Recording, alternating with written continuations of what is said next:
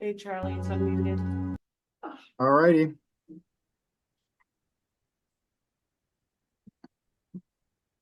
Let us know when you are ready to go in the room.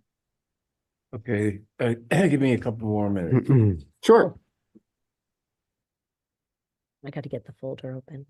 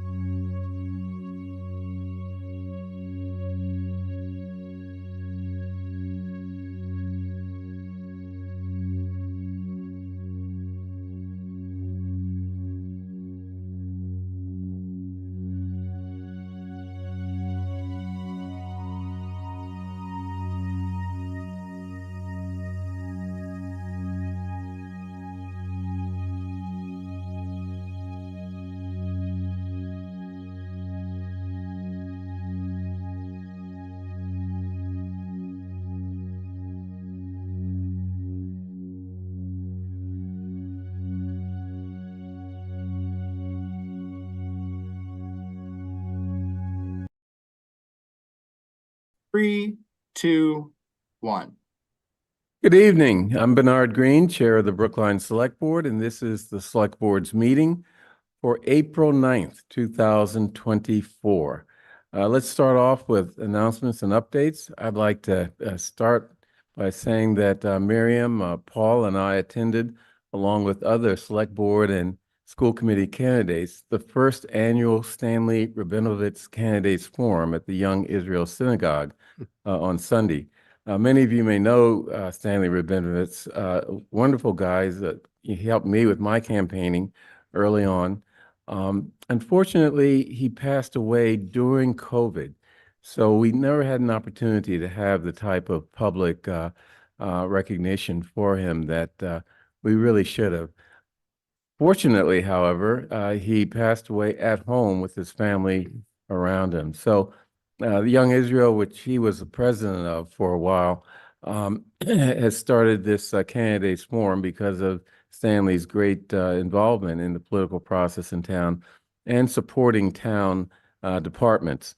So I just wanted to mention that, that was an event that I think is going to have meaning for many years to come for someone who is very important here in town. So it's that. Anyone else? Paul, maybe? No? Oh, I've got a couple of you. Oh, okay, That's John. okay. Thank you very much. So it was a distinct pleasure to attend a service earlier today for Eleanor Kaplan. And I just want to say a few words about Eleanor Kaplan, who died this past week. She died at age 103. Wow. Yeah. 103. Lived an incredibly full and rewarding life, largely because of just a splendid marriage and wonderful children and grandchildren.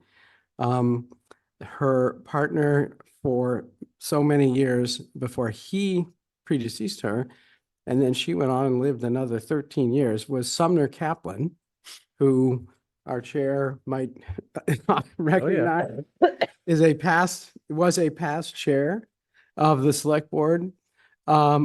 was a state rep, was a brigadier general who went into service at, the lowest possible rank at the start, right in the sort of hot part of the World War II period.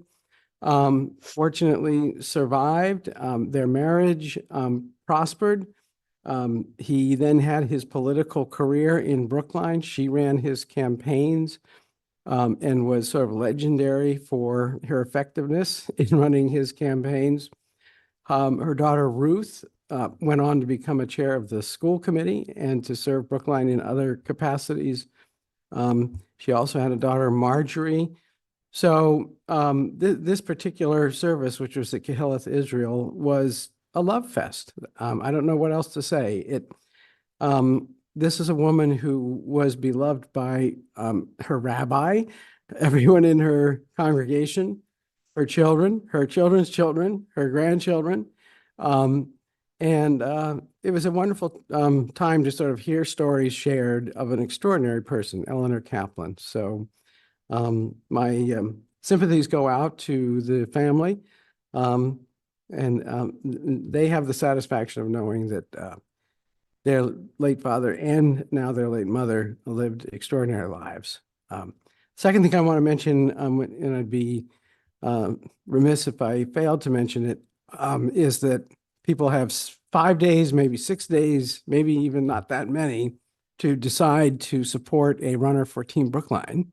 And those runners have 6 days left to train and to be ready to run the marathon on next Monday. And I don't have to tell people what an extraordinary event that is, made all the more extraordinary if you happen to be supporting one of the Team Brookline runners. So check out Team Brookline. Great, thank you. I may add that Ruth Kaplan was a law school graduate with me at Boston College. And, through her, I heard about her parents and the extraordinary lives they lived. So, I mean, it was, yes, it was, they were extraordinary lives. And Paul has his hand up. Paul. Hi, thank you, Bernard. I just want to acknowledge, because we have not met since the hateful incident, anti-Semitic message that was defaced the Longwood T-stop. I don't want to dig into it, but I do want to say thank you to you, Bernard Green, for your quick response. It's difficult for the select board to gather without a public meeting. It's actually a violation of open meeting law, but you took the initiative to draft a statement, which I believe that each of us, I won't speak for the board, but I know it resonated with me. And I was very grateful for you sharing that message. And in particular, stating that an attack on our Jewish community is an attack on all of us. That really resonates with the community. Brookline is not a place for hate. We need to condemn it at all types of hate. And again, I just want to thank you for taking the initiative. It's important that the community heard from the board quickly, and you took the initiative to publish your statement through our news portal. So I just wanted to say thank you specifically for doing that. Thank you, Paul. Let me just say that to get that statement out as quick as I did, I needed the help of our town administrator, Chaz, and our communications person, Christina Metcalf. So they get some of the credit also. But anyone else? Mike, you're good. Miriam, you ready? Yep, I'm Okay. ready. Thank you, Bernard. Mhm. I'm going to spend a few minutes addressing a rumor that I know is being perpetrated about me, that I am a self-hating Jew. I believe it may be in response to my role on the CDICR or my comments on Warrant Article 19, but it is not exactly clear where it is coming from. That said, I feel compelled to respond because it has happened quite a few times now. For those of you who are unaware, I am very pro-Israel. I shouldn't have to say this, but I am. I'm the daughter of a Holocaust survivor who fled Nazi-occupied Austria. As a child, I spent nearly every other summer working on my cousin's moshav in Kfar Meshar. I attended the Alexander Muss High School in Israel, and I went to Tel Aviv University for medical school. The entire side of my father's family lives in Israel currently, and their political views cover the gamut, though mostly labor. And that said, I do not support Netanyahu and his government, and I never have. I would also like to point out that I worked very hard to honor the wishes of the petitioners of the special town meeting in the fall, and I have been very honest and open at this very forum about my thoughts on warrant Article 19. I was one of 2 Jewish students in a high school of 1,400 growing up in Salem, Oregon. I was subjected to near daily anti-Semitism, including a plan to convert me by the local Young Life Club.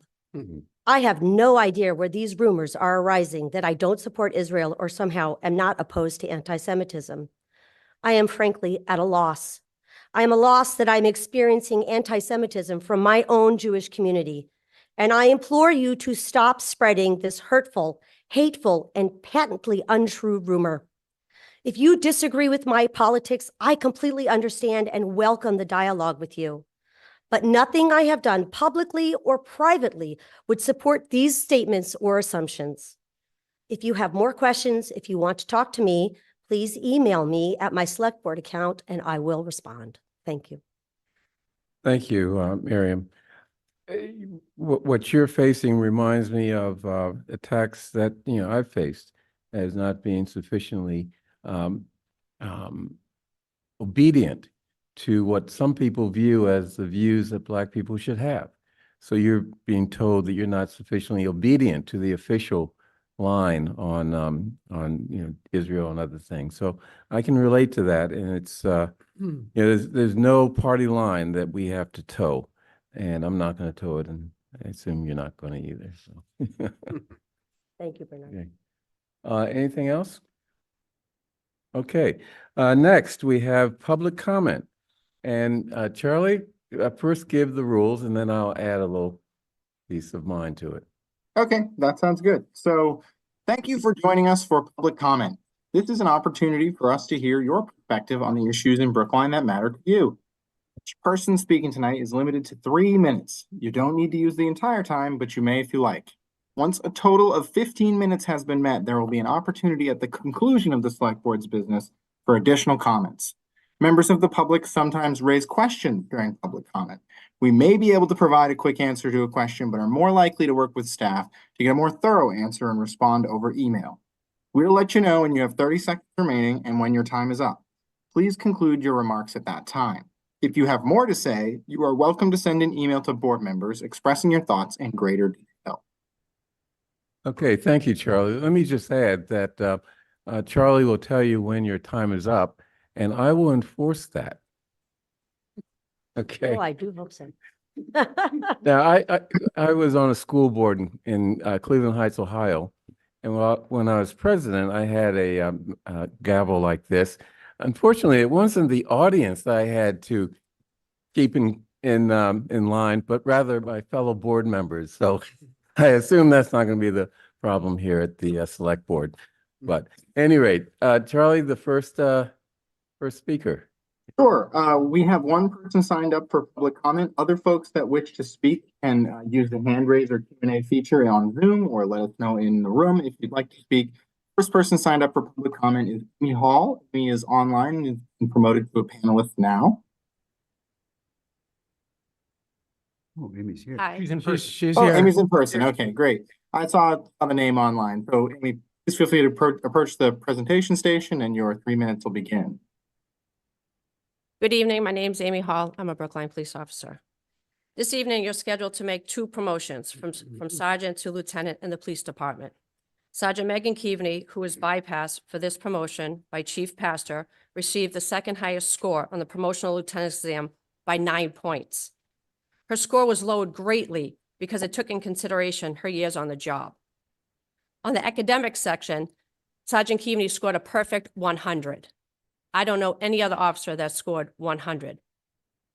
Based upon her spotless personnel record that includes multiple accommodations, her mental health de-escalation skills, her inner compassion towards the public, her outstanding record of arrest, including a recent bank robbery, and an individual who was wanted for numerous felony crimes, who had a violent criminal history that included firearms and drugs. I believe the only reason she is not being promoted is because of her association with me. How do I know this? Because a few years ago, at the lowest point of my career in the police, in my career, the entire police department ostracized me and sent a message that I was not welcome. Sergeant Megan Keaveney did not send this message. Sergeant Keaveney treated me fairly and with dignity, and now she's paying the price.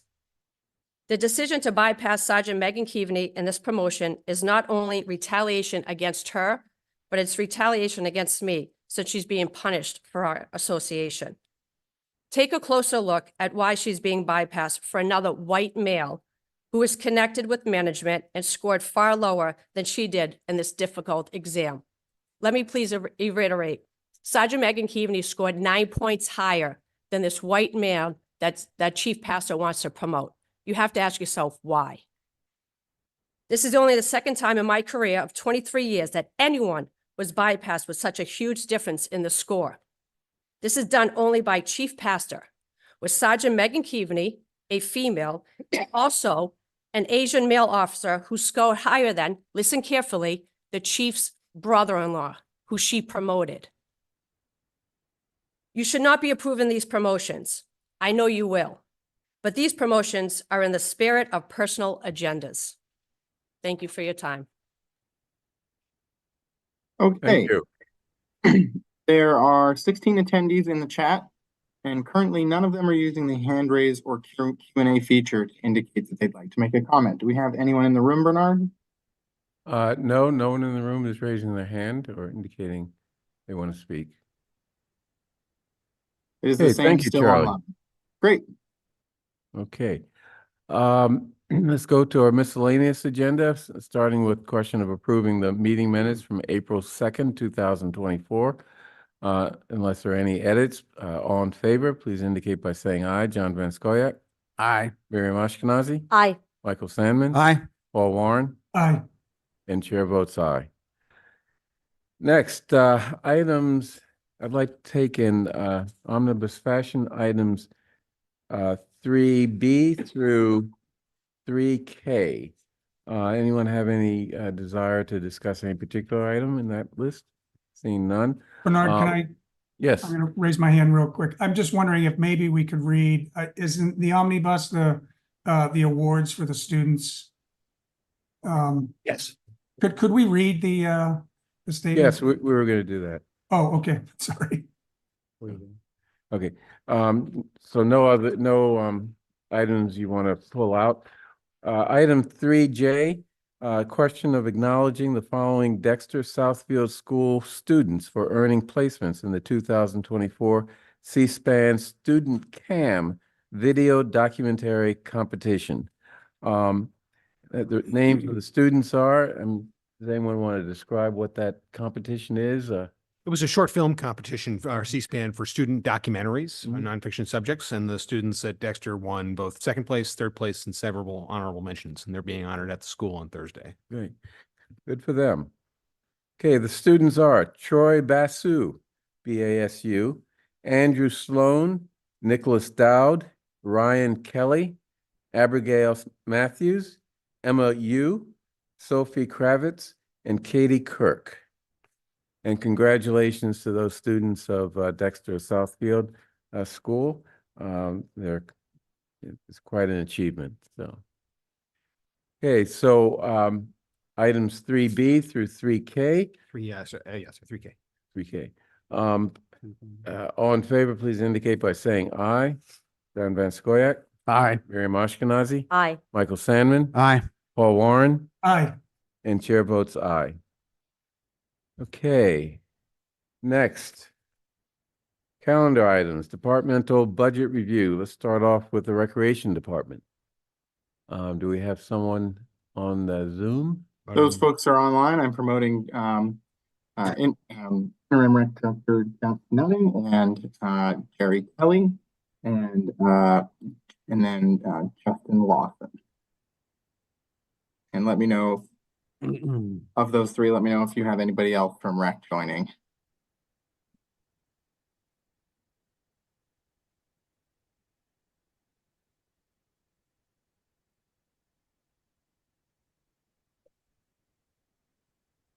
There's Justin and Jerry. Still waiting on Jeff. He was in the He was in the Zoom attendees. There he is. Great. Okay. Charlie, I do have Tell a us about your- presentation. Mhm. Am I When able- you when it's your turn, Justin, if you share a screen, everyone in the room could be able to see it as well. And before we start, let me just sort of add something. We have asked the departments, all departments, to structure their presentation to maximize the benefit that we get from them and help us identify areas where we can express our concerns on the record to the advisory committee regarding their budgets, who will present the budget to town meeting, and then ultimately our concerns to town meeting. So we asked for the following things. Number one, their three biggest accomplishments of the previous year. Two, their goals for the upcoming year. Three, new initiatives within their current budget. And four, initiatives they would pursue if they were not constrained by their current budget. We also asked them to tell us how they measure success of their accomplishments in fiscal year 2024 and how they plan to measure success for fiscal year 2025. Just to give you a sense of what we're looking for in terms of budget presentations. So with that, who's going to start off? Thank you, Mr. Chairman. Jeff Nutty, Interim Director. We've put together a brief presentation to try to respond to the board's concerns.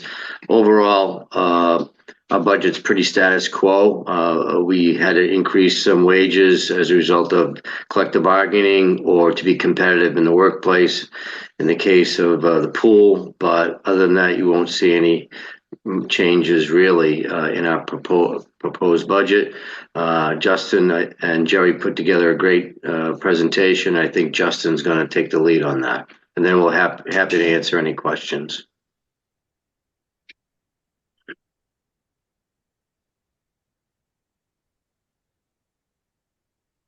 Charlie? Are you able to share a screen? You should. If you don't, I can make sure. Oh, it's only set to host. There you go. You can now share. All right.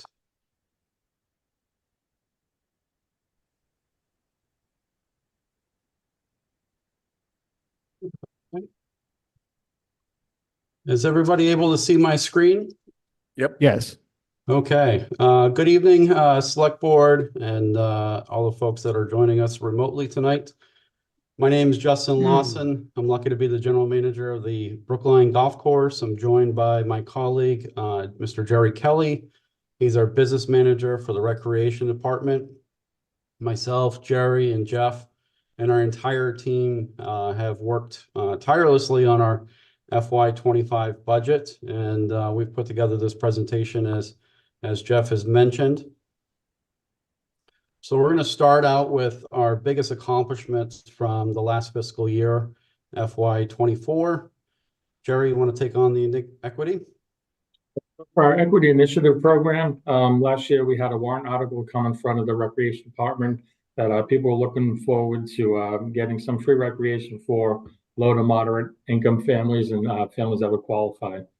So we applied for some ARPA funding or received some for this year. So what we did, we started an initiative, equity initiative program, and we've gone through and we've been attending veterans housing, Walnut Street apartments and Egmont Street apartments and other areas where low to moderate income families live. And we've been getting people to sign up for what we're calling the memberships. And they go into our system, they get a membership, and then they're eligible to sign up for programs that we have set aside for that current season that we have for free recreation for the participants. We've been doing this for a little bit over a year right now, and we have 157 families signed up in the initiative. And in the past year, we've given out 113 scholarships that are worth $273,000 in ARPA funds, and that's given free recreation to those families. Is that 1,013? Correct. Okay. Awesome.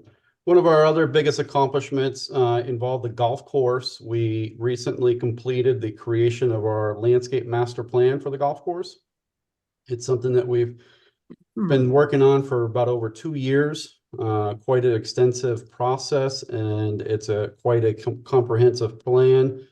looking at improving the functionality, the accessibility, and the playability of our golf course.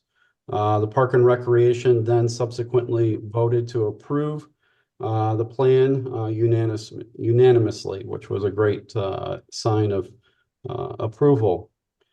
We've also, our biggest accomplishments is really maintaining and excelling our operations in the challenging environment that this fiscal year has provided us. We've seen increased demand for our programs. As we all know, we face a very challenging labor market, as well as you folks are aware, vacancies within the leadership of our recreation department. So all of us, our entire team has been diligently focused on not skipping a beat and continuing to provide great recreation opportunities for the town. Our key goals for this upcoming fiscal year, as Jerry mentioned, the equity initiative is really successful.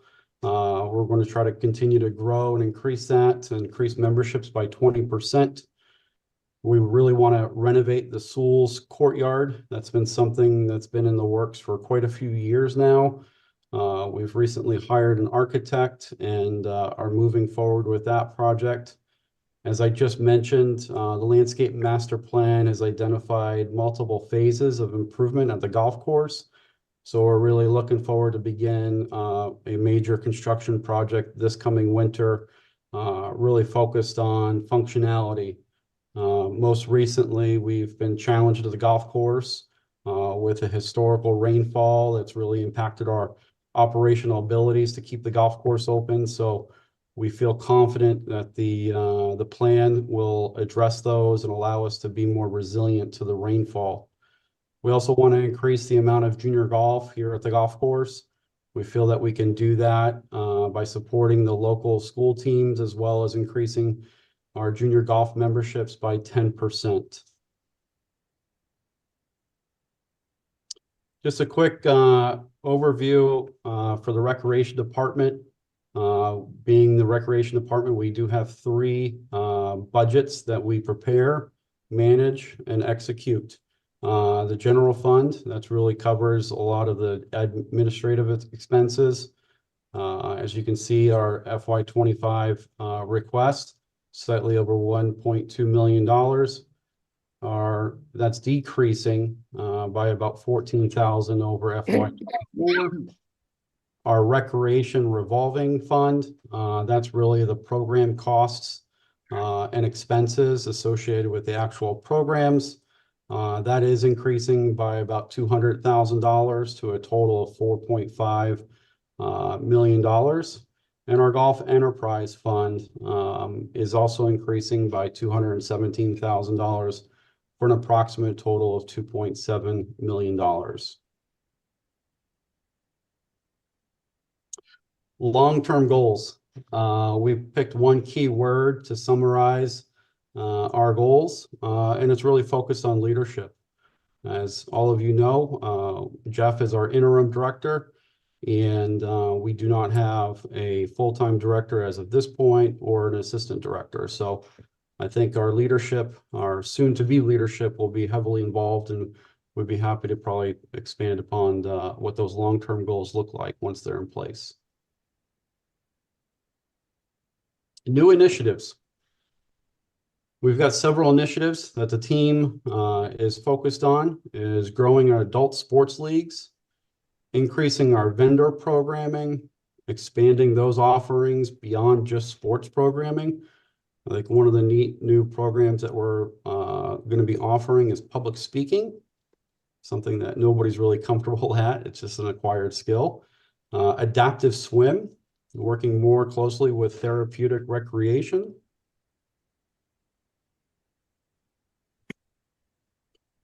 And to answer one of your questions about the demands for department services, we definitely have seen an increase in demand for those services.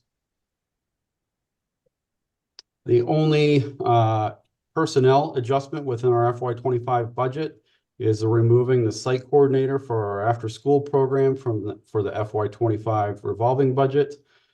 You may remember that we used to run this program in-house and now have outsourced it to Kids to Pro as the vendor. But this removing of this personnel position does not impact our ability to provide those services. This is our fun slide. And we love fun here in the recreation department. So if we weren't constrained by budgetary limitations, our priorities, and these will probably be interesting for you to know, family changing rooms at the Evelyn Crane Aquatic Center, an aquatics office, and a locker room renovation. Sole childcare, we feel that childcare benefit for town and recreation employees would be really highly advantageous. Better field conditions for our sports programs. And then not only just better field conditions, but more fields. So land acquisition. We have a passionate team that likes to take care of and provide opportunities. But as you all know, land is probably the most scarce resource in town. And so we felt that our list could be exponential, but we wanted to kind of keep it in a conversation tonight. And that concludes our presentation that we've developed for tonight, and happy to answer any questions that you may have. Thank you. Thank you. Any questions from select board members? Miriam? So the outsourced child care, how is that working? Sure, it's going pretty well. Their numbers are a little bit lower than they'd like. We have, I think it's 25 that they have down there in the room right now, but they have been running the program during the year and looking to do it again next year. But thank you. What's the experience been on both ends? Have you had feedback from the families? And how has it been for us working with this outsourced organization? I mean, I was there at the beginning, and so they seemed quite organized, but I'm just wondering, you know, what's the actual working experience been, both for parents and for us? They've adapted well with our facility, and they've been doing well with the families. Here at the recreation department, we've gotten no complaints for the families involved, and they would absolutely let us know if there was something that they weren't happy with. So we're content on that end. We work well with the Kids to Pro organization, check in on a regular basis with the staff downstairs.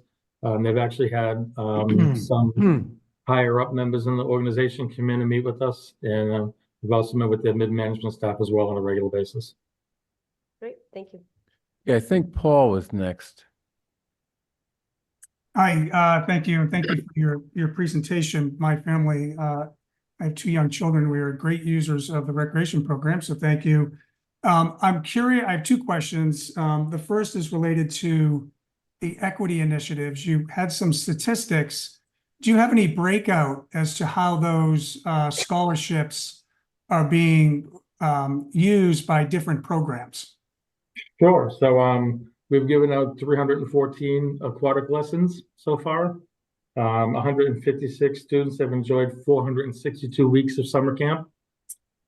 Soccer was a big program for us. 132 students have taken advantage of that. Taekwondo, 59, basketball, 45, flag football, 38. And I'm just going to bounce down too to some non-sports activities, because we've been priding ourselves on getting some programs in there that aren't just for students that like to play sports. So we've had 7 take blast babysitting course. 5 children have taken our nature camp program. 4 have taken a Pokemon class. And 23 have actually taken Chess Wizards. So thank you, Netflix, for programming there. That has really helped with that. So you're seeing it kind of across the various programs. I didn't hear golf on there. Are we offering golf scholarships? There, for our side of it, we've been focusing on the program side, not necessarily going into a facility on a one-on-one that way, but that doesn't mean that it can't be offered.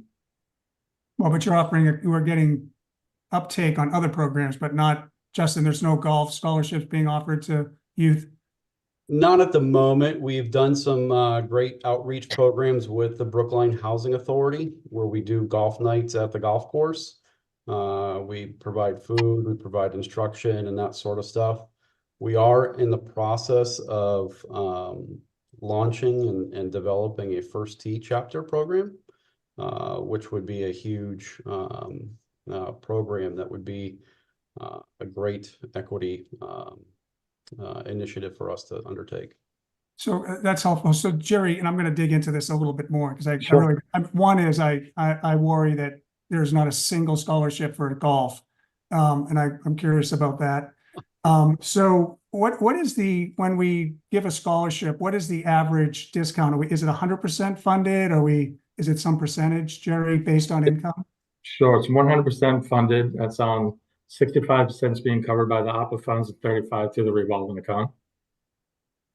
Okay, so it's 100%. Okay, I think it would be good to see, a similar type of program, Justin, offered for golf, not just you can come at night, but if someone wanted to play golf, a round of golf and they income qualified, they should get the same deal that the kids get for basketball or swimming or anything else. That's the first thought. And the second question I have is about the Soul. You talked about the operating budget. This is probably capital. My son is a frequent user of the Soul facility there where they play basketball. And it's in pretty rough shape. The water fountain is just, if you go over there, it's half taken apart. Yeah. The scoreboard doesn't work. And frankly, if you need to go to the bathroom, you walk down a set of stairs, you walk through an equipment room, you're in kind of the basement, and then you go into a single bathroom where the door doesn't lock. I don't have that experience at other facilities in Brookline, where there's multiple bathrooms. Do we have any plans to work on that? Is it the capital budget or? There's none on, you talking about the gym where your son goes? Yeah, the gym, Yeah. yeah. There's no current plans, on the capital budget that I'm aware of. What we reference to is this very small courtyard out the back door where the children that participate in the school program is going to get renovated. And I think the park itself is on the capital plan for some years out, but we're just as frustrated at that building as everyone else, but Chaz, can I ask Chaz? Chaz, is there anything planned in the CIP for some investment? I mean, literally, you have to go, if you haven't been in that building, and there's 100 kids in that building in a weekend. Yeah. No, go try to use the bathroom. It's ridiculous. Yeah, I've been in that building too, and I know the condition of the structure. We work with Parks and Rec to set their CIP, and within the sets of priorities they have, we try and balance their priorities accordingly. And so I think in this instance, there are just so many recreation facilities and so many things that require that level of investment that to renovate that gym to any sort of standard, adding bathrooms, fixing the floor. It's a multi-million-dollar project. And so we have to be realistic with the limited funds we have for rec in order to figure out how best to, maintain what we have. Well, I guess I'll close by saying this. This is an issue of equity, guys. The kids that are getting scholarships are playing basketball. They got to go into a basement, into a bathroom that doesn't lock. There's no scholarships being offered for golf, where there's 2 beautiful bathrooms that are cleaned on a regular basis. This is an issue of equity. And if we're going to be serious about equity access across Brookline, we need to really deal with this. Thank you. Thank you, Paul. Mike? Yes. Yes. John? I wonder if one of those who's here, and I think it's probably Jeff Nutting, could give us, bring us up to date on where things stand with the Karain ice rink. So currently, the Park and Rec Commission authorized a program study that will look at revenues and expenses of various options for a potential future rink. And that would be a covered rink, an open rink, and an enclosed rink, and variations of that. So that's supposed to be delivered to the Park and Rec Commission for their May meeting.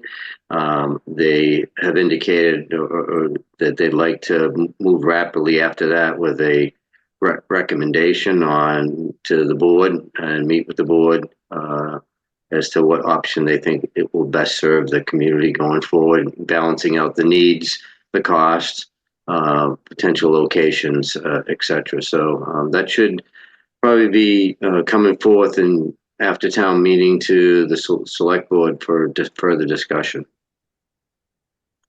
Thanks. Was somebody about to add something?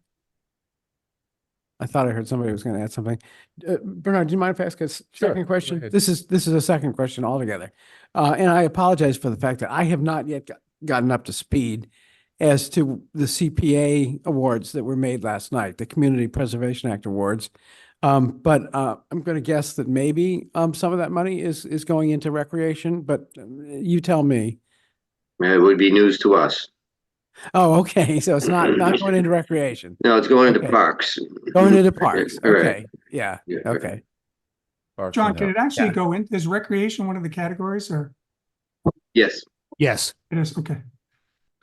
Our hope there was that in the recreation category, we may have been able to find space in there for the planned recreational use of the bridle path, Beacon Street bridle path. But ultimately we were given legal advice that probably wouldn't be because it is also a space that is used for multimodal transit, that the state probably wouldn't let us do that, unfortunately. So we are back to plan A with that, which is we are going to use ARPA funds for our federal match there, which you have already allocated. That was the big attempt at a recreation project this year. And we were ultimately, just because this is the first year of, allocating CPA, we're encountering the limits of what we can and can't do with that money. Hey, Mike. Okay, thank you, Bernard. I'm very, very impressed with the fact that you've provided $273,000 worth of rec scholarships and roughly $270 on average apiece for a little over 1,000 kids. And I don't know how many individual kids, there may be some of them have had 2 or 3 of those. And so I'm not sure how many individuals you're serving, but that's really very, very encouraging because when we started this, we were concerned that there wouldn't be much uptake in the first time around. There wasn't very much. I wonder if you could talk a little bit about the marketing, the way you're getting the word out and the kind of response that you're getting, who you're working with the housing authority on it and so forth. And tell us a little bit about how you've gotten to that level of success. Sure. They've been working with the housing. We've been working with just groups in Brookline that started the warrant article. We've been doing a push on ourselves to our own marketing campaign. And we've just been doing some constant contacts, sending out to households there as well. And now it's just really getting into word of mouth. Families that have taken part of letting their neighbors know. So it's starting to increase, which is really, really nice to see. Okay. And what about you expect to see more demand? How's it grown over the last? Sure. We've set a goal for going up 20%, but I think we can actually surpass that at this rate. It's growing pretty good right now, and I really think just the word of mouth do it. And I think just when kids are in a program, they're going out and telling their classmates, and the classmates' parents are starting to talk about it. We've heard a couple of those stories where people have reached out to us and they're letting us know that they're hearing it from their just friends in the neighborhoods that are taking it as well, like their neighbors. All right, that's very encouraging. Thank you. Mhm. Great. Any other questions from the board? Okay, thank you.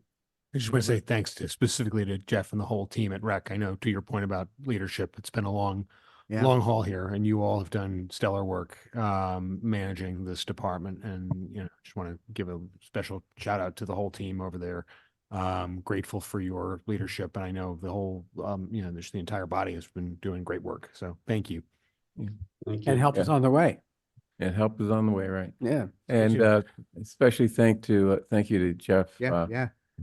He bails us out more than once, or has bailed us out more than once.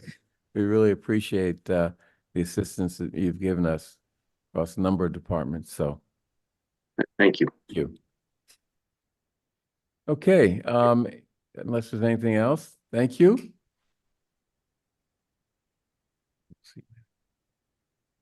Okay, next.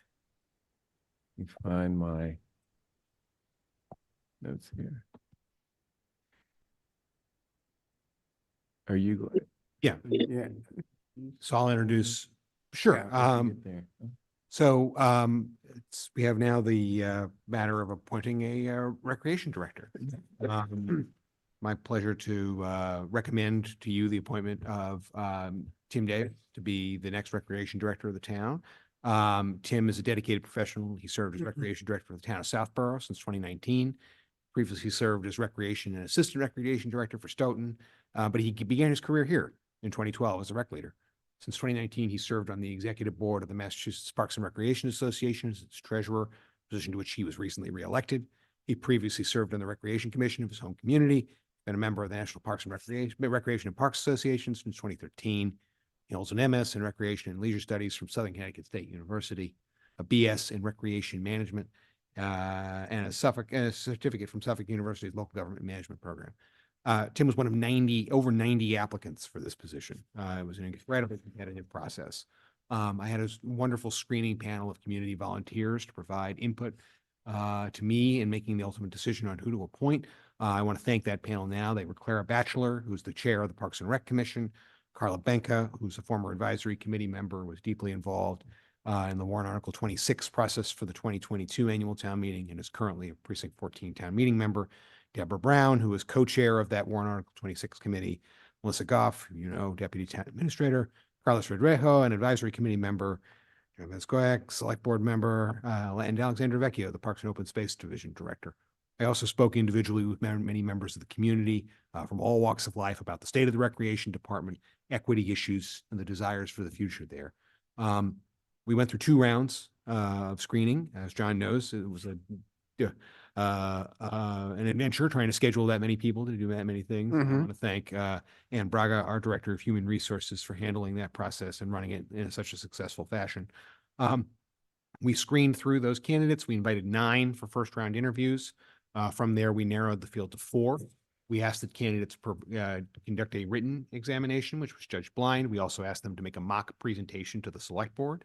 And at the conclusion of that, we had a discussion. And I made the decision to invite Mr. Davis. He came in person. He met the other department heads. He met members of the staff down at Elliott. Folks came in from the other areas of rec to meet him. And we conducted reference and background checks.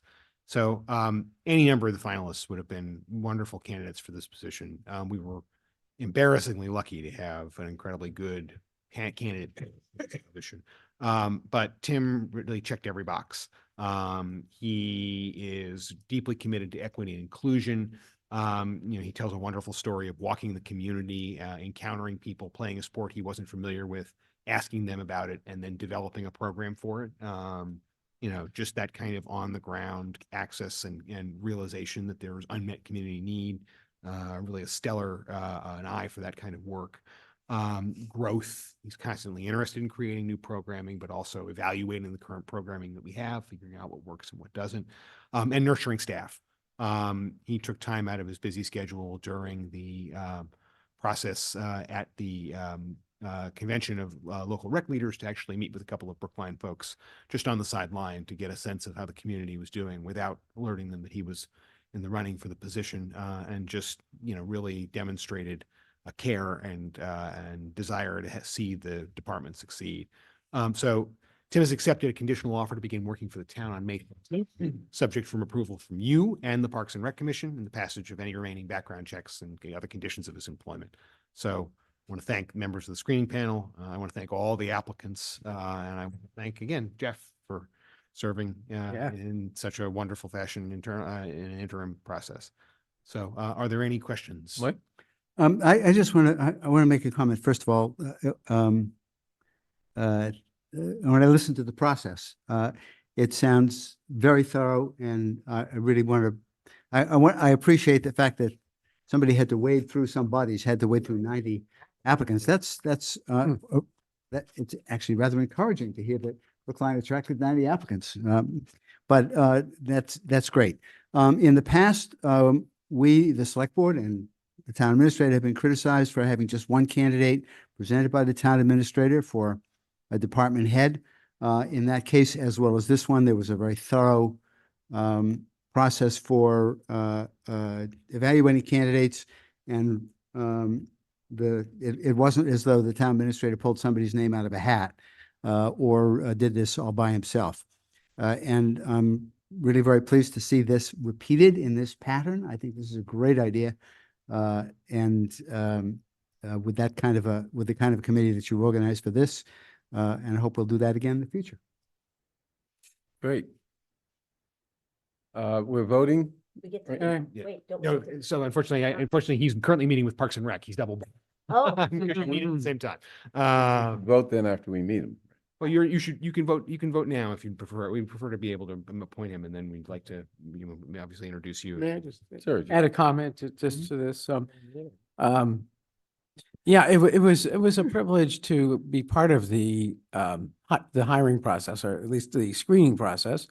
And one of the things that resulted from speaking to person after person, as we started to do our various rounds of interviewing of the top candidates, was that person after person said that the reputation of the Brookline Recreation Department is just the highest. It is absolutely the highest. There's a reason we had 90 applicants, is because in the world of municipal recreation, people view Brookline as pioneering and continuing to lead and having a depth and breadth of recreation programs and a community commitment to recreation that is, above, way above what a lot of communities experience. And in the highest ranks of sort of towns in terms of measured by their recreation programs. So I think in a way we're really excited about the person who's coming in. But I think it's also very exciting to know what a good department we have and the kind of reputation it has in the world outside of Brookline. And for that, we owe a thanks to all of the people who served it previous to today. They have made it the department that it is, and Tim Davis is going to do a terrific job of leading it into the future. I say that based on being very impressed with him in the interviews that we did. So just wanted to add that. Thank you. Yeah, thank you, John. That's very helpful in terms of, Yeah. so, Miriam, you have something to I add? mean, my preference is to actually meet him before we vote on him. But if everyone else feels comfortable voting, I will defer. I do think this is a bit of a perfect storm with scheduling, and I apologize because Parks and Rec both you have to approve him as well. And Yeah. so we scheduled it for the same night, thinking we would be able to get through this. I mean, I'm happy to, if the board would rather wait, I'm happy to wait a week and I'm introduce just you. expecting. Well, except my next week, opinion. you're not gonna be here. If everyone else is comfortable, then and Paul, Well, then I'm happy to defer. Yeah. I'm expressing my opinion as a singular. rather than wait a week, how about waiting an hour or half an hour, whatever Parks and Rec? Well, the year two, the schedule, he's still working for his other community. So he's going to Parks and Rec, and then he's got to go staff a meeting that he's still. Okay. All right. Then let's Okay. go. Okay. I'm So let's comfortable, do with it, it, and, especially after all the things I just said about the process. With that said, I understand that concern, and in the future, I will make sure that I also, the one of the things that we do about this process is I want to make sure that candidates are able to be seen and seen by the community. I thought it was important for him to meet Parks and Rec. Yeah, sure. But in the future, I will make certain that both Yeah. individual select board members can meet in advance of these meetings and that we have that opportunity for public introduction. This is just an odd situation. I apologize. so we can meet him in probably a couple of weeks, because next week is, You'll be. we're Zoom. You'll be maybe on remote, Zoom, right. And, Miriam's not gonna be here anyway. I'm And gonna- Paul won't be here next week either. You can zoom in? Yeah. I'm Paul Paul sorry. won't be here next week. That's right. Paul's not gonna be here next week either. Paul's not gonna be, I'll try You to will zoom be in there. if I can. Yeah. Yeah, I'm gonna be in Okay. Jamaica. so. Okay, Can I make a quick comment? sure. Yeah, so generally, I would agree with Miriam.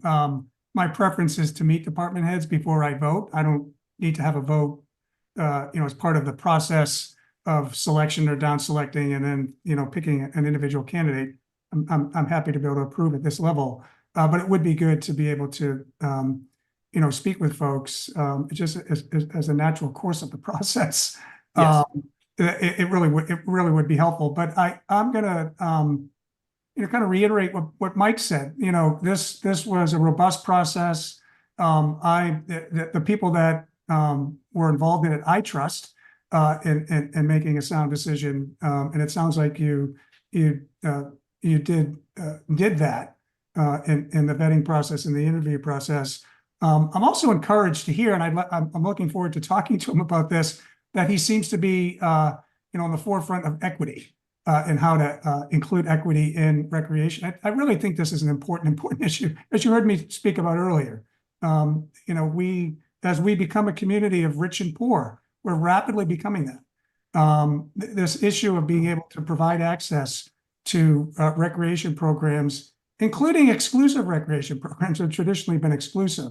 I think we need to be able to, have someone, leading us on those efforts. So I'm encouraged to hear that he is that type of individual. So I'm comfortable, voting this evening. Okay, I see Ann Braga has popped up on the screen. Do you have something to add, Ann? I just wanted to let you know, obviously the scheduling is what it is, and we couldn't schedule a time for you all to meet with him. The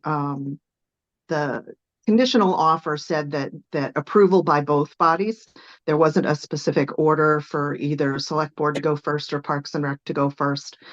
And we would be looking to schedule some time for you to meet with him, in the near future as he comes in, to be able to have those conversations about various issues.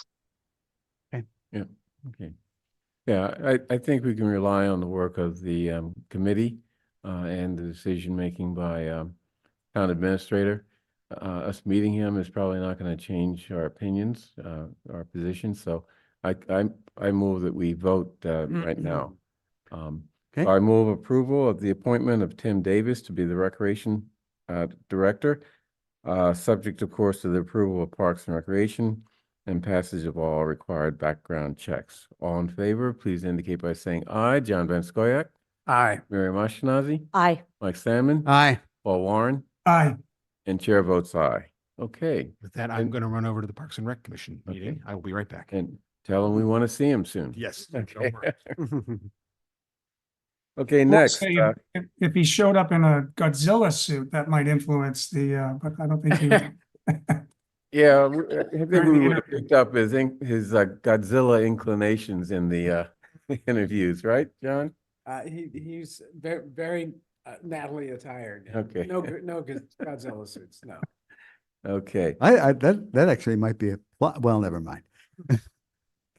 okay, next we have change affordable housing restriction. Greatest Communities at 1876 Beacon Street to change in 1 unit's area medium income limit for a mass housing grant. And I see Emily DeHogue is here, Yes. right? So Correct. tell us about this. Yes. I'm Emily DeHogue. For those of you I haven't met, I'm the senior housing planner in the planning department. So Brookline is being asked by Caritas Communities to sign a new affordable housing restriction for 1876 Beacon Street. And we're asking that the select board make a vote on whether to sign the restriction. So far, HAB has recommended. So 1876 Beacon Street is a 15-room single occupancy apartment owned and managed by Caritas Communities. Caritas provides housing for formerly homeless and very low income individuals. They're requesting the town of Brookline to sign the affordable housing restriction agreement from the Massachusetts Housing Finance Agency, and that will change just 1 unit from 100% to 80%. So it'll lower the AMI restriction for that unit. And as a lien holder, we're a lien holder in this project. That's why we're being asked to approve this. So this money will go towards some repairs for maintenance and improvements, mostly to common areas on the property. Great, thank you. And this is not excluding the potential of that unit being what we're calling middle income or moderate income housing, because this is for people who are in crisis for the most part and are using this as a place to live. Okay, any questions or comments? Okay. Oh, Paul, I see your hand. All right, yeah, thank you. Thank you, Emily. I wanted to understand a little bit more. So they're moving from 100%, or is it market rate or 100% AMI as its current? It's at 100 right now. It's 100 and going to 80. What are they getting in return for it? Some funds to do Yeah, maintenance? so it's Mass Housing's neighborhood stabilization program. It has a restriction at 80% for the units, so they have to lower one of the units, the only one that's at 100 to 80. Okay, and what are the other levels of the units in that building, do you know? Yes. So one of the 15 is the site manager unit on site. There are 2 at 40, 5 at 60, 5 at 65, 1 at 80, and currently 1 at 100 that will drop to 80. Okay, that's really helpful. That's what I wanted to understand. So this is a wide range of AMI levels. Perfect. Thank you so much. And these are individuals who otherwise would be homeless, or what are the other? Yeah, I'm not sure all their backgrounds, but it is, it ranges from 40 to 80. So 40% of the area median income. Why are they coming into this facility? Because they can't afford anything else. Okay, so it's like a halfway house, I think Miriam mentioned. Yeah, it's single room occupancy, so they share common areas, and then there's also a site manager to help out.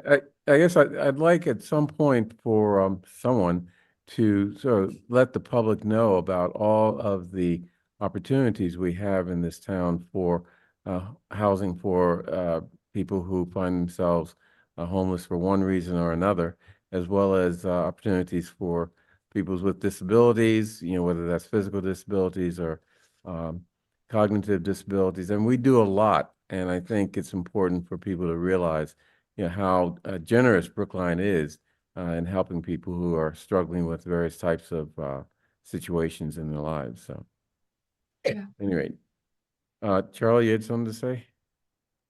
I just wanted to point out that Paul had his hand up. Oh, okay. Yep, Bernard, I did have one more thing I wanted to add. And it's tangentially related to this issue of moving one unit from 100% to 80%. At the time that the town was going through the process of working with 101 Monmouth Street for a variance change to build a building across the street, which is going to be market rate housing, there was some discussions about finding a way to offer incentives or other programs to rental buildings that have been fully depreciated. These things have, they're basically just cash machines right now. They're very profitable. Is there a way to move units through deed restriction onto our SHI rolls so that we can start having more, instead of having to build it? There's a ton of fully depreciated buildings in Brookline that, again, that you'd have to have the right program, but there seems to be an opportunity, and maybe this is something that we can talk about with Roger and the HAB, but that was a potential for 101 Monmouth. They ended up going in a different direction, but being able to incentivize existing market rate rental buildings into deed restricted buildings, I'm not sure exactly how you get there. It would be one way of increasing our inventory of deed restricted units.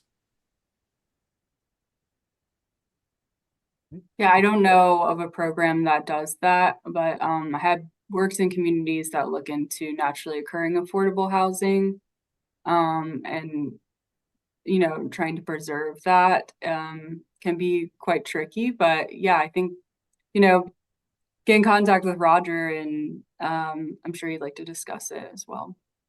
Yeah, good. Okay, Unless there are any other questions, I'd like to move approval of the Caritas Communities at 1876 Beacon Street and their change in the area median income limit in one of their units in order to qualify for a mass housing grant. All in favor, please indicate by saying aye. John Van Scoyac, Aye. Miriam Ashkenazi, Aye. Michael Sandman, Aye. Paul Warren, Aye. and chair votes aye. Thank you. Thank you. Okay, next, electricity and natural gas bid schedule. Is that you, Charlie? Yeah, we'll handle that tonight. I'm joined by our Chief Procurement Officer, Dave Janakakis, who will help answer any questions that you may have. For folks watching, I'm Charlie Young. I'm the Assistant Town Administrator for Finance, and we are here tonight asking for the authority, asking for you to grant authority for Chaz, the Town Administrator, to sign contracts for supply for electricity and natural gas after we open bids for them, hopefully on the 11th, this Thursday. So the reason we have to ask for that, for those who don't know, is that after you open a bid for something like supply of electricity or natural gas, we have a very limited amount of time that we can actually sign that contract and lock in that price. The prices fluctuate so much. Generally, you have to sign those contracts the same day. So we are here asking in advance for you to give us the authority to actually do that.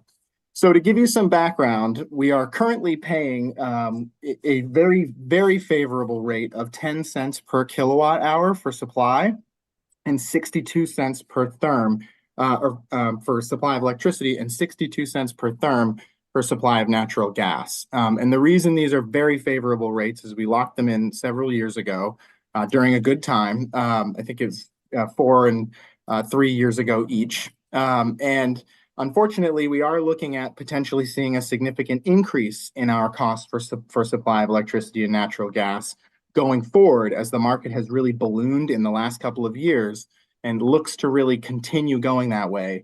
The only real big change that could help us would be, say, an end to something like the geopolitical conflicts we're seeing around the world. So with that in mind, our energy advisor came to us and pointed out that, look, right now, the supply of natural gas, the cost of the supply for natural gas is at lows of maybe up to 5 years, 3 to 5 years. Natural gas is the most common form of providing electricity in New England. Granted, we do pay for, on the electricity side for green. We can't really do anything about that on gas. So since the natural gas market is so prominent in New England, seeing that dip in the price right now for the 5-year time frame has a real impact on both the price of natural gas and electricity going forward. So we're in a very favorable market right now. We're looking to go out to bid, and we need authority from the select board in order to do that in advance. And so I'm happy to answer any questions. To give you an idea, we are seeing price increases of around 30% on both electricity and natural gas. But again, what we're hearing from our energy advisor is if we were to wait a year or were to wait for us to essentially climb out of this very deep dip we're in right now in the market, those prices might be even significantly higher. And so, while we're looking at a 30% increase, it's really because we've been benefiting from very low rates for the past few years. So Dave and I are here to answer any questions. You may have questions about the percent green of our electricity. I'm happy to dive into that if you have questions about that. But that's the authority we're looking for tonight. Paul. Hi, thank you. So Charlie, just a quick question, and you may have said this, but you gave a lot of information quickly. That's okay. Yep. That's we have a contract today. Right. When does that contract end? Yeah, happy to answer that question. So the electricity supply contract ends in fiscal year 26. It's in March of fiscal year 26. So that's March 2026. And the natural gas contract expires in FY 27. I'm not sure of the exact month, but essentially you're going to see around a 30% increase in the supply cost of electricity at the end of FY 26. And a 30% increase in the supply cost of natural gas in FY 27. So likely both will hit the bulk of both of those increases will hit in FY 27. Charlie, is there any cost to exiting a contract early or? if we go out to bid again, how does this work? Yeah, so we're going out to bid for the period starting at the end of that contract. So the prices we would be securing on Thursday would be starting at the end of those terms. I got you. Okay. All right. Great. Thank you. Okay. Any other questions? No? No, that was, Thorough. Very appreciate that. interesting, Yeah, It was a thorough explanation. I appreciate Paul's question. That was yeah, that was in my mind as well. Yep. okay. Let's see, John stepped out for a second, but we can still vote. We Yep. have 4 people.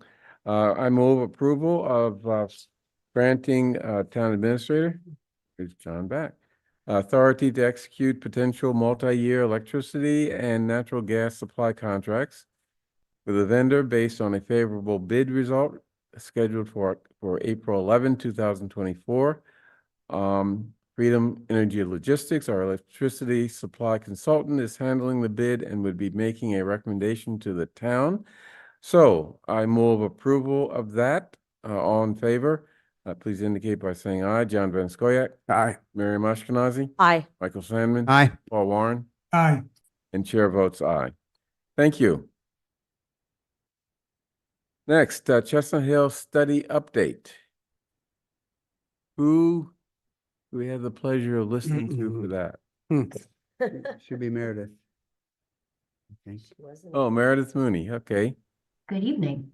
Good evening, Meredith. Hey, Meredith. Hello. Okay. So, Meredith Mooney, Economic Development Director. I apologize. I did get the chance to go out for a walk today and enjoy the weather.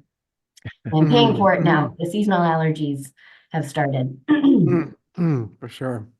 Meredith Mooney, Economic Development Director. I'm here tonight to present an update on the Chestnut Hill Commercial Area Study. And the last time the Select Board had a discussion about this project was back in late fall 2023.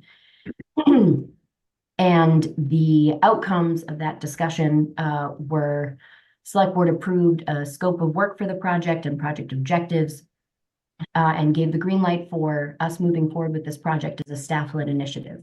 And one of the expectations as a staff-led initiative project is staff will return and provide updates at appropriate intervals and at a minimum on a quarterly basis about the project and its process. So tonight is the first of those updates, and I have 11 slides. I wanted to walk through an update about our work with the project consultant, their scope of work, walk through the project timeline, discuss the role and responsibilities of the community advisory group, and talk about upcoming community engagement events. Meredith, could we go back to the first slide? And I just want to confirm that the dotted red lines represents not only the project area, but also the boundaries of Brookline. Yes, so the dotted red Although it line, goes, yeah. the scope of the study area and the parking lot for the Star Market, I think, over as part of the street development is part of Brookline. I'm sorry, the parking lot is part of Brookline Mhm. and the gas station and CVS, but not Star Market. Okay. Right, correct. Okay, just want to make sure I was clear on that. Sure. Sorry, go ahead. Great.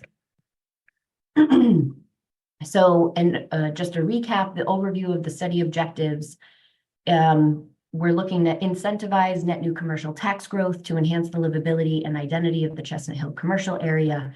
And as I mentioned before, we're moving forward with this as a staff-led project. So we're sort of experimenting with a modified planning process, and we're looking to optimize the planning process and build off of this, hopefully the success of the Chestnut Hill commercial area study for future studies.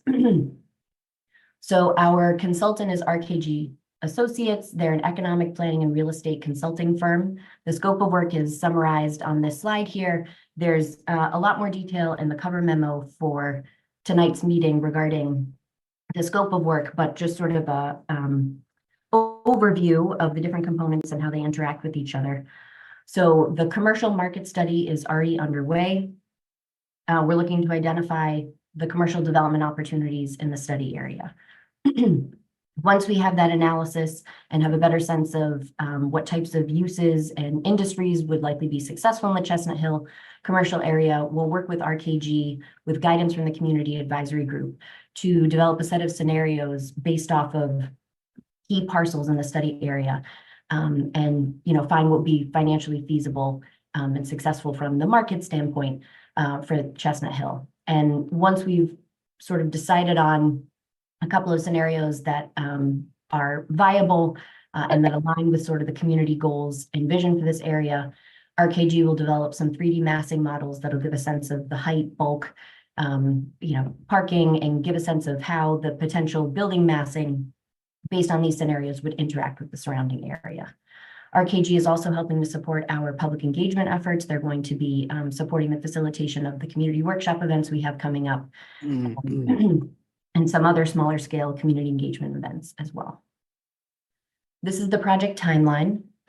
This time next May, it's our goal to be involved in the warrant article public hearing review process. How do we plan to get there? April and May, we're really leaning into community outreach engagement, which I'll go into more detail in a few more slides. The real estate analysis work is already underway. We're hoping to wrap up the majority of that by the end of this fiscal year and start with the fiscal impact analysis in July. The stars indicate at points at which we think it makes sense to return to the select board for an update at that point. But of course, I will defer to select board member Sam Mann, who's chairing our community advisory group for this project, about when he feels it's appropriate for us to circle back and update the select board. So we anticipate coming back at some point in early summer to sort of lay out the key findings from the community input process and the analysis from our real estate analysis work. And the intention is over the summer that we'll be working on developing some rough draft zoning and design guidelines so that by the time people resume their normal schedules in September, we'll be able to bring a draft to the community advisory group and then circle back with a community engagement event to demonstrate how community input was integrated into the draft recommendations at this point, so that we have a working draft by the time early October arrives. It is our intention to invite property owners, developers who we know have some near-term redevelopment plans within the study area to come and present their redevelopment proposals to our community advisory group. And the expectation will be, property owners are very aware of the study. I think one of the opportunities that we have in launching the study is that we've been having conversations at the planning department with property owners in this area who are very eager for the town to engage in these rezoning discussions. So there's a high level of awareness amongst property owners and prospective developers that this work is underway. So the intention with the developer presentations is to demonstrate how their redevelopment proposals align with the draft zoning and design guidelines that, they've been following along the development of this process. So the goal is to finalize zoning by the end of this calendar year. And then once we have that zoning and design guidelines in a good place, we'll also work on developing some design renderings, just so that people can see how the zoning and the design guideline documents translate visually. And so people have that point of reference as we move through the town meeting process. So we will be circling back in early 2025 with the select board, sort of present our final recommendations, make the rounds to boards and committees in early 2025 with the goal of submitting our warrant article proposal in time for the spring 2025 town meeting deadline. We assembled a community advisory group chaired by select board member Sam Mann. They're listed here. The affiliations, a lot of our community advisory group members, like a lot of Brookline citizens, wear many different hats, are parts of different community organizations, as well as different town committee and boards. So the affiliations noted here are really just in reference to the membership requirements or target requirements for the community advisory group that were outlined in the project scope. So we have our select board liaison, we have residents who are involved in local neighborhood associations, representatives from town meeting precincts 14 and 15, and then representatives from our economic development advisory board, as well as advisory school committee and the planning board.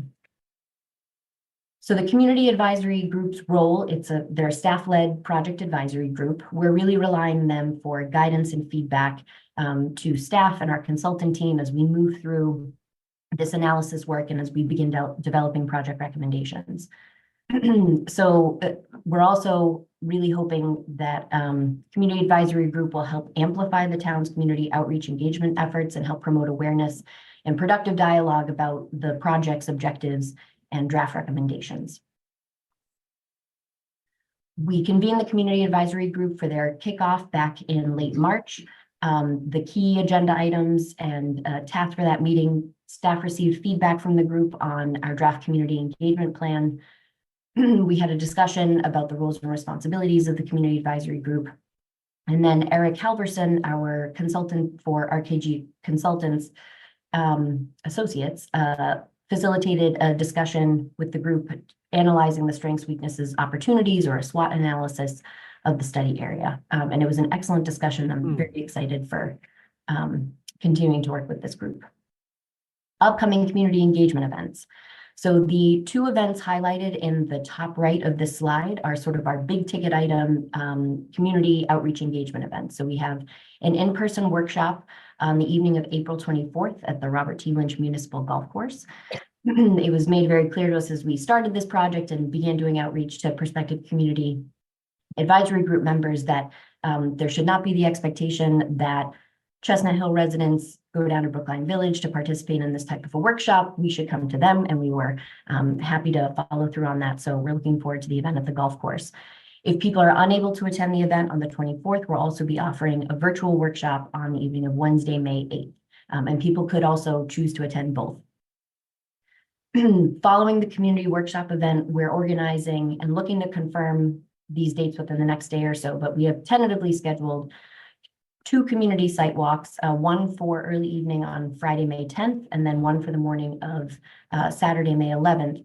And I think the goal is that these site walks will be an opportunity after we've had the opportunity to engage in these workshop events and receive a lot of input from the community, that staff, our consultants, community advisory group members, and members of the broader community can process that feedback and sort of walk through the site together and apply the concepts discussions over the past couple of weeks to the site itself. The community advisory group, this is sort of a new concept that we're excited to be experimenting with. We are asking members of the community advisory group to help to facilitate mini workshops within their neighborhoods and sort of their community network groups. These are small scale community workshop sessions. We think it would be really valuable to be able to apply the framework from our other larger scale workshops more at the grassroots level. I think it would lend itself to some helpful feedback that we are hoping to relay at the second community advisory group meeting on Monday, May 13th. This meeting is going to be, I think we'll be receiving an update about where we're at in terms of the commercial market analysis, but a big focus for the meeting on May 13th will be sort of digesting all of the feedback and input that we've gotten from the workshops, laying out all of the qualitative and quantitative data we might have gathered through an online survey we'll be launching as well, and identifying key themes that are important to carry forward with this work. How to stay informed.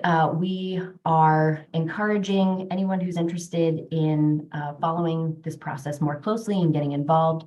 All of the meetings that we talked about on the earlier slide are posted. Most of the meetings on the earlier slide are already posted on the town calendar as well as the project webpage. And as we confirm, the community site walk events, those will be added to the calendar as well. So I would encourage anyone watching to either follow the QR code or internet search Chestnut Hill Commercial Area Study Brookline. It should be one of the first search results that gets returned, and scroll through until you find the icon for notify me about meetings, and then scroll through the list and subscribe to the Chestnut Hill Commercial Area Study Community Advisory Group for updates, notifications. In addition to the community engagement events that I talked about earlier, we are also conducting interviews with commercial property owners and institutional partners about the study. Later this week, we're going to be flyering businesses in the Chestnut Hill commercial area and rolling out lawn signs that'll be displayed in the public areas within the study area, but then also available to community advisory group members, select board members, anyone interested in helping to get the word out about the project. So, and also going out this week, there'll be direct mailings to residents, commercial property owners, businesses in or in the area adjacent to the study area, just to make them aware that the project is happening and that we have these upcoming community engagement events. So that's kind of what we've done to date, and looking ahead to the next several months where we're headed. This is my contact information. If anyone else watching has questions or issues with the Notify Me subscription, I'm happy to help walk through that. Okay, thank you. Let me start off, please. One of the things that I think all of us on the select board are trying to get people to focus on is to not exclude or not fail to include the perspectives of certain communities, the senior community being one of them. But I'd also add the BHA community down on the other side of Route 9. I mean, it's not close to, for example, high street properties, but Route 9 could be in the future a public transportation line, between the two areas. I mean, that's maybe way off in the future, but that's a possibility. So I guess I'm a little concerned that except for Janice Kahn, who has her own peculiar expertise, not peculiar, Specific, unique, particular. particular.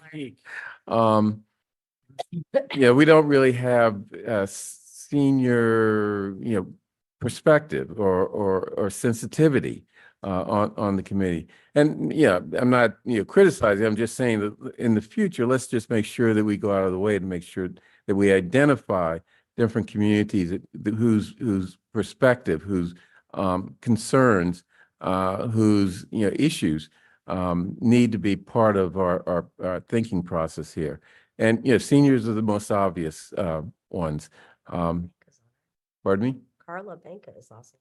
Well, yeah, it's not just that people are seniors. I mean, I'm old, but it's not. And I'm older. Right. I know, but We're really talking about someone who really has made it a point to understand and articulate the concerns of that community. So you understand, we're talking about rezoning for right. commercial development here. No, I understand that, but even there, we can't exclude the fact that maybe there's some issues that need the sort of perspective of the senior community. I mean, Okay. for example, transportation issues. How people can get to the development, the types of properties that are going to go in there. I mean, there are a lot of other areas that maybe we haven't thought about that we need to make sure that we give ourselves the opportunity to learn what we may not understand or be thinking about.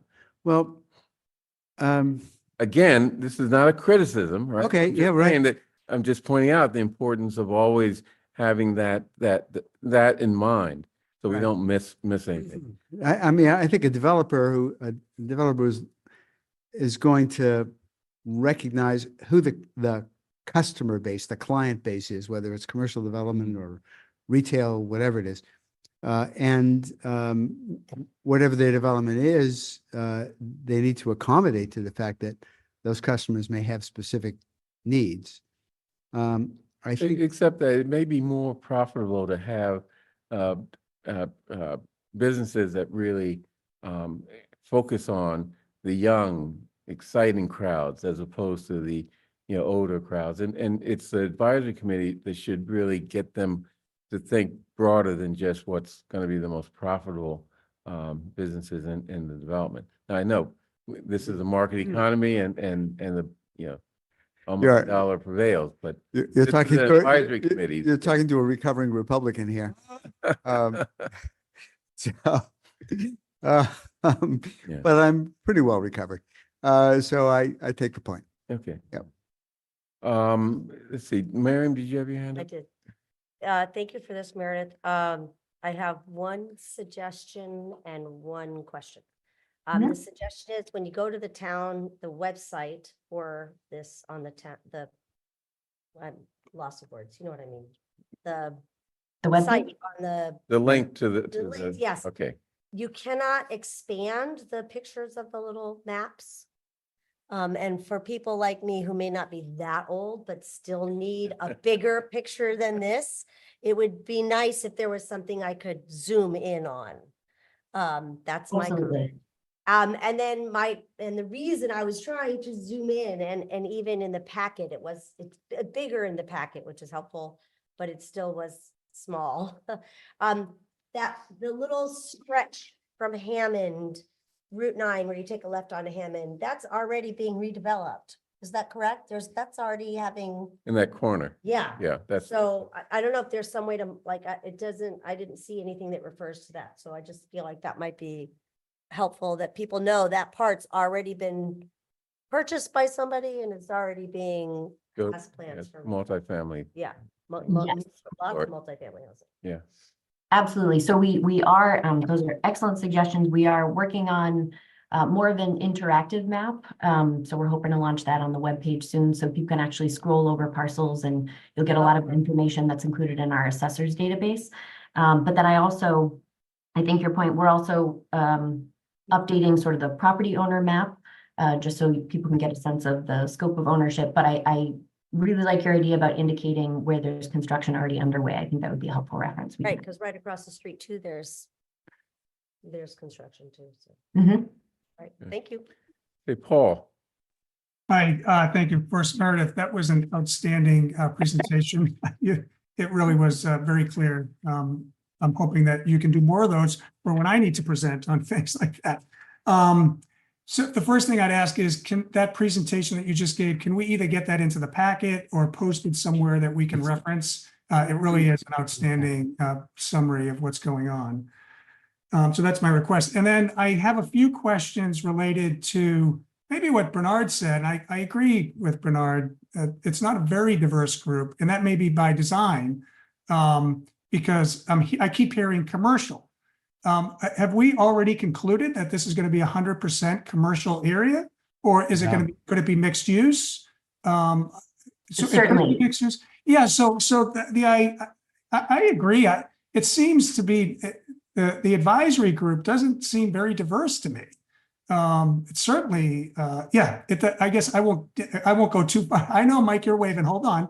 Right. Well, I want to quarrel with that statement. Well, you can quarrel with it all you want, but it was the first thing I noticed. And again, I respect everybody that you have on there.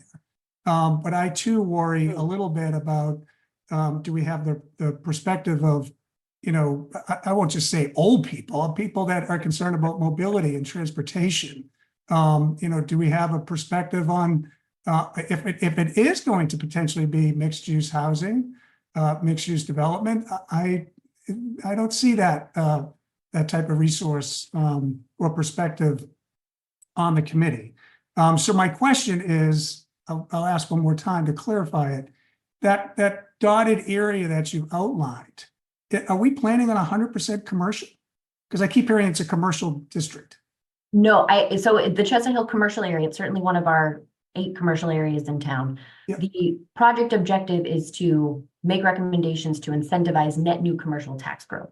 So that could certainly be in the form of mixed use development. But I think there is certainly the emphasis, given the unique characteristics of this site, which people have sort of described as the last frontier in terms of being able to incentivize really impactful net new commercial tax growth on the commercial piece. Okay, which you should know, I'm very, very supportive of net new 100% commercial. What I'm hearing is I'm hearing two different things. We keep talking about the commercial district, but then we're talking about also potential opportunities for housing, which is okay. I just, I wonder if there's enough representation on the I guess it's a staff-led committee, right? So that's why you're picking that perspective. That's all that seems to be missing. And I agree with Bernard. I'm not going to nitpick. I'm just agreeing with Bernard. There seems to be something missing. Yeah. Mike? So I think if you we had the first meeting we had of the group was really very interesting because there was a discussion about this very topic about, well, is there an opportunity for mixed use commercial? There was a discussion about stepping up in terms of height, starting at Hammond Street and then getting higher as you go west. There were some very thoughtful comments about how to make accommodation to the neighborhood that already exists around the study area. So I think you would be reassured if you went back. I think we actually recorded that, didn't we? If you went back and listened to the recording, there were a lot of ideas that were floated around. Some a couple of them were a little far out, honestly, but just the same, it was a pretty free thinking group. And there was certainly nobody who said, oh, this is going to be all commercial. Not quite the contrary. Then Mike, and again, I have no outcome in mind here. I mean, actually, I prefer more commercial just because it's going to help alleviate some of the growth in residential taxes. But I think the way we're pitching it, the way we're talking about it, it's commercial. So I'm thinking across the street is the street. There's not a single, that's not mixed use. That's 100% commercial. So Right. As I heard the presentation, I heard 100% commercial, which I don't think that's what your intent was. And frankly, if that's the outcome, then that's the outcome. But I'm getting two different messages. It's packaged as 100% commercial, but yet you do have this component possible of mixed use. That's all. Yeah, well, we're also not to the point where we can say exactly what's going to be the outcome. Right, So, right. And can I add, with respect to the issue of, let's just limit it to seniors. I mean, or let's not limit it to seniors. I mean, it's not really a question of, do you have a body on the committee necessarily, right? It could be a question of, do you have on the agenda thinking about how a project could relate to issues that seniors, people living in Brookline Housing Authority buildings, even though it's far down the road, issues that they may have, or issues that we should think about that relate to them. So yeah, it's always good to have someone representing a particular community on the committee, but it's more important for the committee to always have their issues or have on the agenda thinking about what the issues would be of those communities. Absolutely. I would say that is certainly a lens that we can apply to future conversations, have that discussion with the community advisory group. We did in our list of stakeholders, the residents at Boylston Place is one of the properties located in the study area. So the elderly caregivers and visitors of the senior center were identified as one of our stakeholder groups. So as we're moving through community outreach engagement, it is our intention to bring them into the process. But, I think, beyond the seniors example, I understand what you're saying about being inclusive and thoughtful of other user groups who might not be obviously seated at the table. Any other discussion? Okay. So we're not voting on this. This is just a presentation. We appreciate the presentation. It's very, very thoughtful and very informative. So thank you. Well, we'll look forward Thank to you. circling back in July or sooner, depending on guidance we get from select board members. great. Thank you. Thank you. Okay, next, police general orders policies. I see Chief Pastors in the audience, and he's going to present these to us. Not major policy changes, but still some important ones. That is exactly right. Good evening. Thanks for having me. I think we're going to spend the next 6 hours together or something like that. I have a few things on the agenda. Well, wait a minute. We had to end this meeting the same day it started. Okay, gong me out when it's time. So what I have in front of you now is updates to 11 general orders. Like the chair mentioned, no major overhauls here with regard to our policies and procedures. We provided redlined versions that point out the changes that are really mandated by MPAC, our accrediting body. Nothing reflected here in these changes how we operate or anything that we really do. It's semantics, it's grammar. A few of the modifications actually fold policies and procedures that are already in our special orders into our general orders, which is a more appropriate place. And by that, I mean things like, when you see General Order 23.1 with regard to search and seizure, this is how we're already operating. It was reflected in a special order that came out of the reforms of 2020.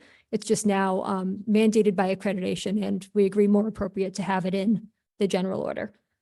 It also includes updates that are mandated by post. Again, we made the updates at the time that post rolled out the mandates. It's just now incorporating them more formally into our policies and procedures.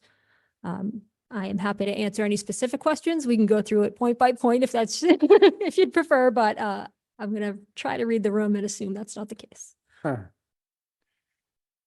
Any select board here? One of the two that I think I'd like to just hear your thoughts on. The search and seizure and the traffic enforcement orders. I mean, a lot of the changes are basically minor, as you said, but these are important general orders. I was wondering if there's anything that we should particularly know about them. No, like I say, I mean, they are important. I acknowledge that, but we've already been doing things this way. Mhm. It's just, I think as the board's aware, I can remind, those watching at home, our general orders are things that are in our manual online that the public can view. They need to be approved now first by the PCAC, and then we, forward them to the board for a vote, where our special orders are meant to be issued by me and I with notification to the board. And they're meant to, so that if case law comes out, we have to change something, it doesn't require getting in front of town meeting in front of the board. Or a delay. We can just make those changes right away. So these changes were made by way of a special order back in 2020. But they're just now being incorporated more where they belong. Okay. Um, Yeah, I'm sorry, Mike. I think it's important to point out to anybody who's listening and watching that a lot of this has to do with procedures for handling evidence, especially digital evidence. This isn't about how police officers will respond to people on the street. It's very much about the nitty gritty of handling materials, of taking photographs, particularly as things move to a more digital. They've already moved to more digital than physical evidence when it comes to photographs and other sorts of evidence. Yeah. So modernizing our policies and procedures. However, for example, General Order 50 does include an added section requiring training on the issue of duty to intervene. So that's kind of new and kind of important, although we've always had that responsibility. Correct. Yeah. So the requirement in order to maintain accreditation is new. However, we have been doing it, as you might recall, that we received a grant to roll out the ABLE training. Right. I think that was 4 years ago. That's exactly what that is training on the duty to intervene. That was department wide, and we do that anyway as part of our annual. Usually it's in conjunction with use of force and our firearms training.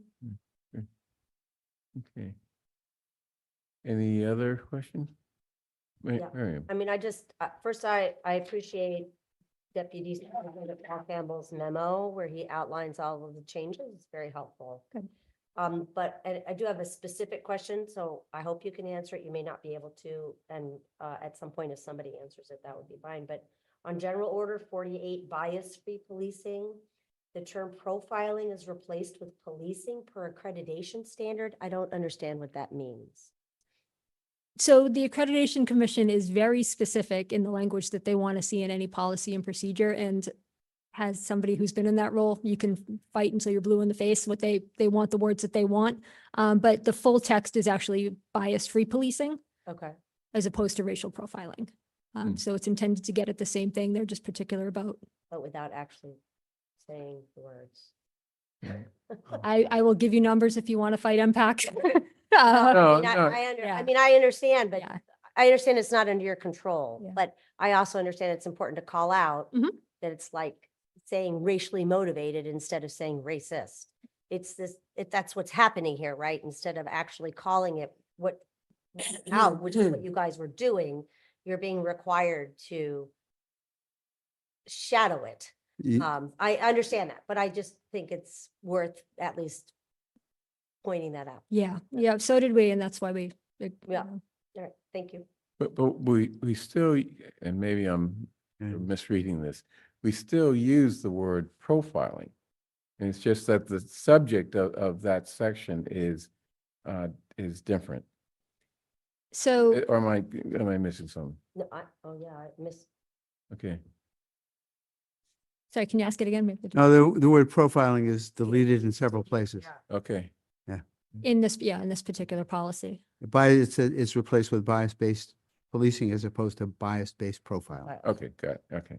Yeah. So, and it's Yeah, honestly, it's a difference without, a distinction without a difference, Yeah. as far as I can see. Good. Any other questions, discussion? I would just. Oh, Paul, you have your hand up. Sorry, if I I can need just to- add, Judge Fabricant regrets that she couldn't be here tonight, but the PCAC's been made aware and they approve all of these changes. Yeah, so that was my question, maybe what the chief had just touched upon.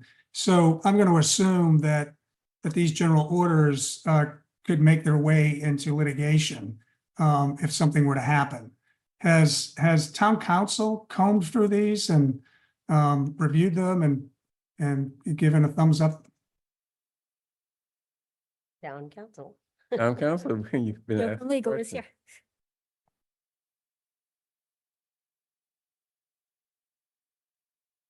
Takes up a lot of the packet. Joe Callahan, Town Council. So this would be something that would rely on the accrediting agency here. So we wouldn't second guess it. This is the standard that the police department is now going to hold themselves to. So that's what we would want to see. We wouldn't be in the position to say on page 6, line 4, you should change this word. This is what the accrediting service wants. The police department is agreeing that these are the standards they're going to be held to. And from a liability perspective, it's better to have standards that are current and that the police department adhere to than have a standard from 1967 that no one agrees, everyone agrees doesn't apply and everyone ignores.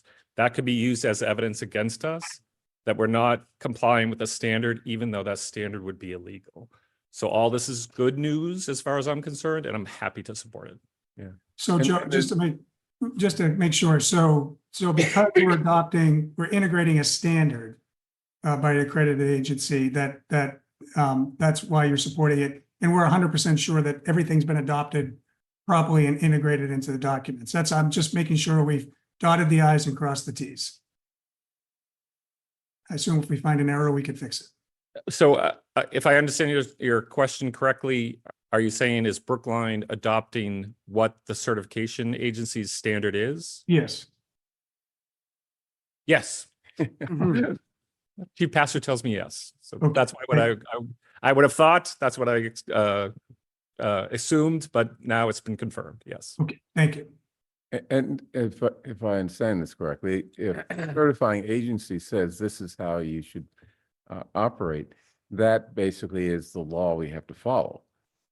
So we- there's If we want to no, get a credit, pardon me? if we want to get a Yeah, we credit. want to get accredited. And well, tell me if that's not correct, Joe. That is correct. Okay. But then if we had a standard that's different, we could be in the situation that we complied with the certification standard, but then it's evidence that we didn't comply with our own standard when they're inconsistent. So that's why it's good that our standard is consistent with the certifying, because we gotta have to comply with both. Right. And if they are inconsistent, then that puts officers in a horrible situation where we all know we're supposed to comply with the certifying standard. Even if we have an outdated policy, that's going to be used against Yeah. us.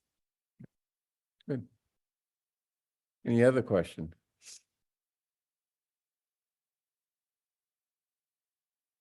Anything else? Okay, so we just have to vote to approve. Correct. Do it. Okay.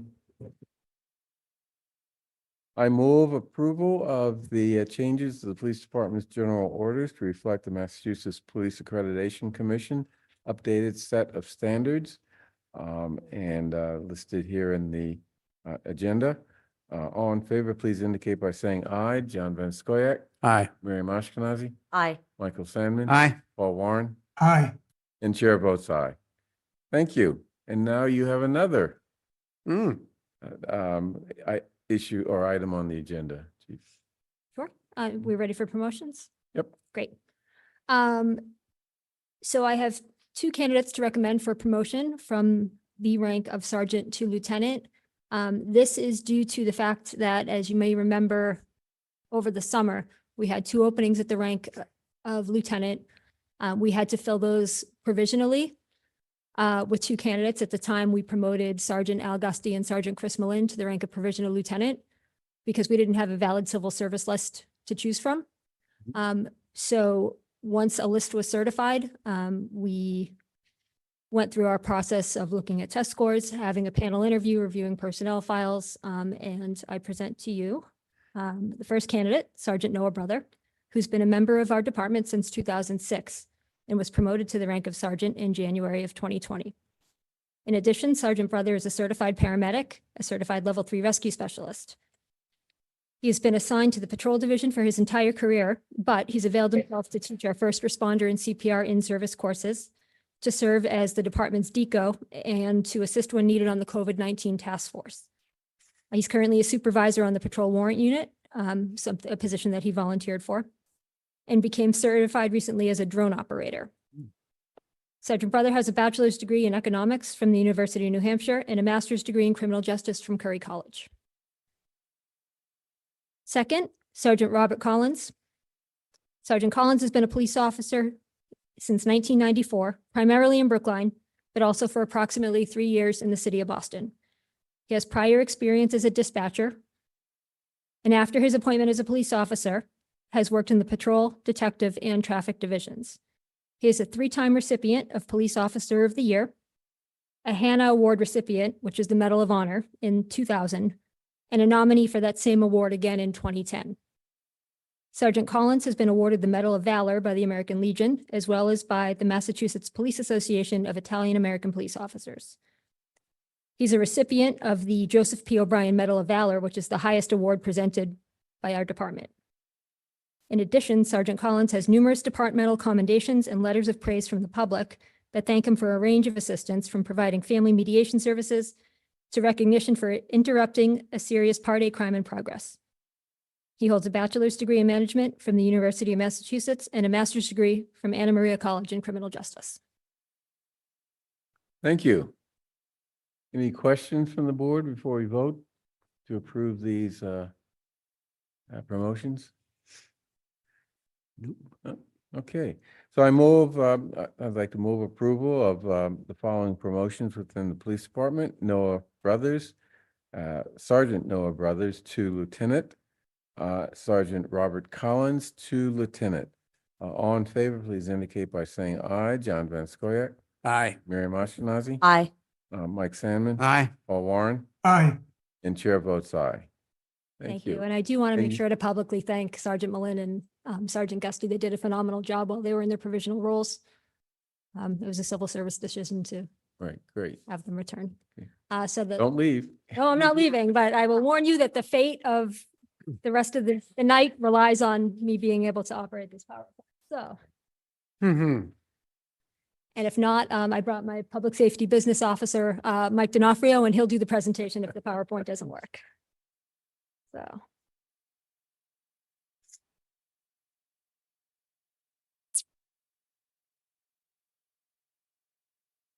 All right.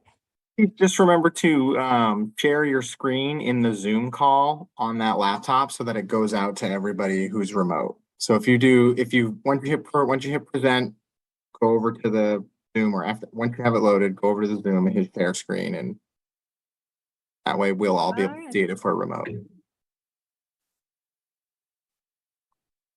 Thank you. Yeah, all right. Looks good.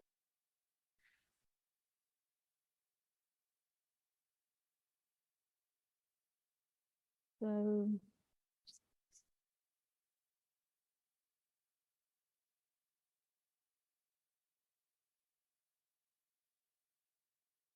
Okay, we're good?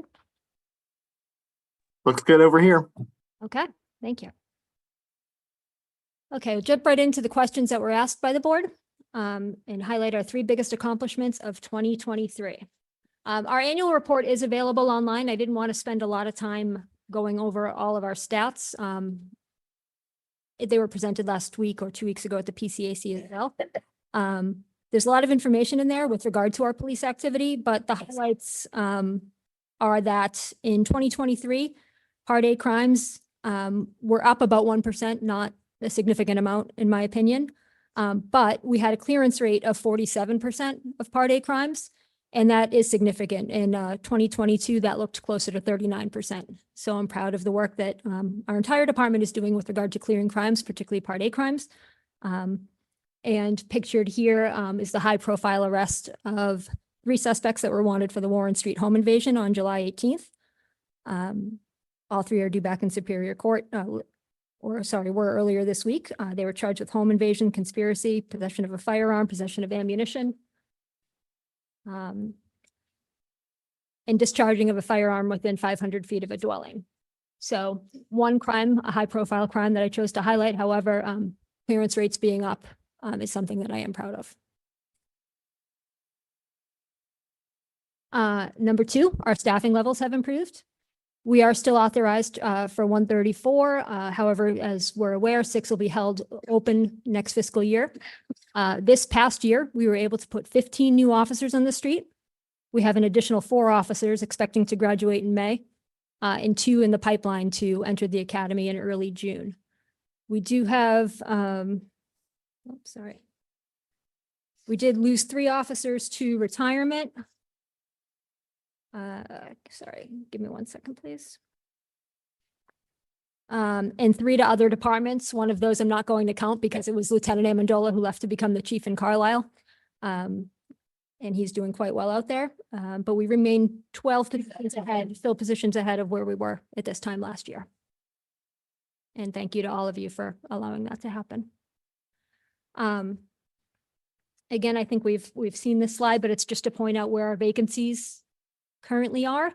When we're short-staffed, we have to decide where to pull from, similar to how you have to decide which initiatives to fund as a town. And so the decisions were made to not completely fill the community service and detective divisions at this time until we can get staffing levels up just a little bit. We do have some vacancies still in patrol, but I've made the commitment to make sure that we have enough uniformed officers on the street to respond appropriately to 911 and emergency calls. That won't be compromised. Third, it's a hard thing to measure, and I know you've asked for, indicators or proof, but I do feel that morale is improving. And what I chose to highlight here is the police self-initiated or other activity that has gone up.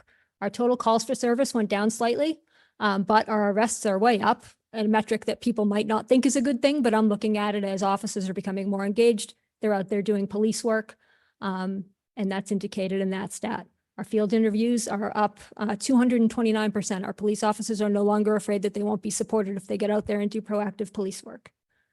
Moving violations are also up 8%.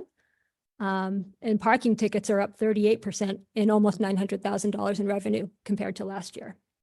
In addition, something that is a key indicator of morale is sick leave.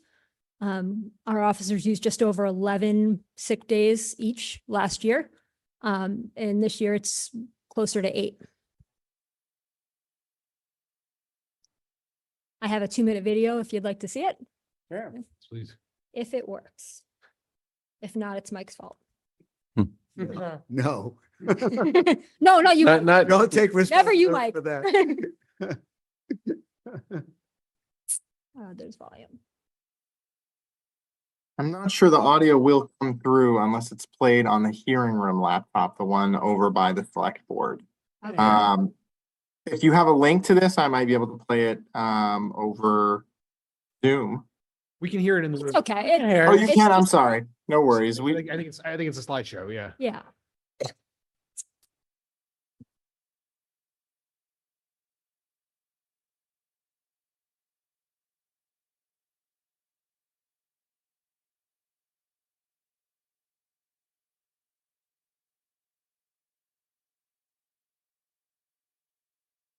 It's Cupid Shuffle, if you can't hear it home.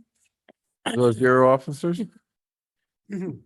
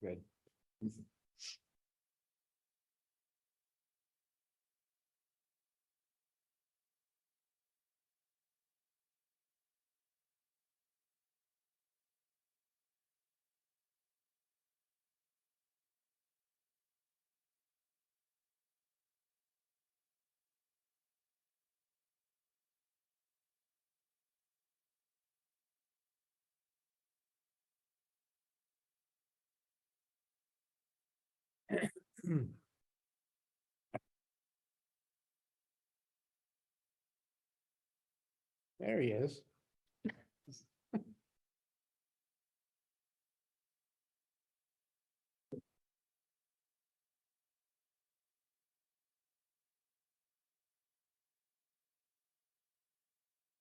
Okay. I wonder how long Mike's beard will be next year. Well, let's just make sure to turn the audio off on the presentation. So it's echo. Okay. Okay, so moving on to next year. 3 key goals. Sorry, If I just want to say there was a reference in there to Maimonides and a thank you. And I had a conversation with someone connected with the synagogues in Brookline who said that the Brookline police have been very, very helpful in providing support, some training and so forth through a very difficult time. And I think it's important to acknowledge that. Thank you. Primarily, that's Officer Pete Muse from the Training Division of Lieutenant Hatchett. They do a phenomenal job. Yeah, yeah. Lieutenant Hatchett was mentioned specifically, in fact. Yeah. Well deserved. Thank you for saying that. So key goals, if things go according to my plan at town meeting, town meeting will vote to allow us to get removed from civil service. And we're hoping for a smooth transition there. That will involve drafting a new hiring system, a new promotional process, and new disciplinary policies and procedures. Again, understanding that with regard to disciplinary policies and procedures, anybody that was hired under civil service will still be afforded those same protections. But as we onboard officers through other processes, they'll, need to find a similar but improved set of rules and regulations and policies. 2, we're hoping to make some significant improvements to public safety headquarters. Our women's locker room expansion project is still going. We're just getting started with that.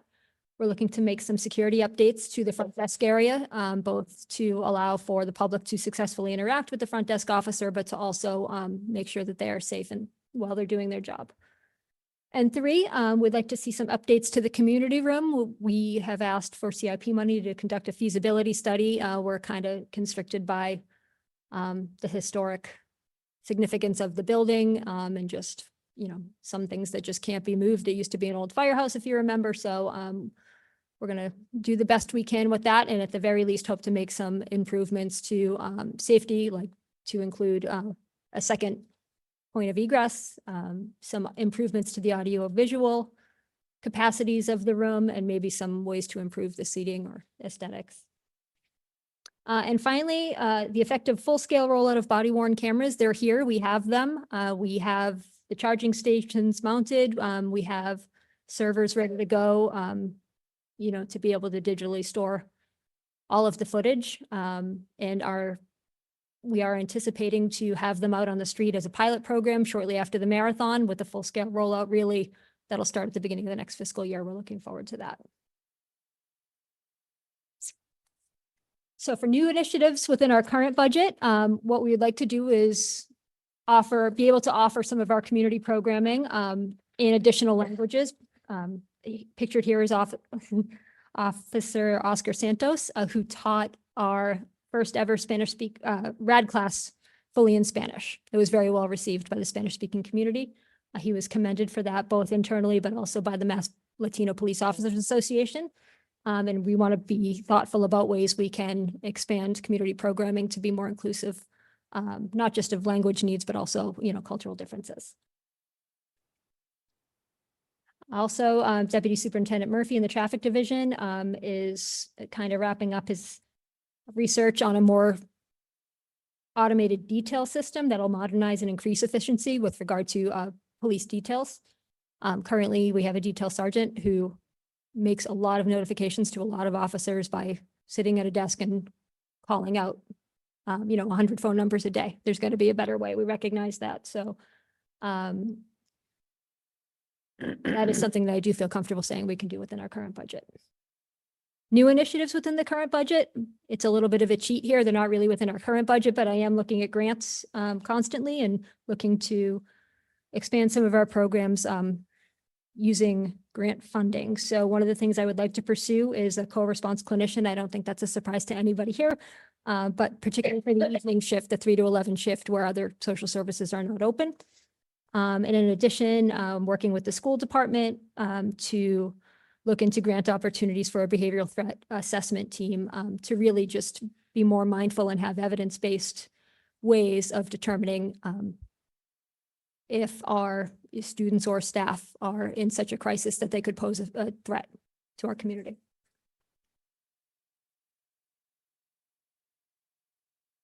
If money was no object, one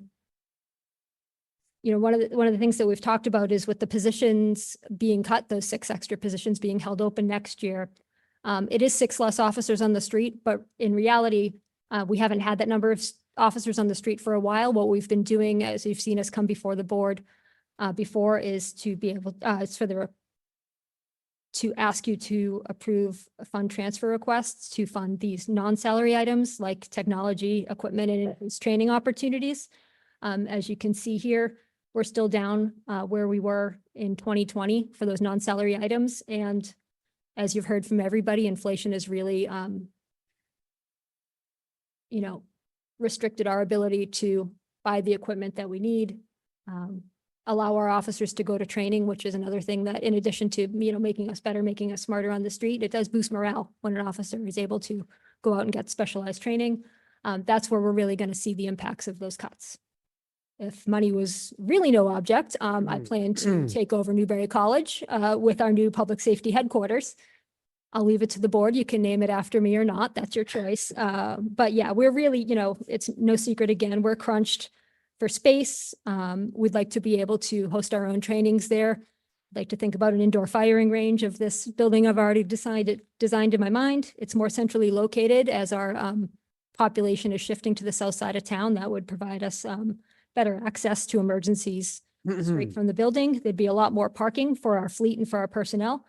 And would allow us to really think about a state-of-the-art evidence storage, as evidence storage is starting to look different and more, a lot more digital evidence is coming in.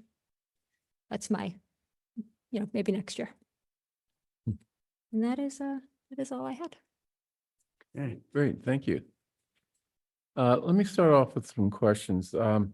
If you thought of, a big headquarters at Newberry College is probably not only not in the next couple of years, the next couple decades. I had to try. Yeah, and I appreciate that. But have you thought of maybe a smaller scale satellite office for South Brookline? I know we're thinking about it down at Hancock Village, but maybe in other areas that would provide some space for some of the facilities that you're running out of room for at the headquarters. Any thought of that? Yeah, we've thought about it, and specifically within Chestnut Hill Realty, there might be some complications there. We have gone up there and used their, they have a nice community room up there where we have done a rad training and another community event that I think it was kind of a meet and greet with the community service officers. I love that idea. We used to have years ago, maybe 20 years ago, we had a substation at New Terrace Road, which was great. It was really well received, and a way for, the residents of that area to come in and just like more casually say hi. Maybe they wouldn't think they have a problem big enough to go all the way to the police station to report it. But if they see an officer, they can kind of just like the water cooler conversations, Yeah. kind of get a feel for what's going on in the community. Yeah. I love that idea. I'm open to suggestions, or if anybody that's listening wants to take us in, we'll set up shop. We'll put it out there and we'll sort of think of how something like that could be done. The other thing is, you used to have a simulation room down where the firing range was at one point. Do you still have that? So technically, yes, but it's about to get swallowed up by the expanded women's locker room. The women's locker room will expand into that space. I just recently heard a number of people talk about the times where they were able to go down there and do simulations, and they found that very meaningful. But One of the things we'll look for, again, with advances in technology, we're kind of looking into whether there's a more portable, like a smaller unit that maybe we could take on the road and use with a drop-down screen, or, some other way, so that we don't lose the capability to train on that kind of, equipment, but we have to sacrifice the space, unfortunately. yeah. Good. Any other questions? Oh, that was good. Oh, Paul, see your hand is up. Yeah, I just put it up. Thank you. Thank you, Bernard. Boy, but your current location of the police headquarters would make incredible mixed-use housing, frankly, if you found that location. So I kind of like the idea of another location. But first, I want to thank you and for the presentation and for your service, for the remarkable turnaround that I personally have seen in the police department, in patrol. Morale is up, hiring is up. I see blue lights now pulling over drivers, which I have not seen for years. Confidence is up. And I think that is directly related to your leadership. And I just want to recognize that and compliment you. I do want to speak to the issue that you touched briefly.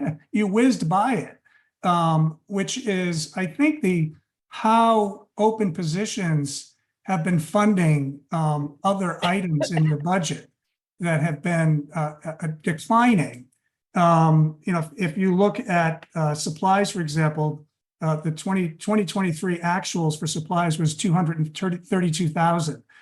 This year, the budget's $138,000. Other educational services in 2023 actual was $73,000. Now it's $31,000. And that incremental decline happened last year in 2024. And I suspect that what you just said is that the way that you've been making up those monies is from those salaries that were unused because they were open positions. And I'm concerned that we're whittling away at your budget, certainly on the supply side and the equipment side, and we're not recognizing it. And I think that this locking those positions now, where we've used those funds to underwrite the new contract, which is fantastic, the contract. But I am really concerned about this impact that I was completely unaware of, frankly, until I started to dig into this, that by us holding those positions and not making any of that money available to you, we actually are cutting your budget more than we have in the past. And I'm really concerned about that. Can you talk about some of the equipment and supplies and training that inflationary pressures have been you've been underwriting through the salary savings in the prior year or two? Sure. I mean, I can speak to recency, and I will say at this point, in April, we have gone through our training budget for the year, even with the additional $45,000 that was given to us for ARPA funding. I would hope that that's available to us next year, but I am not certain. Ongoing expenses, replacement schedules for things like computers, technology, I imagine down the road when the grant money runs out, body worn cameras, things like that. Vests, our fingerprint scan analysis, for example, as things come up, you know, that's what our equipment line item is. Things are more expensive, needs are changing. And you're right, that effect is real, but you know. Okay, so maybe I can get at this a different way. How much money did you request to transfer last year from salaries over to equipment and training? You can give me 1 second. About 480,000, according. 480,000. I see Charlie nodding, yeah. And I So- believe. So does that, so Charlie, you nodded. So if we have this similar situation where there's 480,000, because they've been relying on salary savings, that's not available this time, correct? Right. Well, I think we have to look at what was included in the 480,000, right, Paul? So are these regular purchases? Are they one-time purchases? Were they catching up on, outdated equipment, or were they, again, like purchasing something that's going to be needed every year? That's not my understanding. So, for example, you have a police officer become vacant, the vacancy is filled, and you need to order new equipment because it's special to that specific officer, right? During the time that position is vacant, there will be some salary savings generated, and that will shift over to pay for the cost of the new equipment, right? So we actually will have fewer vacancies, right? Because we're holding positions open. We'll have fewer of those liabilities to cover.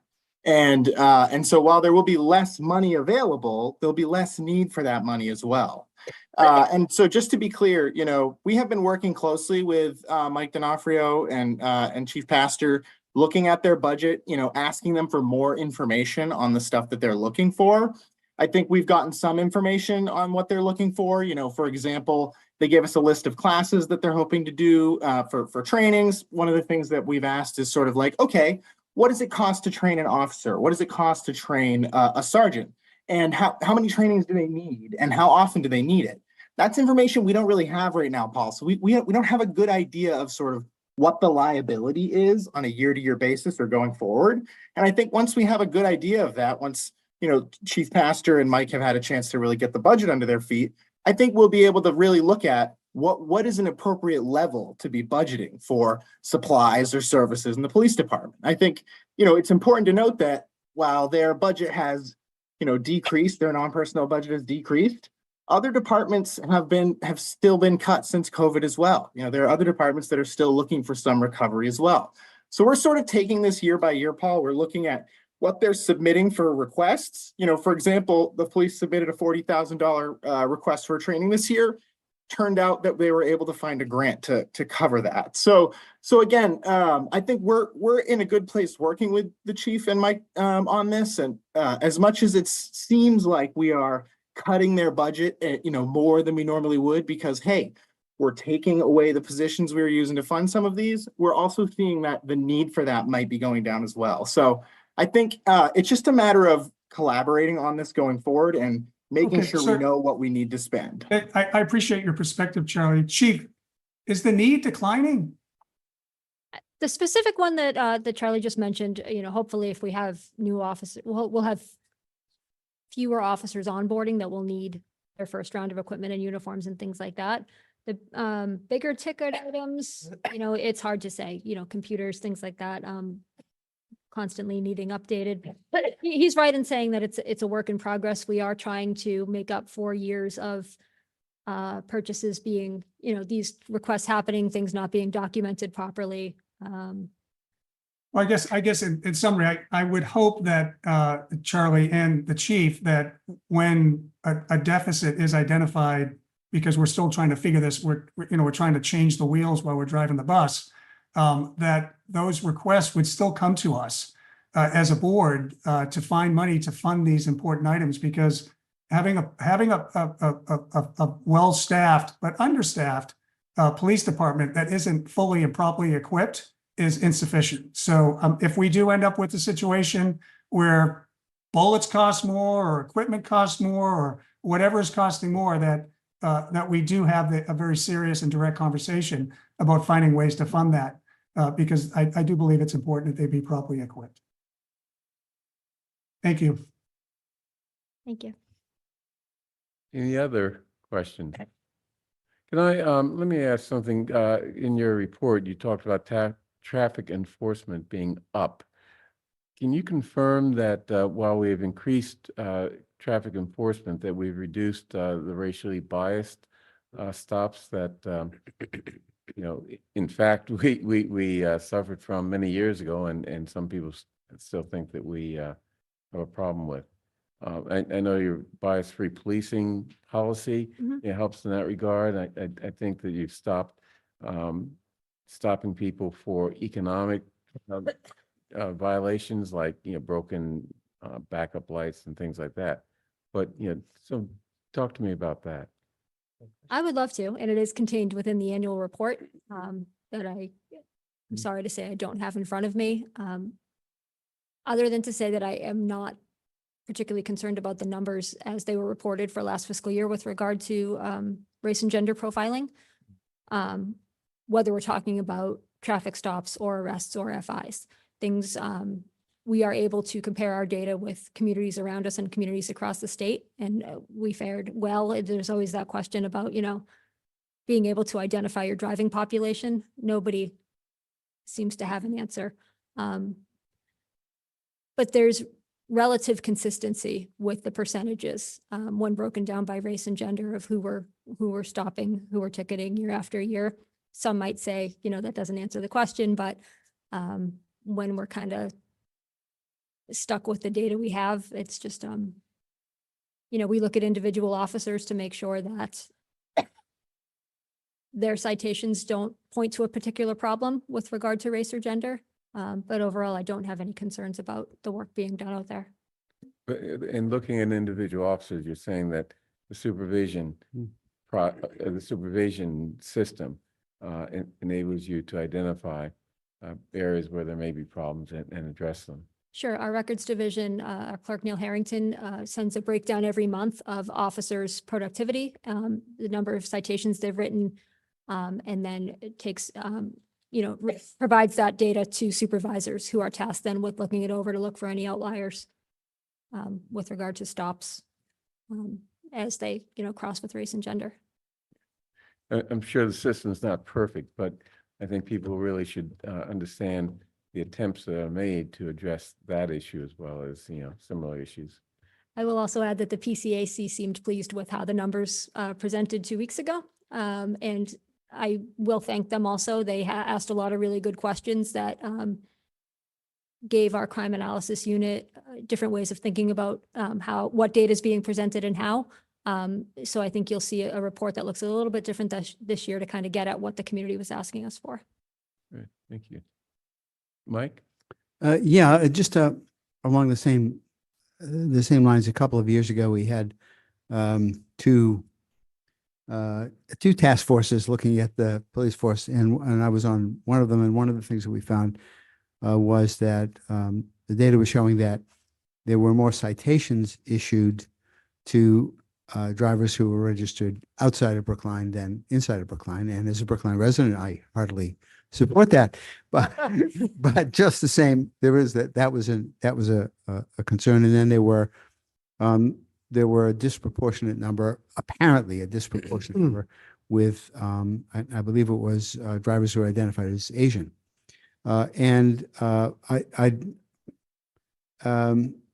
I only mention that because I think it's important for you to recall that as you look at your own data. One of the most important things you can do with that data is say, what is this telling me? And I think you're in particular more aware of that than some of your predecessors were, honestly. But I just the same, I want to remind you that of what we saw previously, and that it's worth going back and looking at that. Absolutely. Yeah, I want to, thank you, sorry. I assumed you were going to call on. I want to follow on what Mike is saying too, is, I would really like to see that year-over-year comparison. And also just for me personally, I try to avoid the bad apple narrative. I try to not make it about the individual. I want this to really be a look at the systems and the structures. So I would like that kind of lens on. I think if you don't have the numbers now, that's fine, because we're here talking about the budget. So but I think we should see those numbers. I think this is a conversation we need to continue. Yep. So. Yeah, I think I can send those out actually back from my desk so that you all have them, but the annual report is out as well as a separate report extrapolated from that specific to race and gender breakdown of the police interactions. Great. And I was able to attend this morning the China. Yeah, yeah. Which actually presented some very interesting demographic data with regard to the community, and some of the side conversations I had suggest that we should look at, what their data was saying versus what our, calls for service and other data is saying, how they match up and how they don't, and what to do with that information. So we're thinking about it. Thank you. Could you explain what you just, what meeting you're talking about? Oh, you want to talk about it? Either. I just want to know what the name of it. We attended the kickoff, the sharing of the initial findings of the community health assessment. Which Oh, was okay. very interesting. And now it's about finding the priorities for the implementation plan, community health implementation plan. Okay. Thank you. Any, Mike? One last thing, Brookline.News had an interview with you, and you mentioned that you are 8 weeks away from graduating. Don't jinx it. Yeah, Unlikely that you're going to flunk a test at this point. be awkward. So I just while you're here, congratulations in advance. Thank you very much. A long time. I know you're working at it for a long time. A long time. Yeah. Great. Okay, thank you. Thank you. Thanks, Chief. Okay, warrant articles, public hearing. We have 2 warrant articles, warrant article 9 and warrant article, well, 3, 13 and 14. Warrant article 9, chapter 40D, section 13D of the General Laws, establishing an accrued liability reserve fund. We've talked about this in the past, and now we have a warrant article that we're going to discuss in greater detail now. And then Article 13 regarding the accessory dwelling units, and Article 14 regarding setbacks needed for energy saving devices. That's a ZAB warrant article. So let's start with warrant Article 9, and I see Lincoln Heineman is on the screen, and Braga. So yes, I can start off. Good evening. Lincoln Heineman, the town's Director of Finance. As you mentioned, Chair Green, this has been discussed some in the past. What Article 9 would do, if adopted, is to accept the provisions of Mass General Law, Chapter 40, Section 13D, which would establish a reserve fund for the future payment of accrued liabilities for compensated absences for employees. So compensated absences in the case of Brookline are vacation and compensatory time accruals. Those accruals are at this moment more than $4 million. What the budget separately in conjunction with this article passing, if it does, the budget would appropriate $1 million into this reserve fund to pay for to address some of those future compensated time liabilities. The balances have built up over many decades. And it should be noted, I think, that there has been some success recently with particular groups of employees in working down those balances and bringing those balances down into what we call the caps, the official maximum levels that are allowed, in particular with middle managers. But this is another tool, I think, in the toolbox as the town continues to address this issue of seeking to bring down this liability, this future liability. And in particular, I think this would assist in addressing some of this liability, or seeking to address some of this liability prior to retirement, rather than paying out the entirety of what's owed to employees at retirement, and in almost all cases, a higher level of salary when. Okay, we're losing you. Oh, I'm sorry. So, can you hear me now? Sorry. Yeah, Okay. it was So, distorted. yes, so that is what this warrant article will do. And as you mentioned, Ann Braga, Human Resources Director, is also here to help answer questions. Okay. And first of all, as I understand this, what we're trying to protect against is 1 year when we have a lot of retirements and a huge liability as all these people cash out their accrued benefits. So this is just to protect us in the future or future, select boards from, having that type of a hit suddenly in 1 year. So I think it would certainly help with that. So the payouts at retirement due upon retirement have traditionally been paid from the personal services reserve, and so this would alleviate some pressure on that account. okay. And did you have something to add to that? No, I'm just here to answer any questions from the HR Okay. side of things. Okay. Paul? Yeah, I just, Lincoln, you had mentioned, first, thank you for the explanation. This is similar to the one we did. We've talked about another account like this, or maybe it was this one before. For some reason, I'm having deja vu. We talked about this before. Is this the second time you've spoken to us about this, or is this similar to one that you've discussed? Yeah. Yes. Yes. This has already been presented to us, correct? Right. Yeah. Right. Okay, so the only question is, you mentioned this other account. How much money is in that other reserve? The personal services reserve. Yeah. Charlie, can you help answer that? How much? Yeah, absolutely. So that account is budgeted at around $715,000 a year. Currently, it has a little bit of extra funding into it due to the salary study. So that's where the non-union salary study money was put in as well. So it's budgeted around $1 million this year. Well, again, we're not going to use that money is intended for the salary studies. We're trying not to use it for other purposes like backfilling vacation and sick balances. And it has been $715,000 since Melissa started in Brookline 17 or so years ago. So this would really go a long way to help alleviating the pressure we've seen on that account in the past few years, which has been drained to its full extent in the last couple of fiscal years due to significant buyouts. This year alone, I'm tracking, and this is I can go into this as much as you'd like, but I'm tracking around $900,000 in sick, vacation, and 8A buybacks we've already done this year. A good chunk of that is going to be filled by salary savings in the department, which sometimes we benefit from if one of those retirements is vacant for a while. So we're not in any threat of of going into deficit in that account this year. But again, it's just an indicator that Melissa and I are seeing that this account has been seriously pressured by retirements in recent years. And when you say seriously pressured, because each year you're draining the 715 or 750 that you put into, is that what you mean by that? Exactly. Yeah. Okay.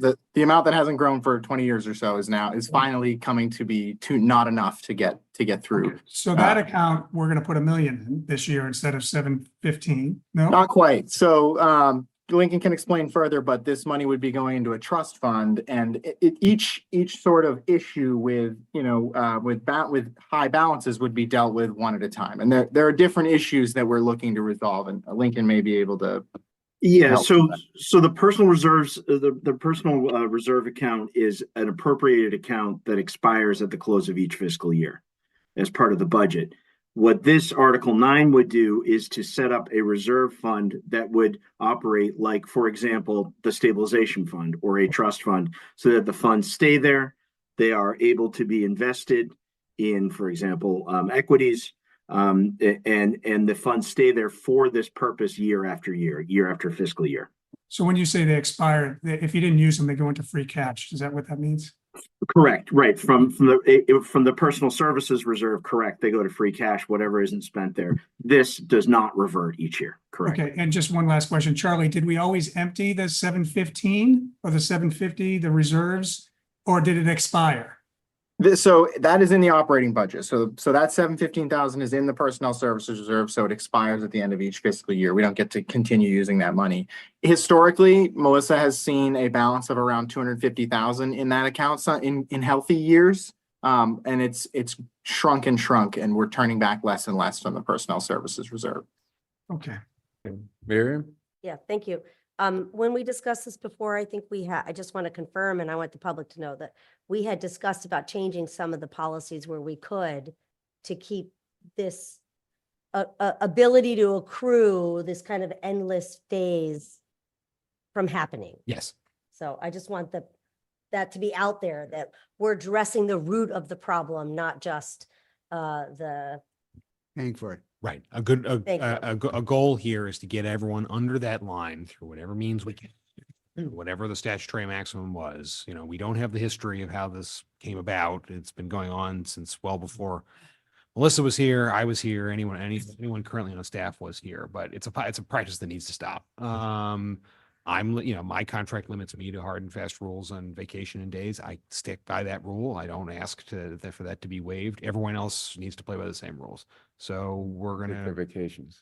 take vacation. I will say that's another area where Chief Pastor has done very well, particularly with, staff moving into the senior staff level positions, because it's tough when you leave. Grievances? Charlie, you're not on mute. Sorry, thanks. Yeah, it's okay. Just want to make sure you didn't call out your dinner order by accident or something. Too late. All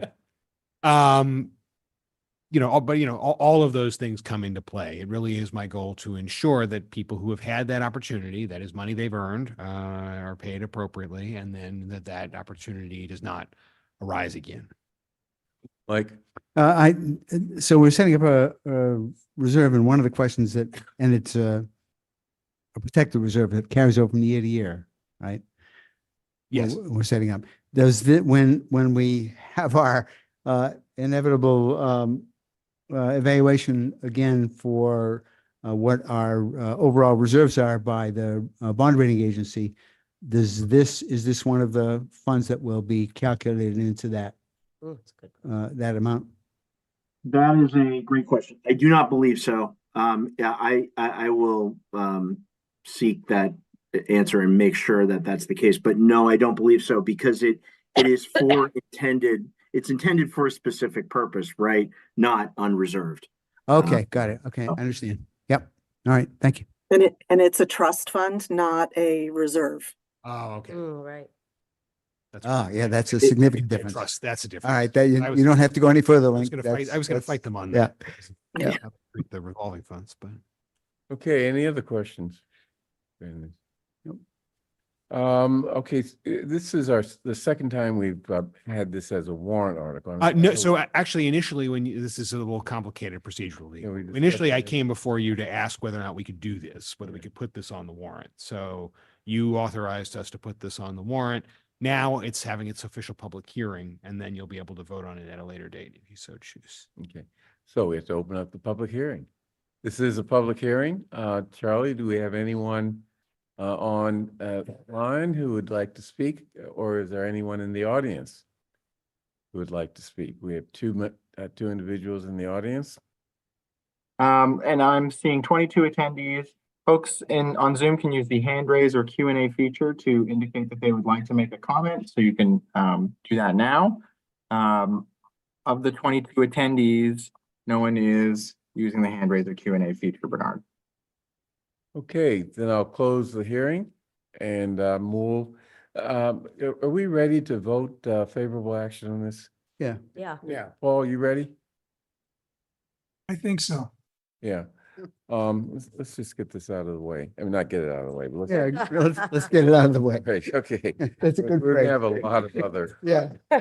Okay, I move favorable action on Article 9, which would accept Chapter 40D, Section 13D of the general laws, establishing an accrued liabilities reserve fund for compensated balance absences. On favor, please indicate by saying aye. John Van Scoyac, Aye. Miriam Ashkenazi, Aye. Mike Samuels. Aye. Paul Warren, Aye. and chair votes aye. Okay, next, Article 13. This is going to take a little time. Amend the town zoning bylaw to reduce the restrictions for dwelling units. Submitted by Roger Blood of the advisory board. I'm So promoting Roger now, and Polly Salco as well.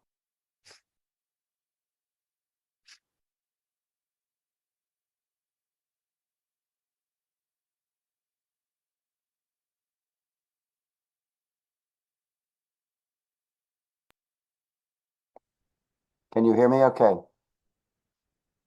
Yes. Okay, good. Thank you. I'm Roger Blood, Chair of the Housing Advisory Board and lead petitioner on Article 13, which is an initiative to make the creation of accessory dwelling units by single-family homeowners a little bit more user-friendly. This is probably the first of 2 articles on this subject, a later one to follow if and after the state adopts a statute relating to accessory dwelling units, which may preempt local authority and zoning for accessory dwelling units, and then the town might have to return and align its article with whatever the state may do. But for now, I have a brief, I'll make it brief, presentation with some PowerPoint slides that I'd like to share with you to help get a good understanding of what this article is all about. So if we could start that, Charlie, I appreciate it. Hold on just a second, Roger. I think I have that.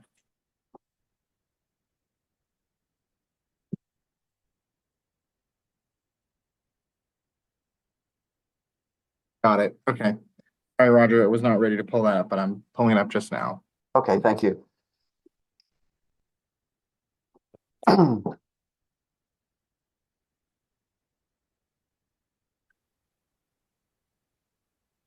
All right. Just let me know when you want me to move to the next slide.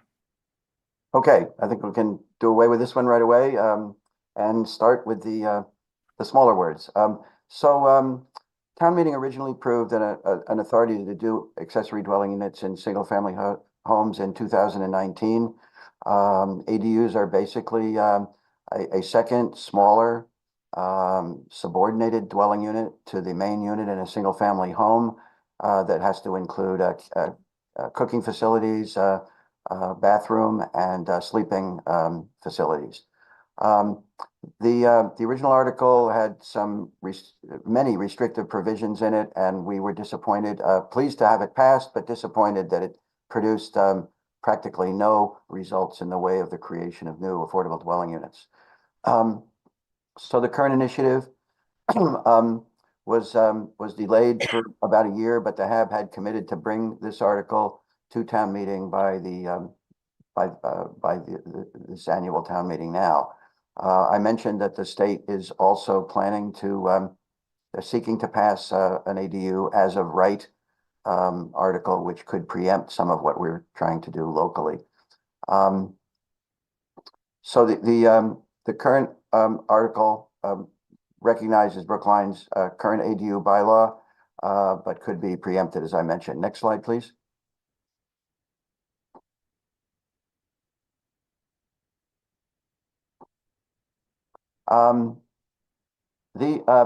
The intent that you're seeing here on this screen, I won't try to read through the whole thing, but this is the same wording that appeared as the basic purpose for the article 4 years ago, and that intent remains today. And in short form, it's to serve the needs of single-family homeowners in terms of their housing, which can change over time, while at the same time, in a non-subsidized manner, adds some rental units to the town's total housing stock. This is not something that's going to be in the hundreds of units, but most likely even with some moderate success in the dozens rather than the hundreds, but certainly more additional units for these different purposes than we've gotten from the original article. Next slide, please. And so let's just cover some of the specific changes that are proposed in Article 13. Next slide, please. There are as of right parts of the zoning article, and then there are special permit parts, which are much more, the special permit is more of a hurdle for homeowners, more costly, more time consuming, and with a less certain outcome. So the as of right part would be, would include or would increase the maximum square footage of the accessory dwelling unit from 750 square feet up to 900 square feet. And that's that part would be consistent with what the state is also proposing at 900 square feet as of right. That square footage would be effective as the lesser of the square footage or the percentage of the total floor area of the home, and we're proposing to increase that from 30 to 40%. With a special permit, the article proposes to allow up to 1,200 square feet for the ADU, which would also be the lesser of 1,200 or 40% now rather than 30% at present. There was something in the current article that had a special carve out for applicants who would have a handicapped member of the household that needed a full-time resident caregiver on site. The 750 square foot maximum that exists at present would be insufficient to make that accommodation, but the 900 would allow that, and we're now proposing to simplify the article by making that 900 available for any applicant. Next slide, please. One of perhaps the most interesting or different aspects of this article versus what has come before, and I'm sure it's going to be the subject of discussion perhaps tonight and certainly at town meeting and advisory committee. The definition of an ADU, and I'll shorthand the accessory dwelling unit and call it ADUs from now on. Both in Brookline and well beyond state and national, has always been completely tied to the concept of a homeowner and owner occupancy of a single family home. That is, this article would make a very slight change in that would allow applicants to declare themselves when they come to the building department and put in an application to create an ADU. They will either state up front that they will be an owner occupant, or if they will not be an owner occupant, they can still put in an application, but they would have to commit up front to if the completed ADU is not become a part of an owner occupied property. In other words, if they don't sell it to a homeowner who's occupying, they would have to deed restrict the unit as an affordable housing unit for a minimum of 15 years.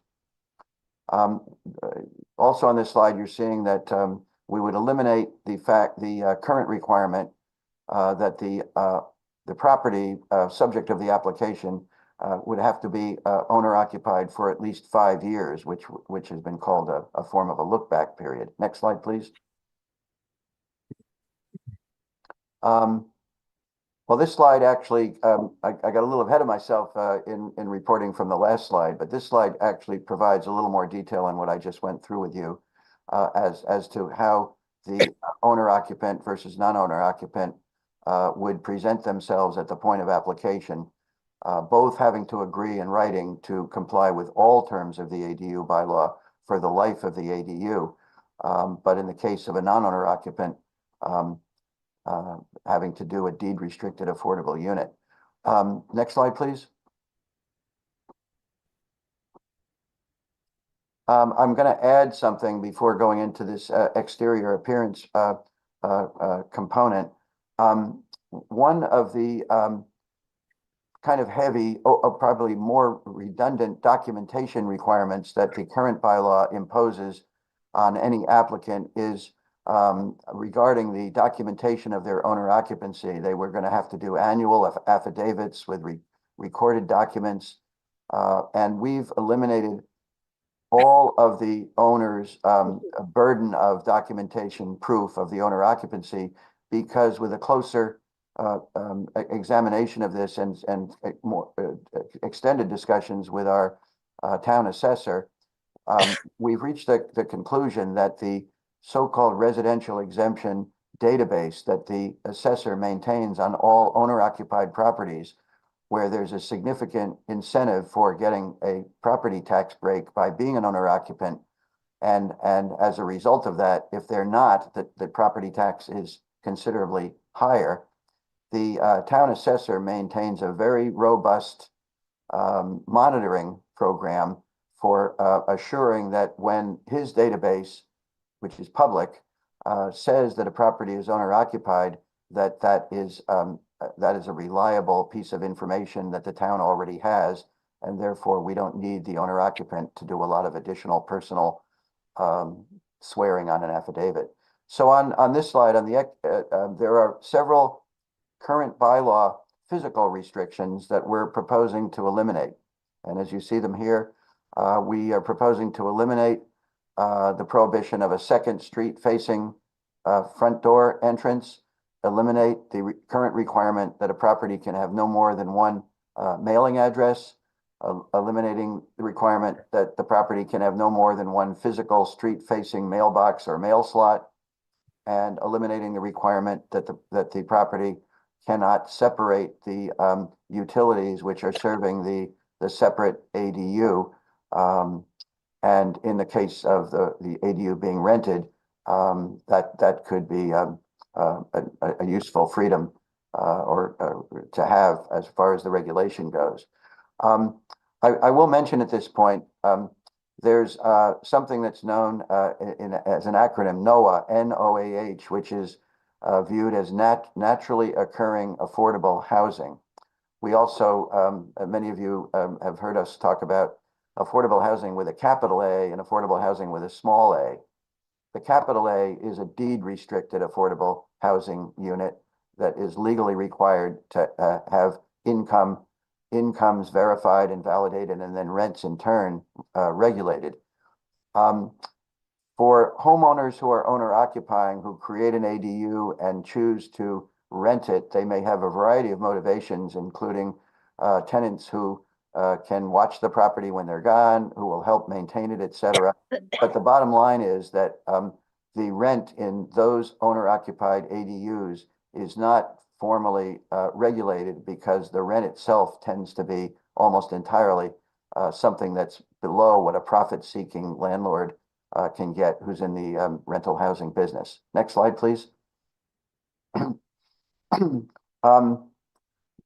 This slide is included not because it's new or unique to Article 13, but what you're seeing on this slide will continue to be in effect. Those applicants that want to create an ADU by creating an addition to their home rather than by creating one entirely within the existing home's envelope, the addition will trigger the requirement for a special permit, and therefore a public process that will involve the planning board and eventually the ZBA. This is language that is to provide some assurance that such additions as may be made must be in design keeping with the and compatible in design with the existing home. So again, I'm not going to read them through, but these are the things that the planning board would be looking for an applicant seeking a special permit to put an addition on their home. Next slide, please. And we're almost done. I mentioned earlier the subject of a look back period. We're no longer going to require not only that the owner has lived there for 5 years, but even the minimum age of the property itself. Basically a change here would be, for example, that someone who is a contractor, for example, could buy a home, a large one presumably, and create an ADU with or without an addition, and then sell it to an owner occupant who's looking for a home that has an ADU in it, and the town wants to see these ADUs created.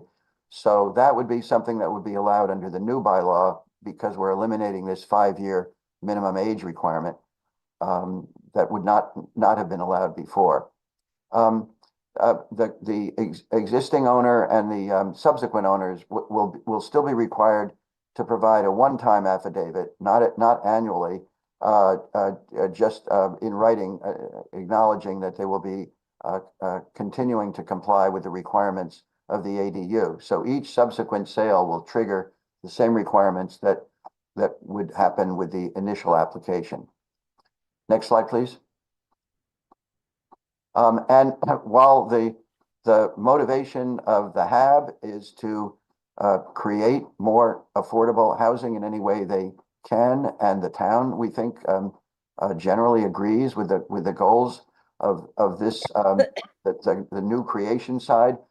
From the building department side, the building commissioner, they are of course the enforcers of the zoning article and are looking at it from that perspective, and in particular, the town assessor who assesses the existing conditions of all properties and all single-family homes has reported that he sees approximately 150 plus existing single-family homes that have unauthorized ADUs in them. And from the building commissioner's standpoint, he likes to see something such as this zoning article, which will continue to encourage those owners to kind of come out of the shadows and get an inspection to confirm that the existing ADU, however long it's been there,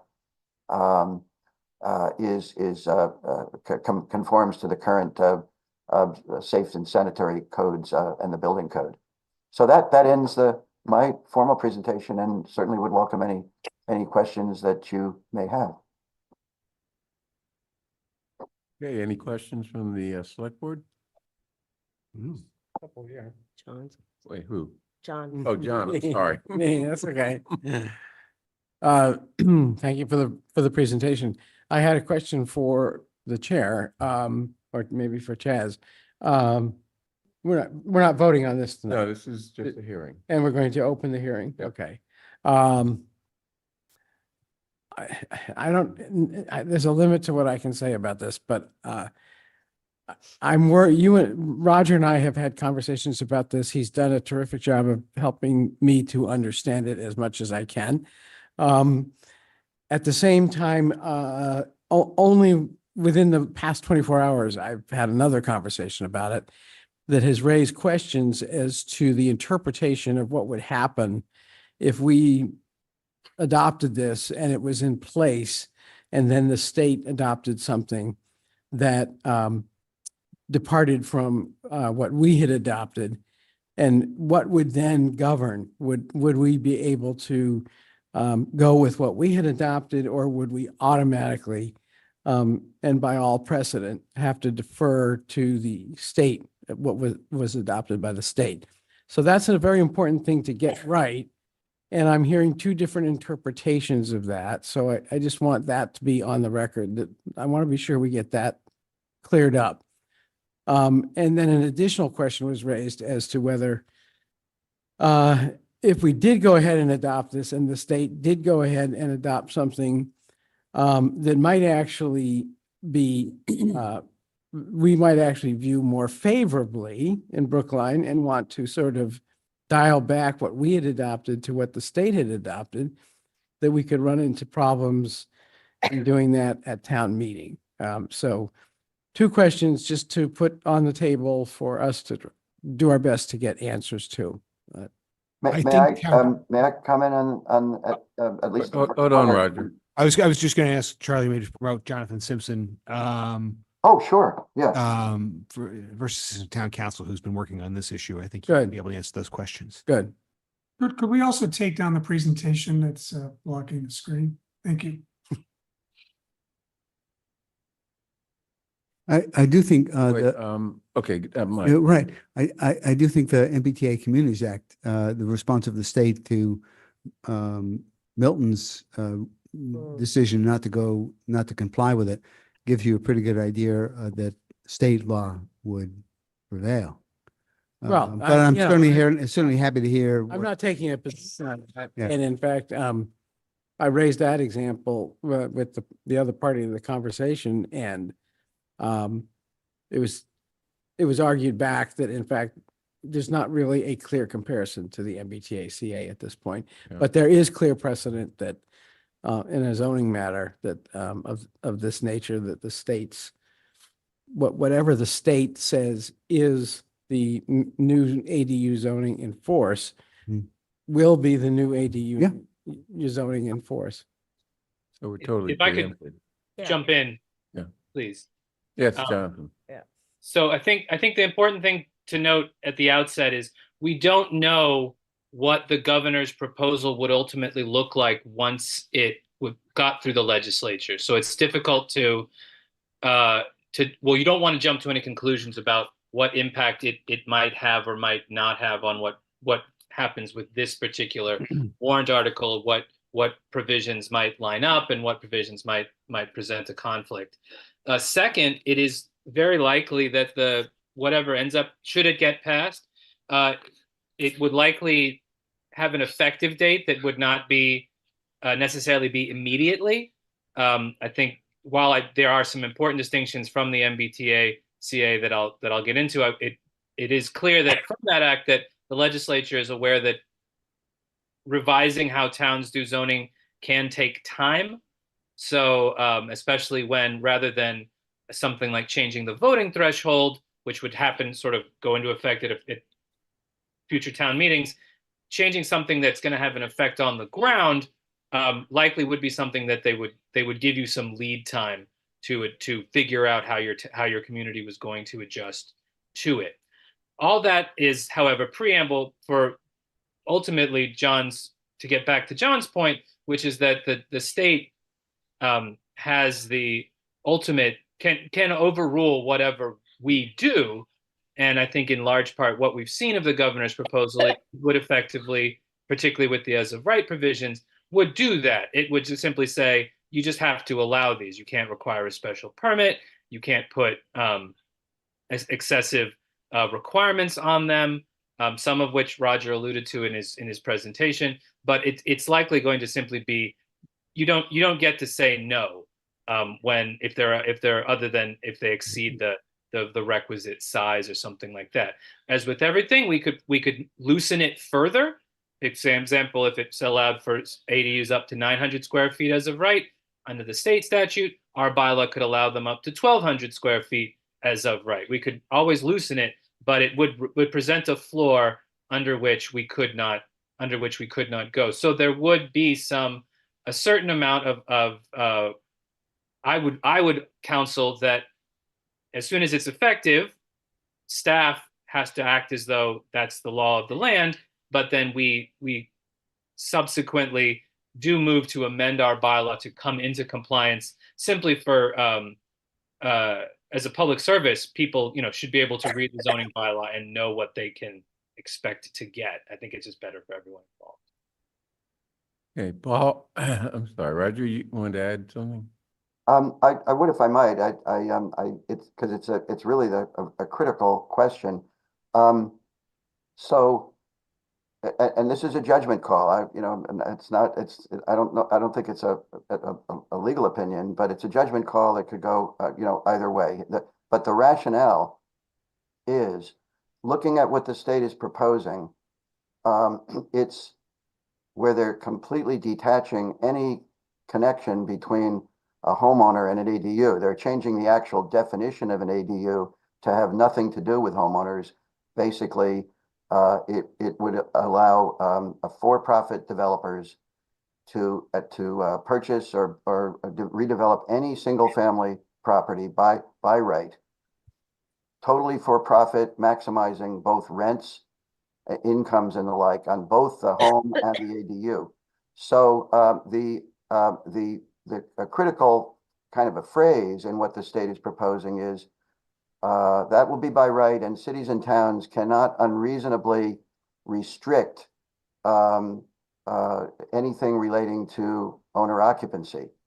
So the question is, where we are proactively adopting something that says the ADU, if it's a complete for-profit entity that's doing this, or an absentee, is it unreasonable to have an existing provision in our bylaw that says simply the ADU has to have this affordable housing restriction, which is at a level which is identical in terms of the income and the rent to the state's 40B, the so-called 80% AMI. And so I would say one must ask from the town's perspective, and anybody who's going to speak for the state at that point, is an 80% deed restriction on only the accessory dwelling unit an unreasonable item? Now, if we were to do that after the state were to pass that particular type of requirement, would it not be more likely to be viewed as an effort to thwart the what was already passed? So that's kind of the thinking, maybe the strategic thinking about is this a reasonable thing to do now? I don't want to talk too long, but that's essentially the rationale. And as you may know, there will be an amendment proposed at town meeting, and unfortunately, you won't have a presentation tonight about it, that would basically support what the article is doing, but except for this particular small window of allowing a non-owner occupant to create an ADU. Yeah, we may want to take this up again after the advisory committee deals with the amendment. But Paul? Yep. Thank you, Bernard. So briefly, I'm going to respond to Roger real quick, just while it's fresh in my head, and then I'll go back to my comments. Part of, and I spent, I think, an hour with Roger on the phone recently about this, as well as 3 other people. I think at the same amount of time, I've really dug into it. Firstly, this idea that, whether we're restricting or not restricting whatever would come out of the state, the reality is we have no idea what's going to come out of the legislature. There's no possible way of knowing what they're going to pass and when they're going to pass it, and what it would specifically say, and whether we would be restricting or not restricting, and so it's all speculative. So strategy around speculation is usually failure in my past experience. But I do want to say there's things that I like about this article. I like that it is loosening up the restrictions that have prevented ADUs from actually being developed. I think, removing the restrictions for owner-occupied ADUs, the look back, all of the changes that you're putting in, that you're removing from the prior article, I think those are good, and I support those. I will say the thing that I'm wrestling with the most, and Roger, this is no surprise to you because I called you on this subject, really is the investor developer ability to build an ADU. And there's 3 reasons why I'm wrestling with this. One is we know that some of our moderately priced housing stock is our older homes. And when you open those up and essentially create more profit opportunity for developers, they're going to go after those. And I worry about that because it will, dramatically, we may get more tear downs. We've seen what happens when a developer goes in and purchases 2 families today. They're turning those 2 families into 2 $4 million units.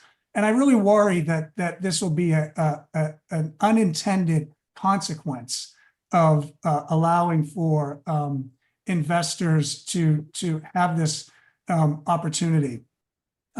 2, I think about the fact that we just passed the MBTA Communities Act.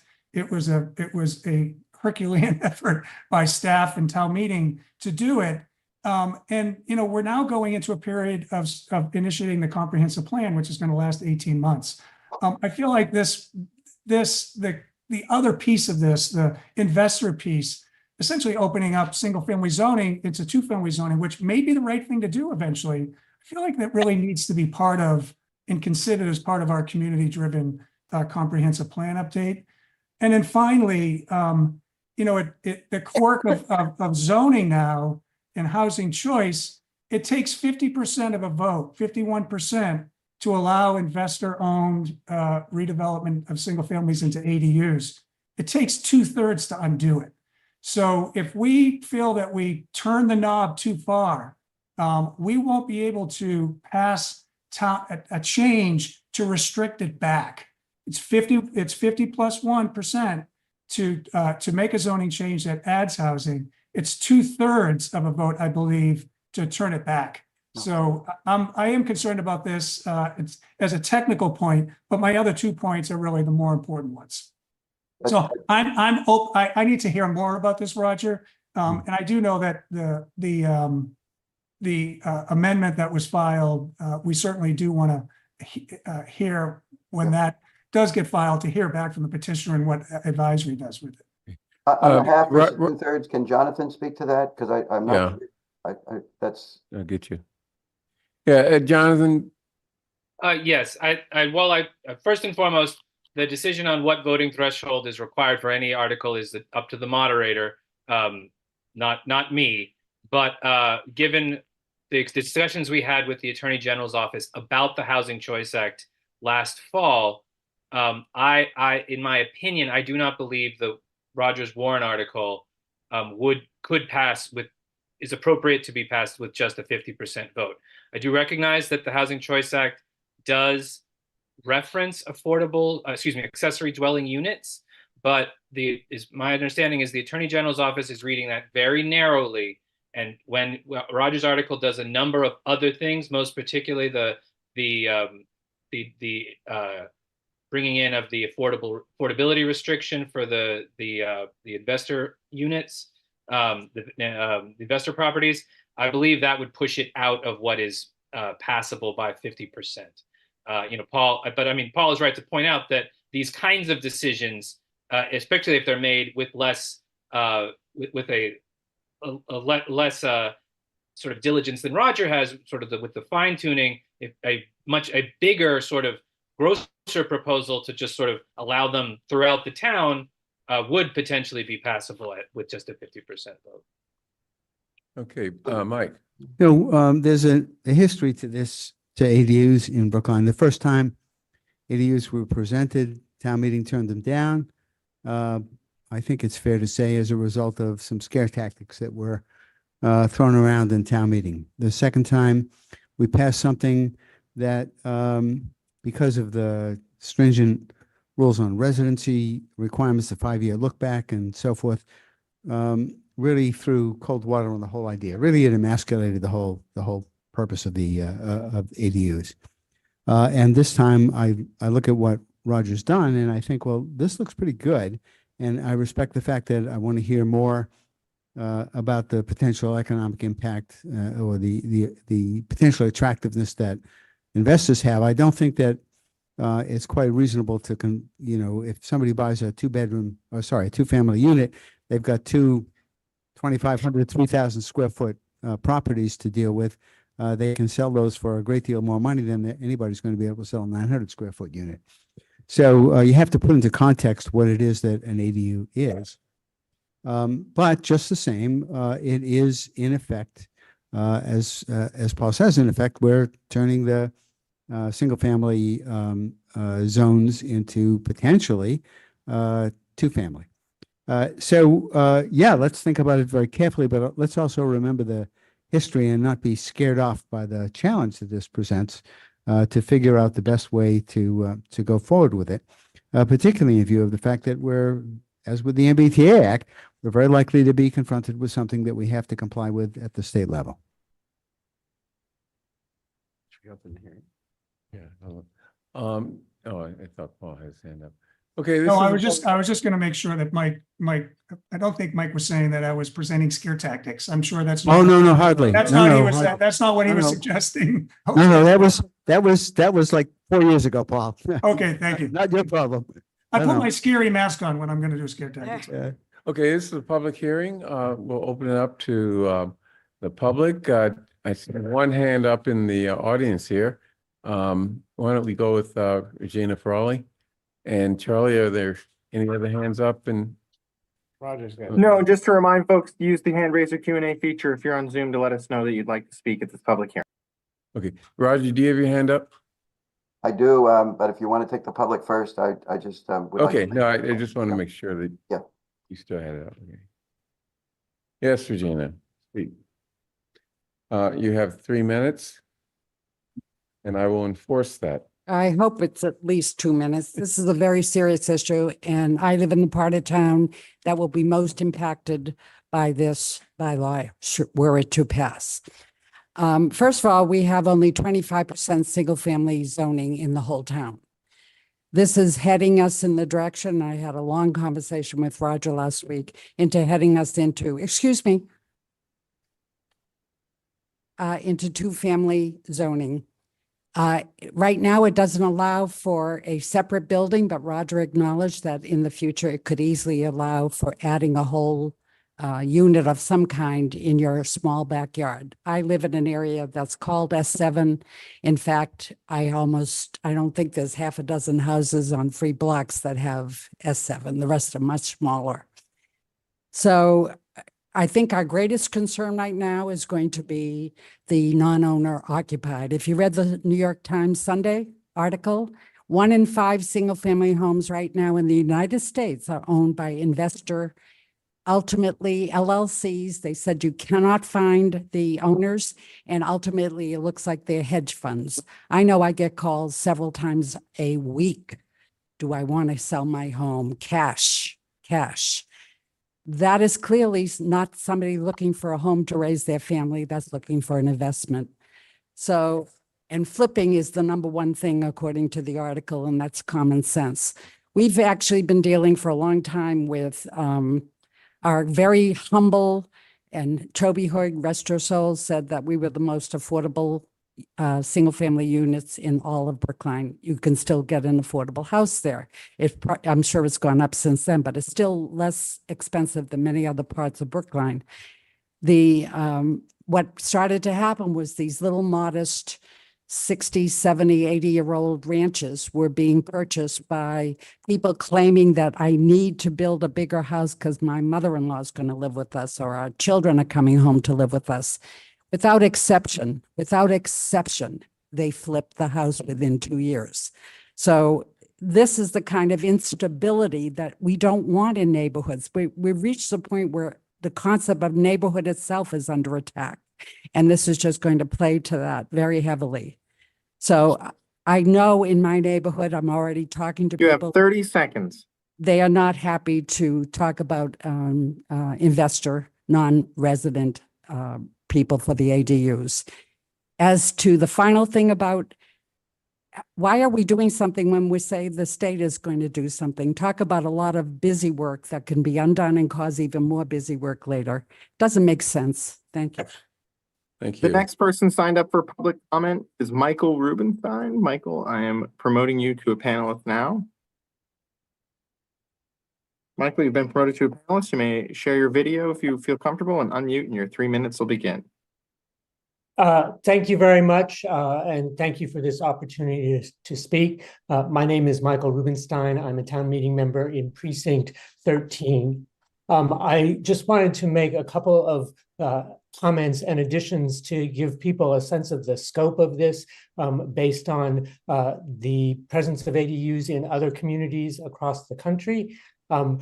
Given the number of homes in Brookline and the relative rate of adoption of ADUs, which is roughly between 0.5 and 1% of overall housing stock, on the number of single-family homes, it's unreasonable to expect over a very long period of time that there would be any more than, say, 140 or 150 ADUs across town being built as a result of this. Even in the best of circumstances, if there were no investor requirements and the sizes were larger, which some communities have adopted, the number of ADUs would not be as has been characterized potentially overwhelming. So I would caution those of us who are considering that this could cause an overrun of 2-unit buildings in our single-family zones, that the evidence of that from researchers like the Urban Institute points in the opposite direction, and the deed restriction that has been put in place in this in warrant article 13 for investor owner occupants actually not only will affect investor occupants, but it will also potentially affect the ability of owner occupants to be able to finance their homes because of the possibility of lenders who do not want to make loans to owner occupants in an environment that has such a deed restriction. So I would just make those 2 points and thank you very much for their consideration. Thank you. The next person signed up for public comment is Fran Perler. Fran, I'm promoting you to a panelist now. Fran, you've been promoted to a panelist. You can share, and your 3 minutes will begin. Hi, Fran Perler, town meeting member, precinct 8. So I'm very conflicted about this in the concept of having single family owners be able to have a granny ADU. I could really support that, and I like that idea. But when I look at the fact that it's very easy to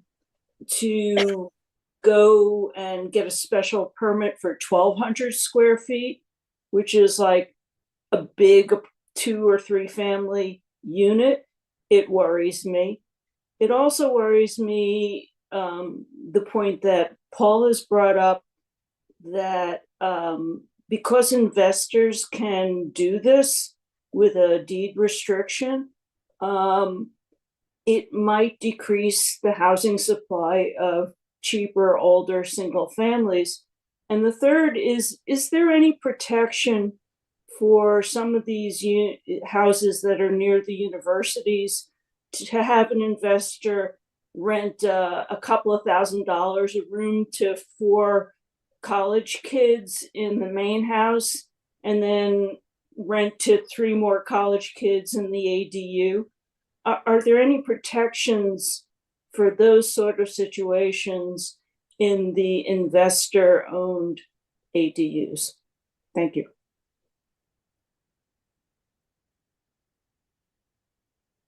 At this time, Bernard, no one is using the hand raise or Q&A feature to let us know that they'd like to make a comment.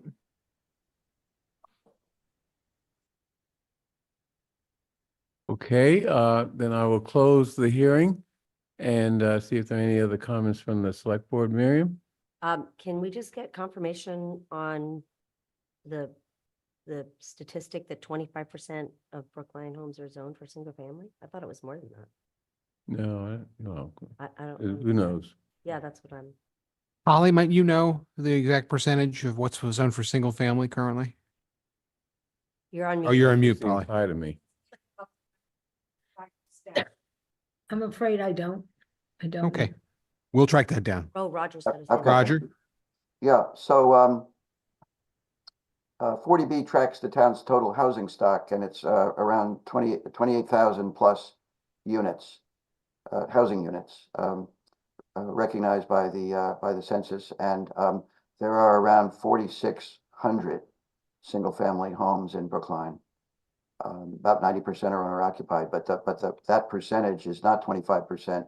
It's, if somebody's got a quick calculator, it's 4,600 out of 28,000. Yes, but some of those 28,000 are part of multifamily buildings. So the question is structures, not, I think the question is. Buildings, yeah. Units. Zoning, what thought it was units. percentage Of the, Brookline is zoned for single family? I'm not sure. well, we'll get to the bottom of it. That wasn't the question, but Ms. Farley said it was an interesting publicly question. stated, so we'll get to the bottom of it. Okay. Yeah. Yeah.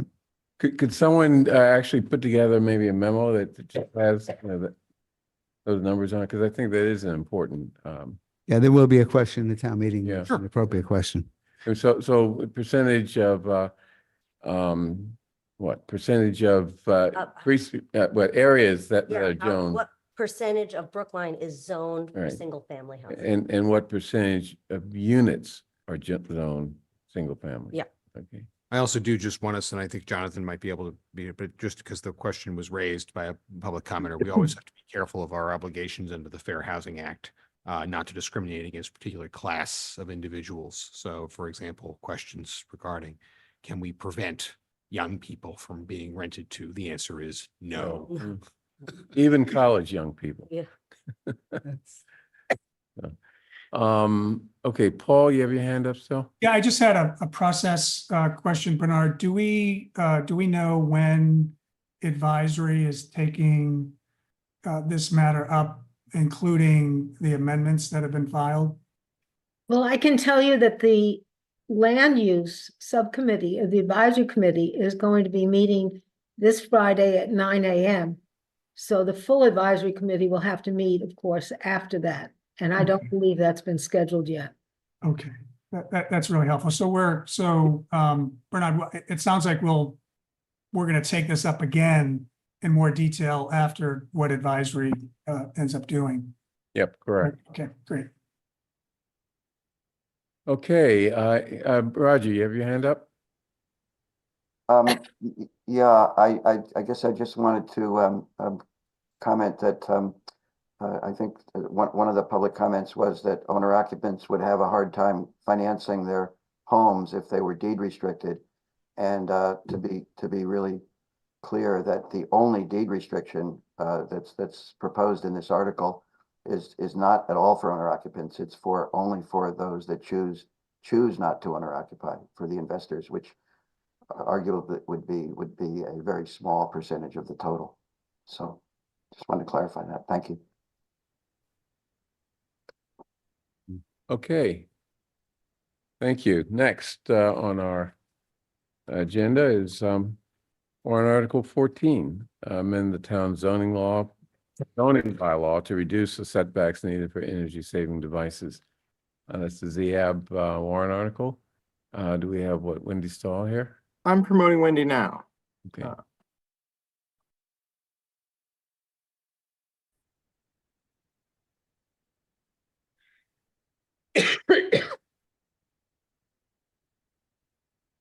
Hi. Hello. Hello. I am gonna need to share my screen. I'm sorry, can I just go ahead and get started? I couldn't hear during the process of joining as a panelist, so I don't Yes, want to interrupt go anyone. ahead. Okay, You're in charge. I'm going to share my screen. And let me move this out of the way.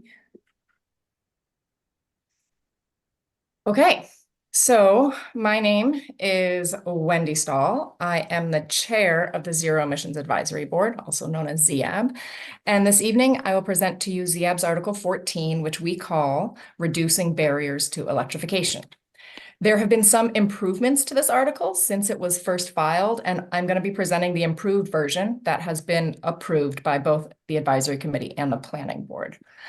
We worked extremely closely with town staff in crafting this article, including town council, the building department, and particularly Maria Morelli from planning department.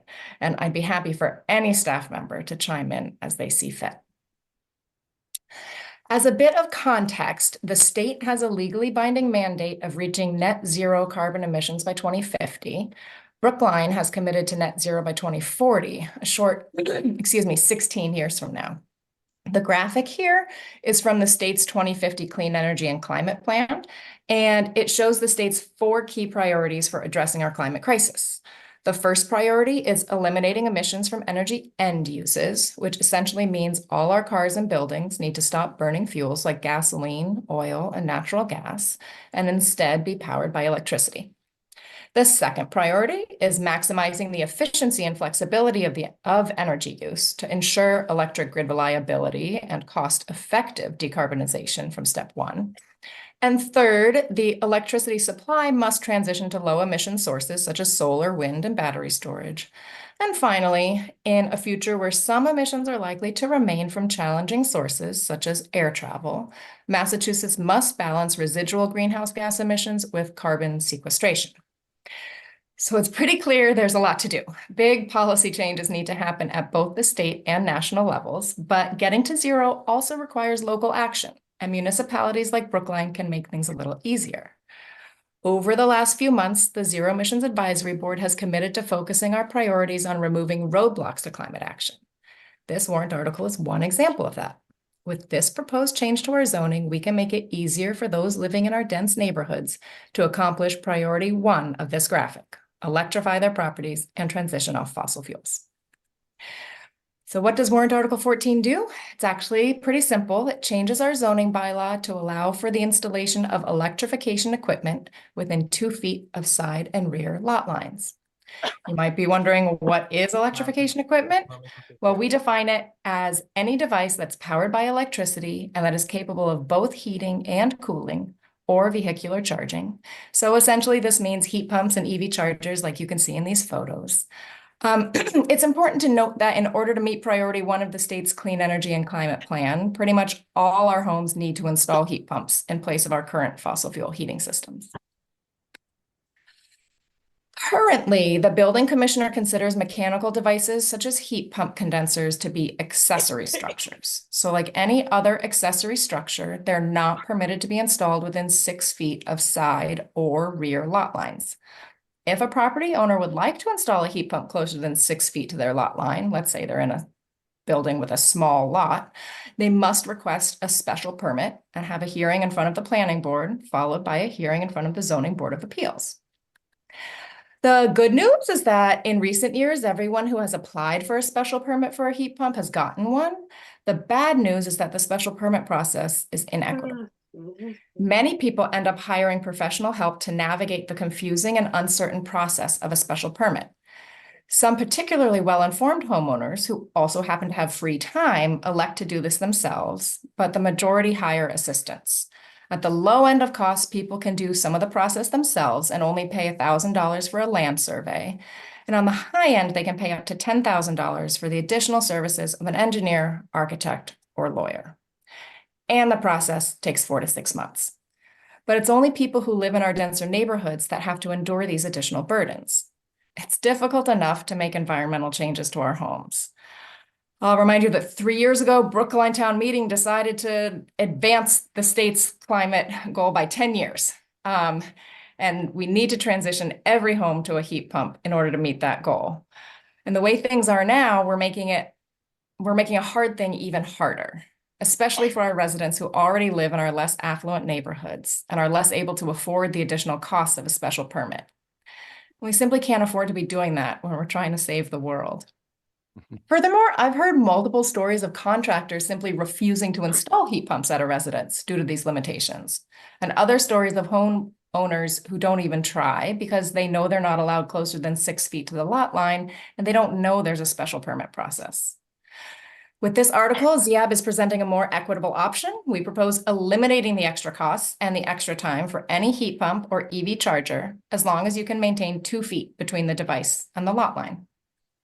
Here are some examples of real situations where this has come up in Brookline. These are pictures of what we're trying to make more accessible. In the middle photo, you can see former Associate Town Council Patty Correa at her house in Precinct 6. She would be speaking tonight, but she is on a vacation. But the process of getting her heat pump installed was a headache, and the uncertainty was incredibly stressful even for a person with her skill set.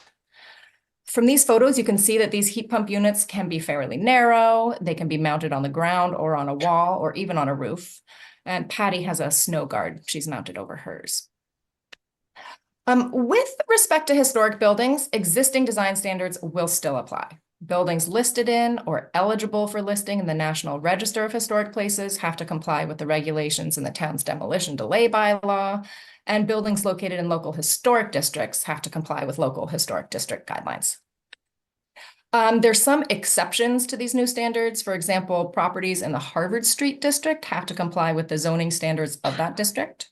And secondly, if a property has very minimal space and 2 feet from the lot line is not feasible, a property owner still has the option to seek a special permit to reduce that distance to some value less than 2 feet. And lastly, rear yards that abut alleys are traditionally considered front yards, but for this purpose, they're not, and a heat pump or EV charger could be installed in such a yard. And there's a list of exemptions as well. This is essentially a list of everything that won't change. The list on the left contains items that currently require a special permit to be installed closer than 6 feet to the lot line and will continue to require a special permit. This includes air conditioners, pool and spa heaters, and backup generators. The list on the left also includes a new provision added by the advisory committee and accepted by the petitioners to exclude larger residential buildings from the new standards as well. This change was made to accommodate concerns around adding too many devices in a potentially small space between properties. Larger multifamily buildings will still need to go through the special permit process for heat pumps to be installed closer to the lot line. The next section are items that are currently not allowed to be installed within setbacks and do not qualify for special permits, including batteries and ground-mounted solar. Those have their own setback requirements, and this bylaw will not change that. The final section here includes ground source heat pumps and roof-mounted solar panels, which are currently allowed by right in setbacks and which this article does not change. We understand that people are concerned about noise.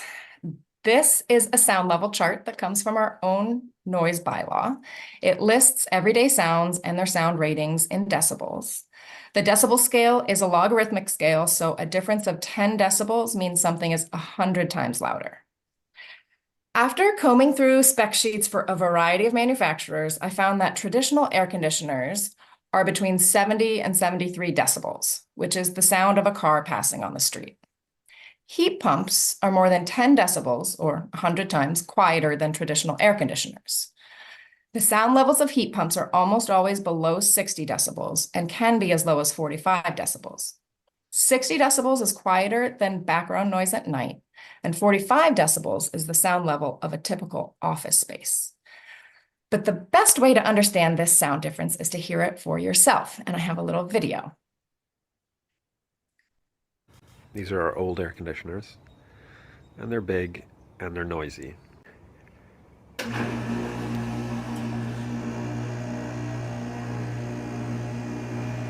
This one vibrates so much it actually sends a vibration up the wall of the house.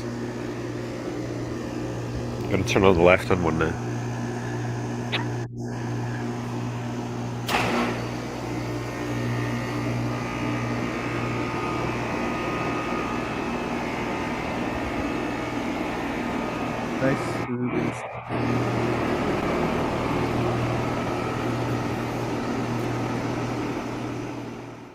At this speed, they really sound like a fridge. Oh, You wow. can hardly hear them. That's somebody's car, you can hear in the distance.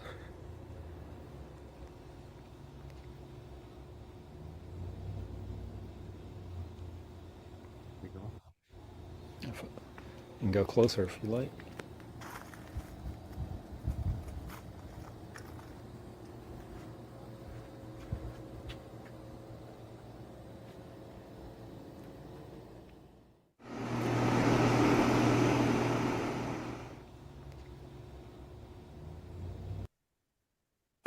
So we don't expect noise to be a problem from these units, but just in case there is a problem and the noise is louder than expected or louder than in that video, we have safeguards in place in our noise bylaw. Our bylaw states that mechanical devices like these have to be less than 10 decibels above background noise day and night. For a typical urban environment, such as our dense neighborhoods, that means anything installed has to be less than 75 decibels during the day and less than 65 decibels at night. That shouldn't be a problem for heat pumps since their sound ratings are lower than that. But if a certain installation is louder than expected, the building department, the public health department, or the police department can come out and require that the unit be shut off until it is fixed and can comply with the noise bylaw. Oh. Okay, I'd like to... We're at about 10 minutes. I just wanted to This is the end. This is the end. Great. Thank you. I'd like to finish with the fact that we're not the first. Municipalities of varying sizes and settings have already altered their zoning in recent years to allow heat pumps to be installed in setbacks, citing equity concerns and a desire to make climate action easier. This has been done in Newton, Somerville, and Wellesley. Take a look at that overwhelming vote count in Wellesley. And even Brookline approved this change already in the small residential district in the Harvard Street plan we approved last year. Since these communities have had this in place for a while, last week I reached out to all of them to get a sense of how the reception has been so far, especially with regards to noise complaints. Well, I'm still waiting on Somerville getting back to me. The deputy building commissioner from Newton and the zoning enforcement officer from Wellesley both confirmed there have been no complaints about sound or any other issue in the years since they implemented the zoning change. In other words, they've taken this for a test drive and proved that it's okay.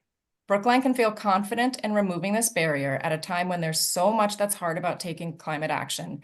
This zoning change gives us a chance to make it just a bit easier and more equitable, and will allow us to move a little bit quicker towards our goal of zero emissions by 2040. I'm happy to hear any questions you have, but I sincerely hope you can report this warrant article favorably. And these are the votes that have happened so far. Thank you. Any questions from the select board? Thank you for that presentation. I thought it was very interesting, especially the sound comparison.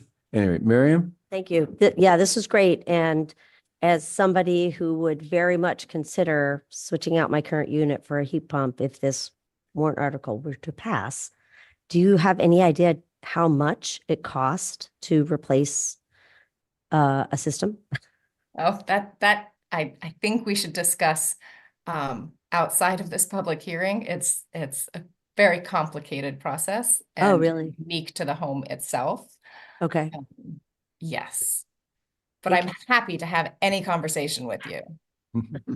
I know that's one of the things the EAB is working on, is making this more affordable as well, making sure that in situations that are more complicated, if you have a 100-year-old home not properly insulated, that's going to cost a lot more than if it's new construction and you're just taking out something from 2005 and putting in something from 21. Thank you, Chad. And your how-to guides on our town website would also provide some assistance. So you may want to look at those. Quite a bit, yes. After this passes. Yeah, well, no, I mean, right now, Yeah. they have a lot of information that will help you prepare for after the passage. Paul. Hi, thank you, Wendy. Great presentation. I also appreciated the sound example. Make sure you do that at town meeting. So the thing I didn't understand was there was an exception for multifamily buildings or large buildings. Could you just, what's the parameters for that? Well, I can tell you that parameters, I'm not sure. So any multifamily building of 7 units or more. Oh, okay, it's 7 units or more is the definition. Yes. So if it's 7 units or more, they would need to go get a special permit. They couldn't do it by right, but they could still do it. They just have to go to the planning board in the ZBA. Okay, and the concern there is what, to have a row of these things. Yes. Magnifying the issue. Wendy, so, there's always something like what is the one thing that we haven't thought about with this? Is there anything? I know you talked to the other communities, and I assume they actually did some installations. And yeah, honestly, I mean, I've brought this up to multiple people and they think it's a no-brainer. The main concern is noise. And so that's why I put that video up there to show that it's not really a concern. Maintenance is, sometimes when buildings are really close, is there an issue of getting access to the units to be able to maintain them? Well, that's why the building commissioner suggested that we have this 2 feet between the lot line to maintain enough access without having to trespass on your neighbor's property. Okay, and 2 feet is sufficient. Yeah, and usually the manufacturers recommend having about 2 feet as well. Okay. All right, great, thank you. Any other questions from the board? Okay, this is the public hearing. I'll open the hearing. Charlie, do we have anyone? We don't have anyone in the audience except town council. Do you have a question, Joe? Okay. Do we have anyone online that would like to speak at this public hearing? Sure. Let's take a look. Folks on Zoom, if you would like to speak at this public hearing, please use the hand raise or Q&A feature to indicate that you'd like to make a comment, and we'll promote you to a panelist. So again, that's the hand raise feature or Q&A. Give that just a few seconds. Bernard, we have 16 attendees on Zoom, and no one is using the hand raise or Q&A feature to let us know they'd like to make a comment. Okay, I will close the hearing. So, what other board, well, Miriam has left for, he's going to pick up at home. I'm hesitant to say this. I think if you're suggesting that we vote on it now, Miriam will not object to that. Miriam is connected on Zoom. Well, she not may yet. be in the, Bernard, she may be in the Yeah. car. What did I AC miss? already- Oh, there she is. Did Oh, there she is. advisory Oh. already vote on this? Yes, advisory voted in favor of this. The full advisory or the sub? Or The full advisory did. Okay. I can vote on this tonight if Yeah. Okay. Yeah, let's go. Sorry, Miriam, I didn't realize you'd get there so fast. She's in the basement. Oh, you're in the basement. We may not have her for much longer. Now Okay. she's frozen. No. Okay, I move favorable action on warrant article 13. I don't think it's a No, no-brainer. 14. Yeah. 14. I'm sorry, 14. Yeah. Any objection to that? Hearing none. All in favor of favorable action? I'm here just so I can vote. Yeah. Okay, and we'll vote fast so you can leave. I move favorable action on warrant article 14. All in favor, please indicate by saying aye. John Van Scoyac. Aye. Miriam Ashkenazi. Aye. You can leave now. Mm. Mike Sandman. Aye. Paul Warren. Aye. And chair votes aye. Great. Thank you, Wendy. Thank you. Have a good night. And make sure you have that demonstration at town meeting. You can probably compare the heat pump to the utilities in the auditorium, which can be kind of loud, but they're different. At any rate, okay. Next. Next, is there a next? Pardon me? Yeah. Oh, Yes, yeah. we have a streetway policy. Yes, this is going to be a long night. DPW It already is. Transportation and Mobility Plan Program Update, which is basically will include a discussion of complete streets. I see Commissioner Shute is there, and one other person who I don't recognize. I'm glad to do some introductions. Okay. Okay. Good evening. My name is Erin Chute. I'm the Commissioner of Public Works, and I am joined today by Kevin Johnson, our Deputy Commissioner of Public Works, and our Director of Highway and Sanitation, Amy Ingalls, who is our Transportation Administrator. And listening in the audience, we also have Jake Scarpino, who is our Staff Engineer and the Project Manager for the Transportation Mobility Program. Also joining us are our consultants, Conrad Ledger and Margot Schoenfelder from Environmental Partners, who work with us and support us in all aspects of this program. So this evening, we're here to discuss a crucial aspect of our community's infrastructure, the roadways in Brookline. Our roadways, inclusive of bicycle and pedestrian accommodations, facilitate commerce, connect neighborhoods to schools, parks, and business districts. They support vibrant and healthy quality of life and ensure the smooth functioning of daily activities. However, ensuring that they're safe, in good repair, and designed for equitable access and use requires concerted effort, time, funding, and strategic planning. And so the Transportation and Mobility Plan is our effort to pull these together from maintenance through to policy, asset management, and construction. So I want to see if Conrad has the ability to share his screen. So if you can go ahead and pull up our presentation. We have a presentation for you this evening to talk about our program. Conrad, you can go to the next slide. And then certainly we want to open it up to questions. So this evening, we're going to discuss the town's assets, the plan itself, our approach to infrastructure improvements, and then upcoming work for 2024 and 25. Next slide. In terms of the assets that we manage, the town has about 100 center lane miles or 250 center line miles or 250 lane miles of roadway. We assess the pavement condition every 3 years using artificial intelligence to rate and document pavement condition and deterioration. We'll go into more depth on this, but what we see is that the pavement condition between 2020 and 2023 declined. Based upon the conditions analysis, the roadway is assigned a pavement condition index number. So the PCI is used to assign recommended treatment types to preserve the life of the roadway. These range from major rehabilitation, which you see in red, which is like a full depth reclamation, to minor rehabilitation, generally mill and overlay. We have preventative maintenance, which would be a bonded wearing course or other types of surface treatments, to routine maintenance, crack sealing, and patching. Next slide. So we've assigned a color to each of these. They carry forward from the map to this slide. And about 40% of our inventory need major or minor rehabilitation. But what this slide does is it shows what percentage of our network falls into each of these maintenance categories. Next slide.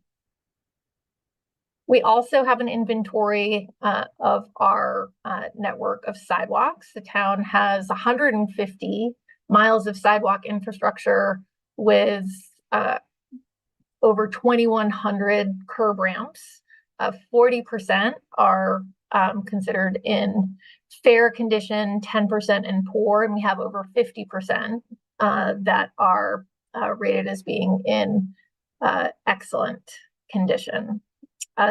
This asset deteriorates at a slower rate than the roadway pavement, and we update this every 5 to 6 years.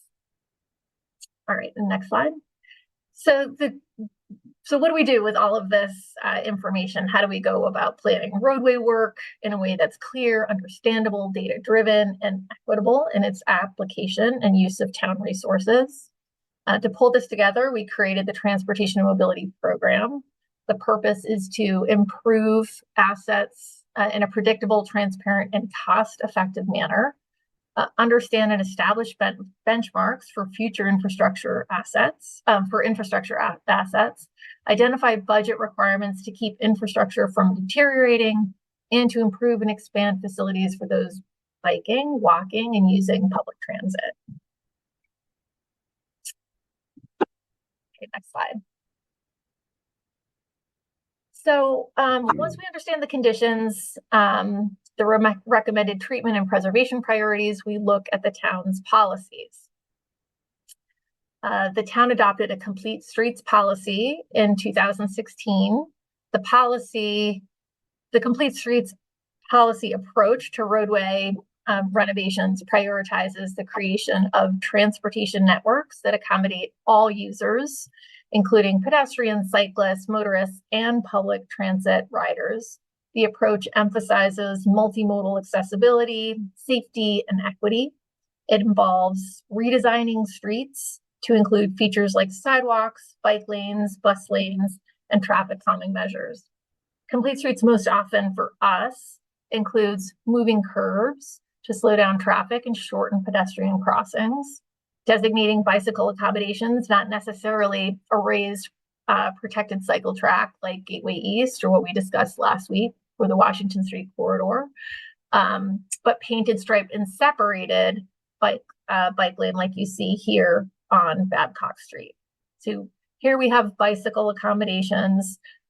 There also was incorporated, this is considered a complete street, ADA compliant curb ramps, shortened pedestrian crossing, curb extensions, rectangular rapid flashing beacons, updated signage, and pavement markings.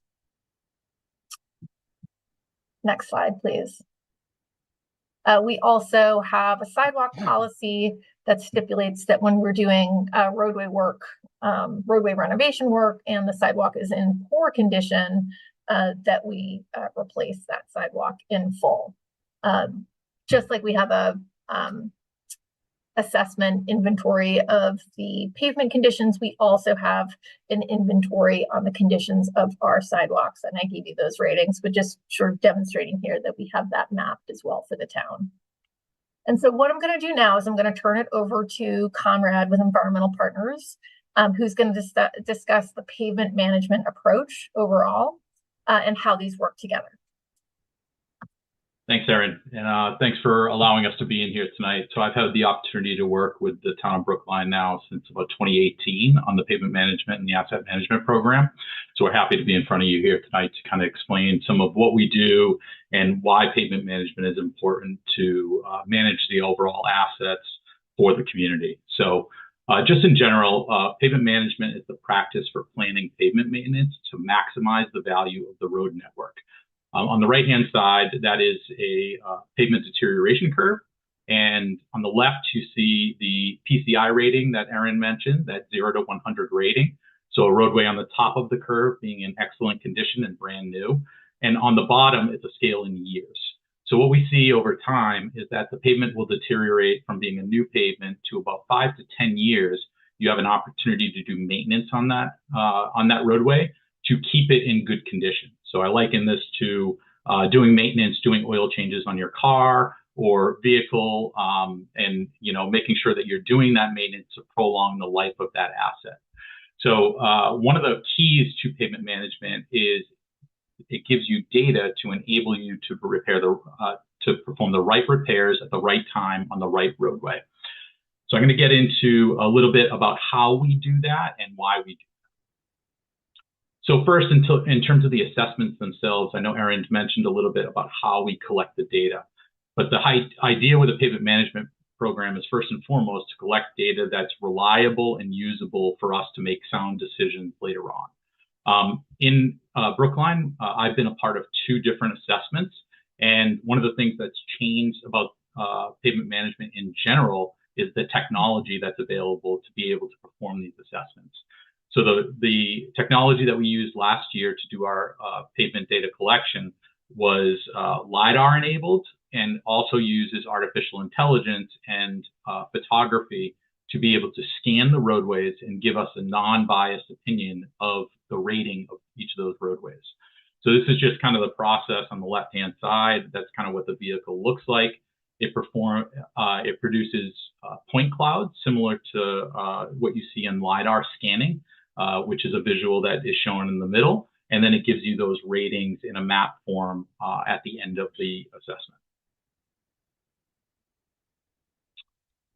So one of the things that we do as we go through the pavement management process is we calibrate the program based on actual unit costs. And this gives us very sound planning level cost estimates. So on the right-hand side, you can see the graphic that shows those 0 to 100 ratings. On the left-hand side, again, the PCIs.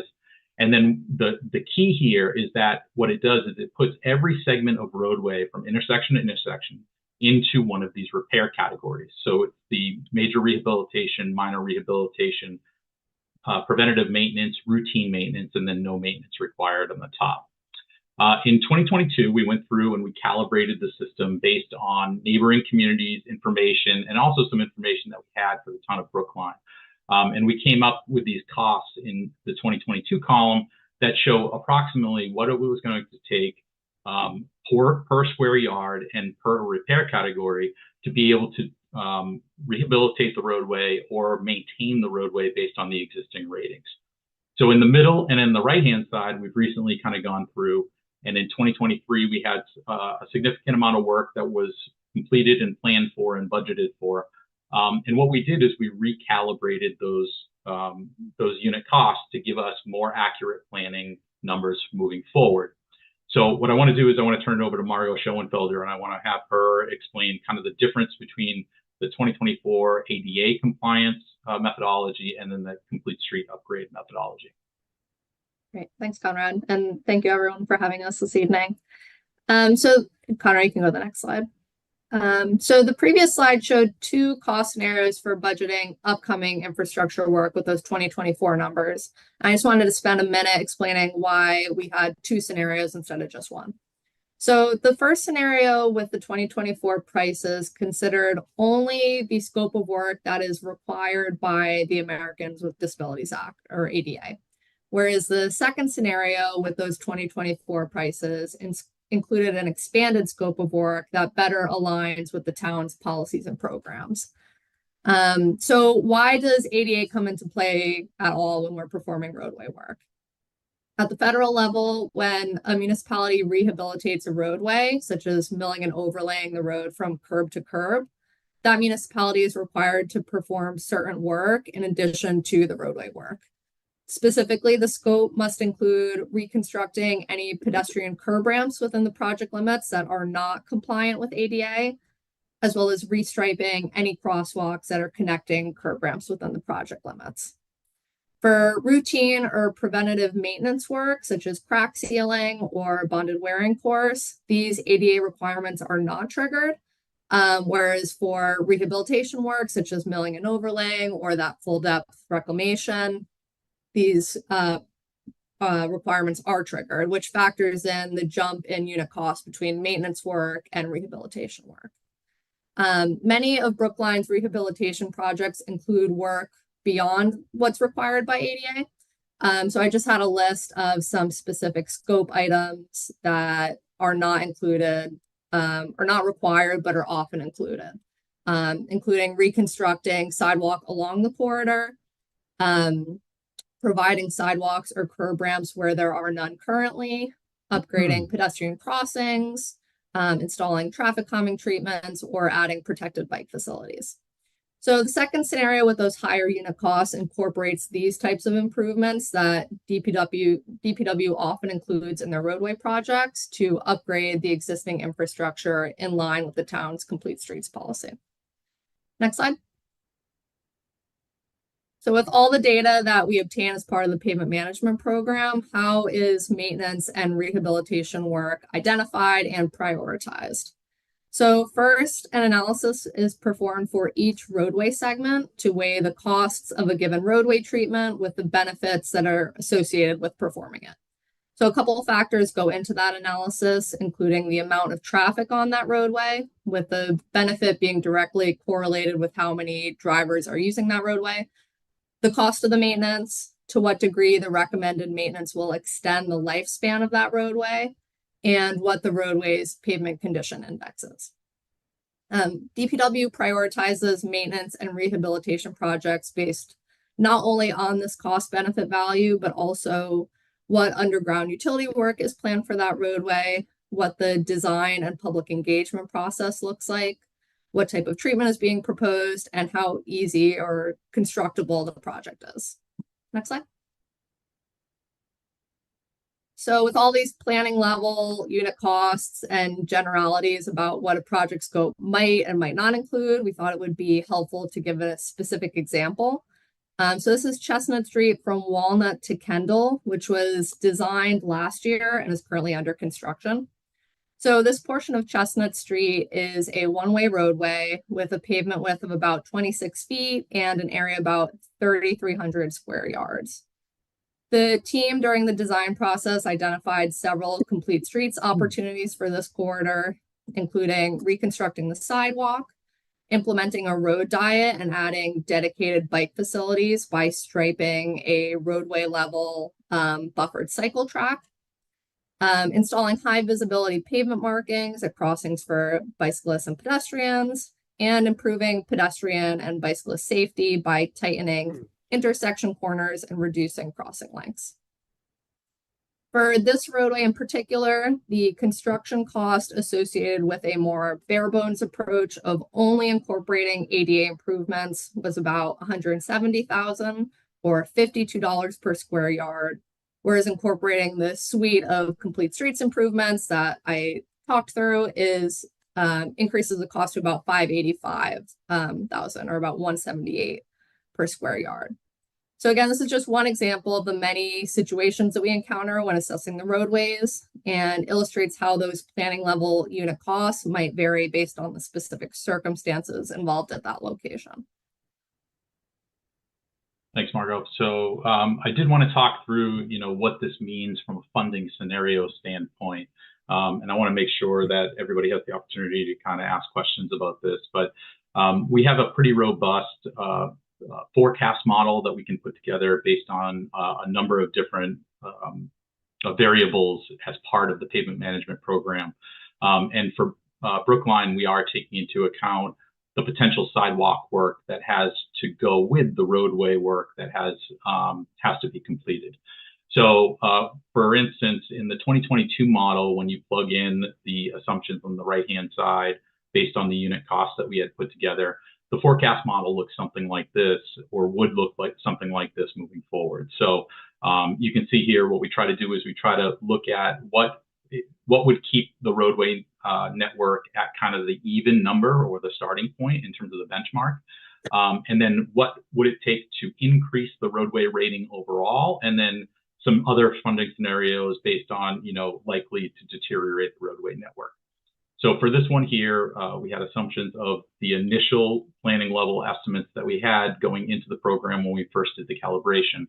And you can see here that I believe at the time, the town was spending around $2.8 or $2.9 million on their roadways. So we had looked at that initially. And then the state level standpoint was about $5 million. And then to gain ground, it was $6.5 to $8 million. So this is what was presented back, I believe, in 2022. So you can obviously, with the differences of the unit costs, it's going to change the model substantially or potentially substantially. So what we did was we took those two pricing standpoints that we just looked at, that Margot just explained the differences of, and we forecasted that out as well.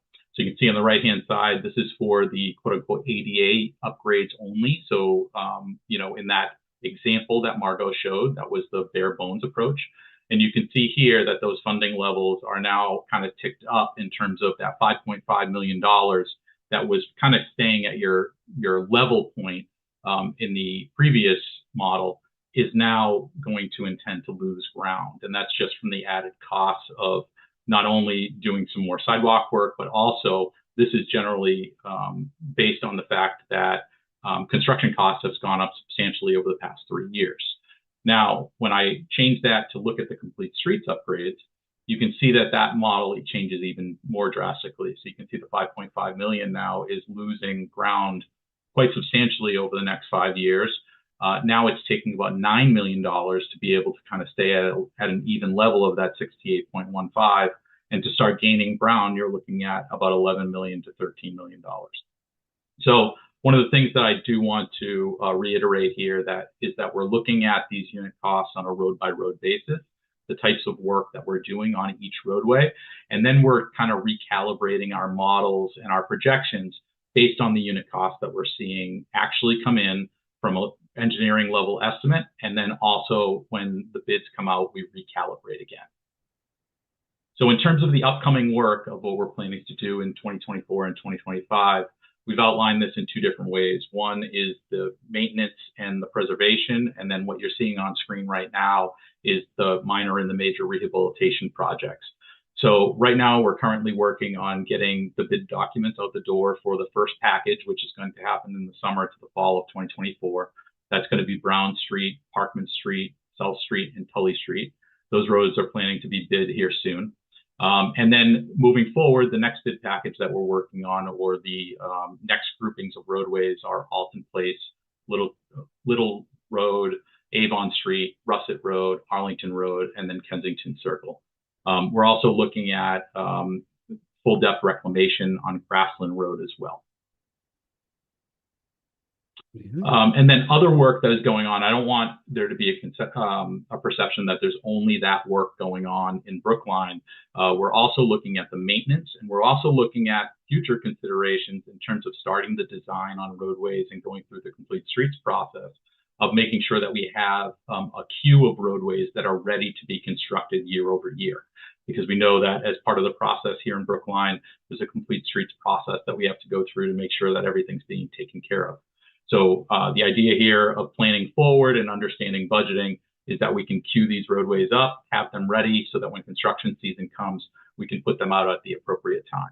So just in terms of the maintenance that's going to be happening in 2024 and 2025, we're going to do some preservation on Beacon Street and Hammond Street and Washington Street as well. Washington Street obviously was done a couple of years ago, and the gas work was done there. So we want to make sure that we're going in and repairing the work that the gas company did to preserve that roadway for the TIP project. And Commissioner is working with National Grid on reimbursement for that roadway too. In terms of full depth patching, we know that we can't get to every roadway as quickly as we want to based on budgetary considerations. So we want to make sure that we have a reliable patching program in place where we can look at small areas of roadway and make sure that we're, on a roadway that's basically in pretty good shape, patching small areas so that those roadways don't further deteriorate quickly and cause even more pain for drivers. So we want to make sure that we have a patching program in there as well to hit those very small areas that are starting to fall apart before they fall apart further and cause additional problems. In addition, in the routine maintenance category, we also want to have a sound crack sealing program. That is, in my opinion, the most cost beneficial treatment that's out there if you can catch it at the right time. And those are the little squiggly black lines that you see on the ground if you didn't see it be done. But what that's doing is that's stopping water from penetrating into the roadway base and causing it to freeze over the wintertime and pop out the potholes. So very cost effective and very good treatment. Lastly, on the right-hand side, design efforts for future construction. This is just a variety of roadways that are being looked at or being designed currently. So we just wanted to make sure that we had the opportunity to show those at today's meeting as well. So with that, I'll turn it over to Erin to close it out. Okay, next slide. So I think just in summary, and then we can go to some questions and conversation. The plan that we have really pulls together our assets, our inventory, the town policies. It sets the framework for our design protocol. The plan incorporates all of this, the policies, complete street policy, sidewalk policy, and pavement management all together. The costs, as Conrad mentioned, when we're looking at bid prices over the last 3 to 5 years have escalated significantly. And so as we revisit this program each year, we're putting in the new bid prices so that as we're looking at the work that we can accomplish for the town, it's based on real numbers. And the project scopes are established in a way to maximize the use of the town's funding in accordance with all of these policies and programs. And as I mentioned, we revisit this each year. So our goal with this is to be very clear about what the analysis is, what the conditions of the road are, how we're making our decisions, that it's data-driven, and that the public understands the work that we're going to do and why we're doing it. And so with that, I hand it back to you, Chairperson Green. And if you'd like, we can take the slides down unless there's anything you want to go back to look at. No, let's leave the slides up. Thank you, Commissioner. Questions from the select board? So, I'm sorry, Mike? yeah, so one thing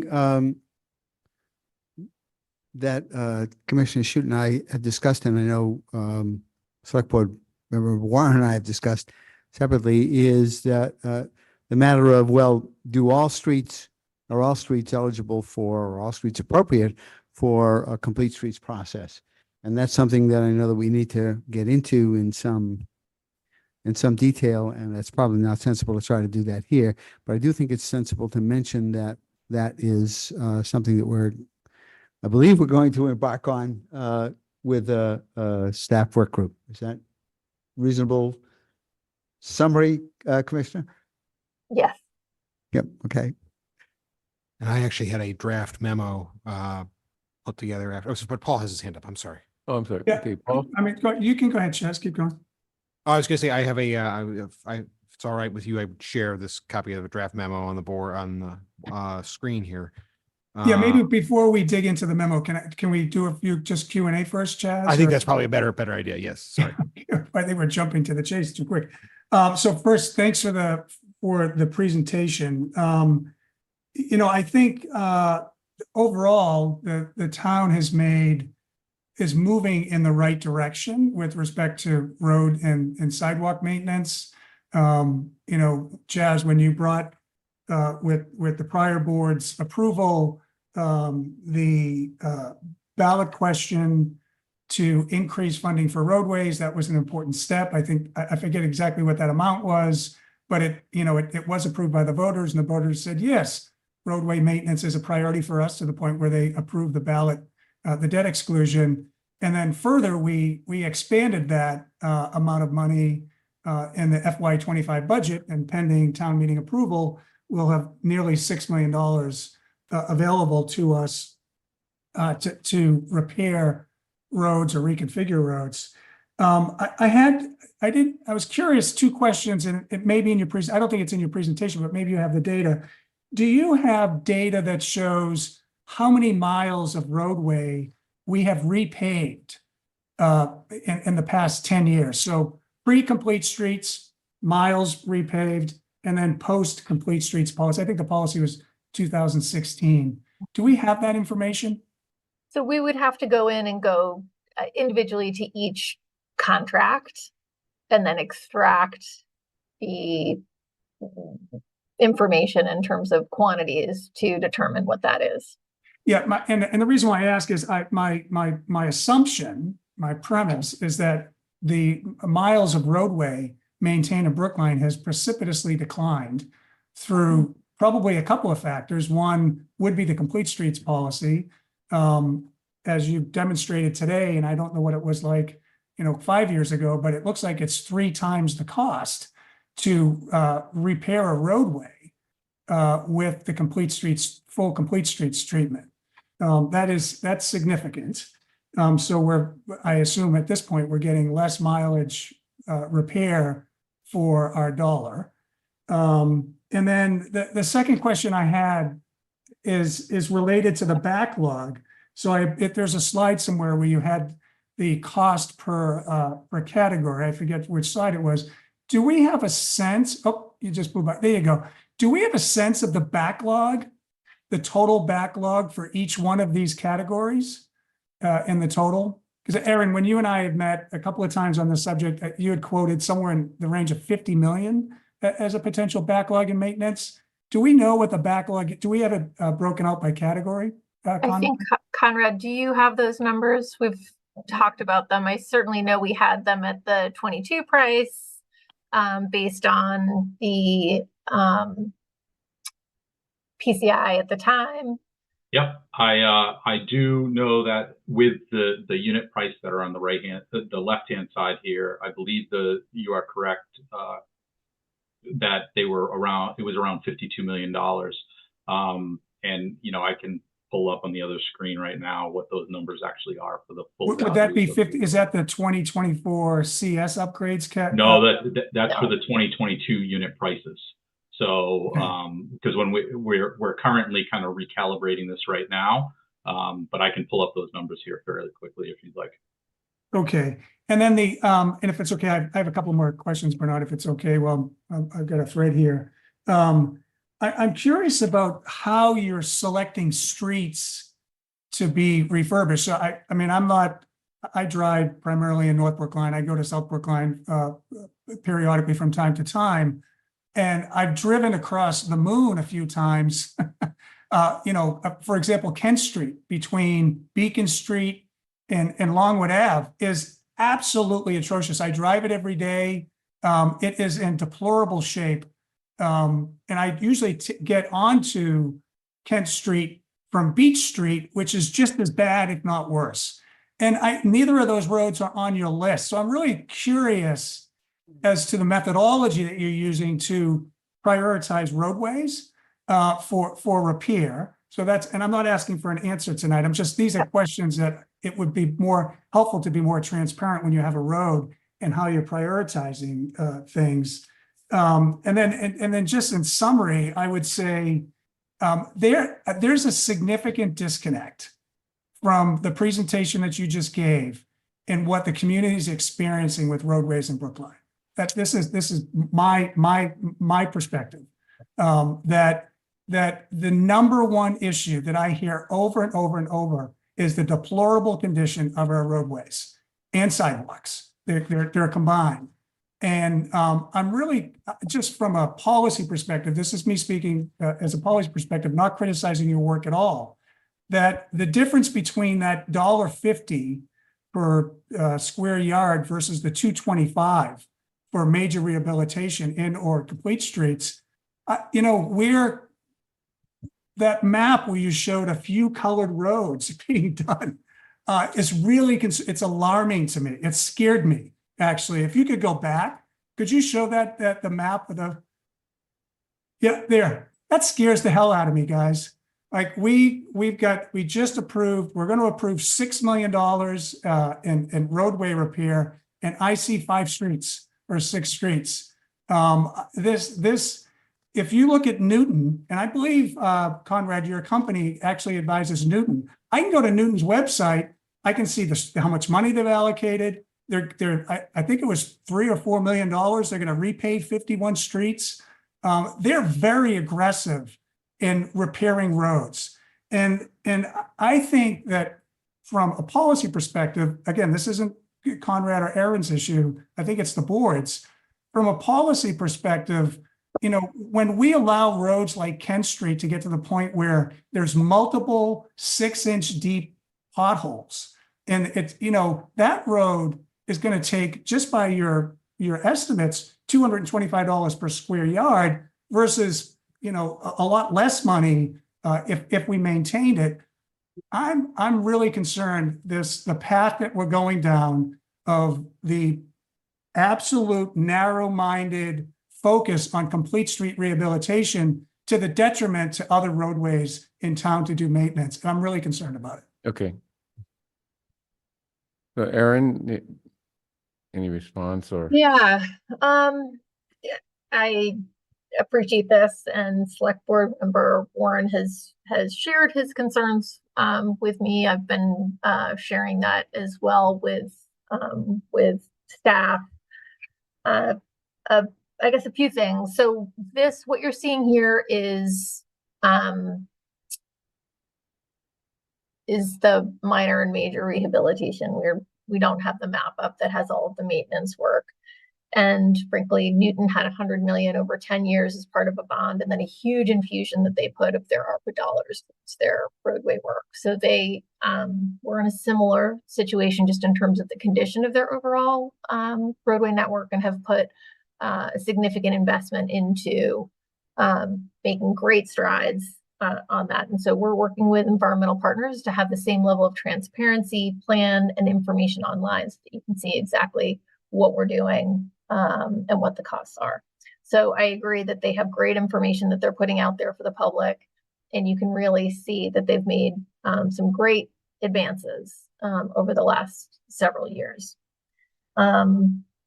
I think I don't want to lose sight of, there's the overall sort of asset management and condition of the pavement, and we just don't want to lose that. As Select Board Member Warren was saying, there is an absolute analysis that goes into when you have these different conditions, and you're seeing you know, these different colors, but they're actually numbers, and then they're averaged. And so the town is, with our consultant, looking at, if we spend X dollars on different types of treatments across the board, how are we managing these assets and preventing future deterioration of those roads that are in, you know, moderate to fair conditions, so that they don't get in poor condition, which then become far more expensive to renovate. So it does seem a little counterintuitive. Sometimes you think you just hit your worst roads first, and that is not the approach with Newton or any other roads, frankly, in this area, that you don't just simply hit your worst roads first. There's sort of a whole methodology that you look at. And I think that we should be making that more clear in language that the public can understand.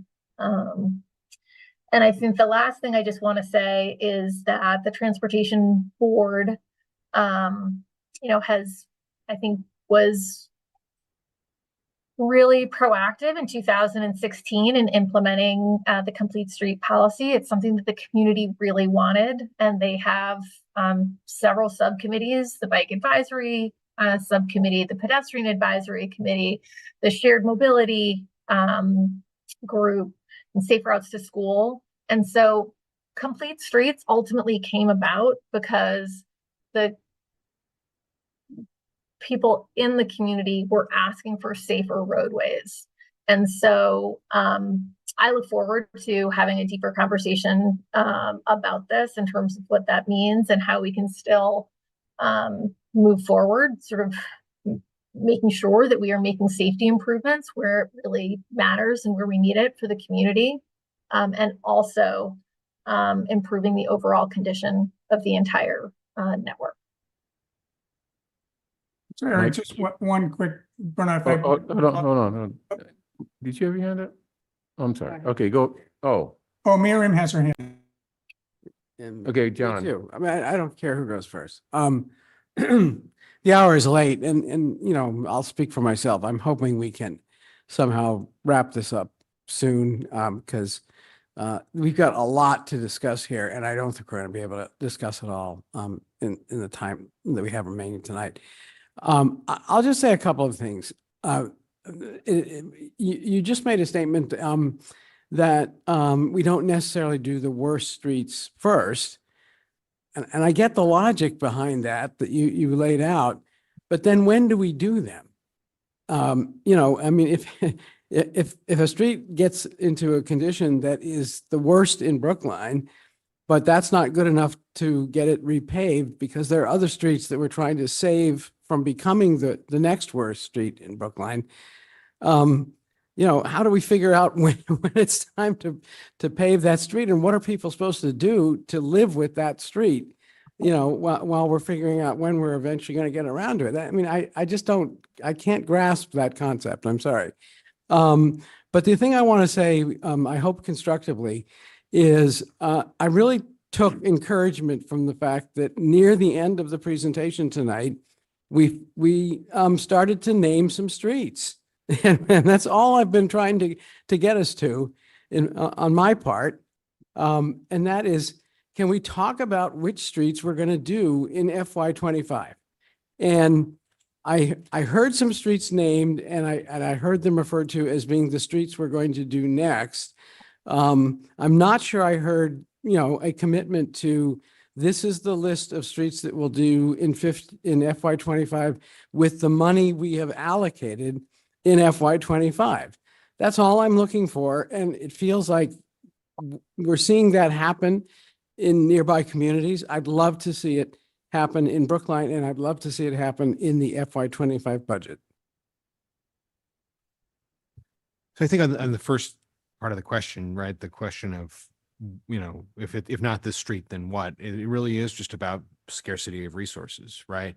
Is it, you know, the balance that has to be made, and it really is on a case-by-case basis of what's going to be the broadest general increase in good to the community with the limited resources we have. And it's a very, very tough issue because what you're not saying is we're not doing that bad street. We're saying that is one of many bad streets on our list. And if it is better for the community to do 5 streets that cost the same amount of money as this one bad street this year, then that's what we do. And that's why it can be so, you know, difficult to, you know, address those issues. And I think the other, you know, and I'll, you know, I think we're taking these steps towards this increased transparency and clarity on how to make sure people know what's coming up next in the pipeline with that understanding. Miriam had her hand up. Okay. Miriam. Thank you. Thank you for this. I think I just really want to emphasize, as the person who sits on represents the Disability Commission, how important it is when we think about ADA compliance and complete streets.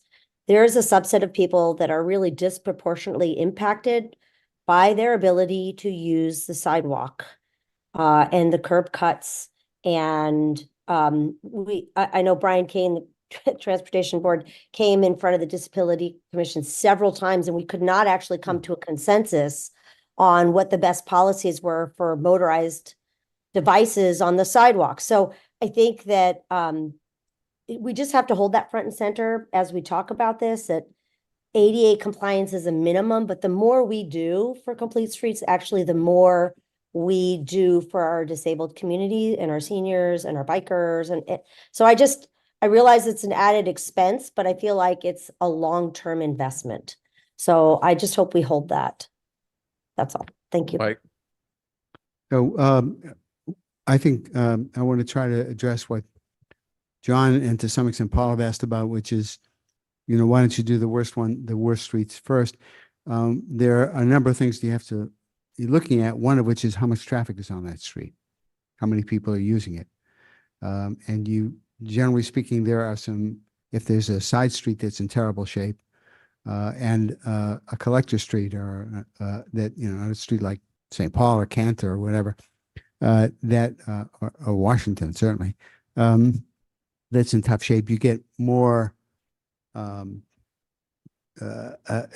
get more value out of working on the street that's carrying the heavier traffic. At some point, you do indeed have to get to that side street that's wrecked. I'm glad to hear that. Yeah. But the other thing is that there are the side street that is erect doesn't, and this is the point that I made at the very beginning when I was asking or referencing the conversation that I had with Commissioner Shute.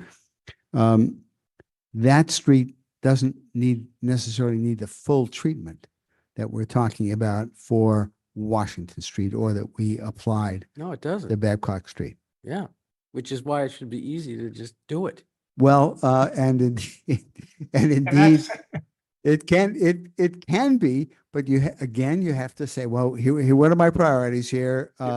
If you have 5,000 cars going over a street versus 500 cars or 50 cars going over a street, well, not many streets with 50 cars, but you have a small number of vehicles, you're going to get the best bang for your buck by repairing first the street that has the heavier traffic. Right. Yeah. Paul?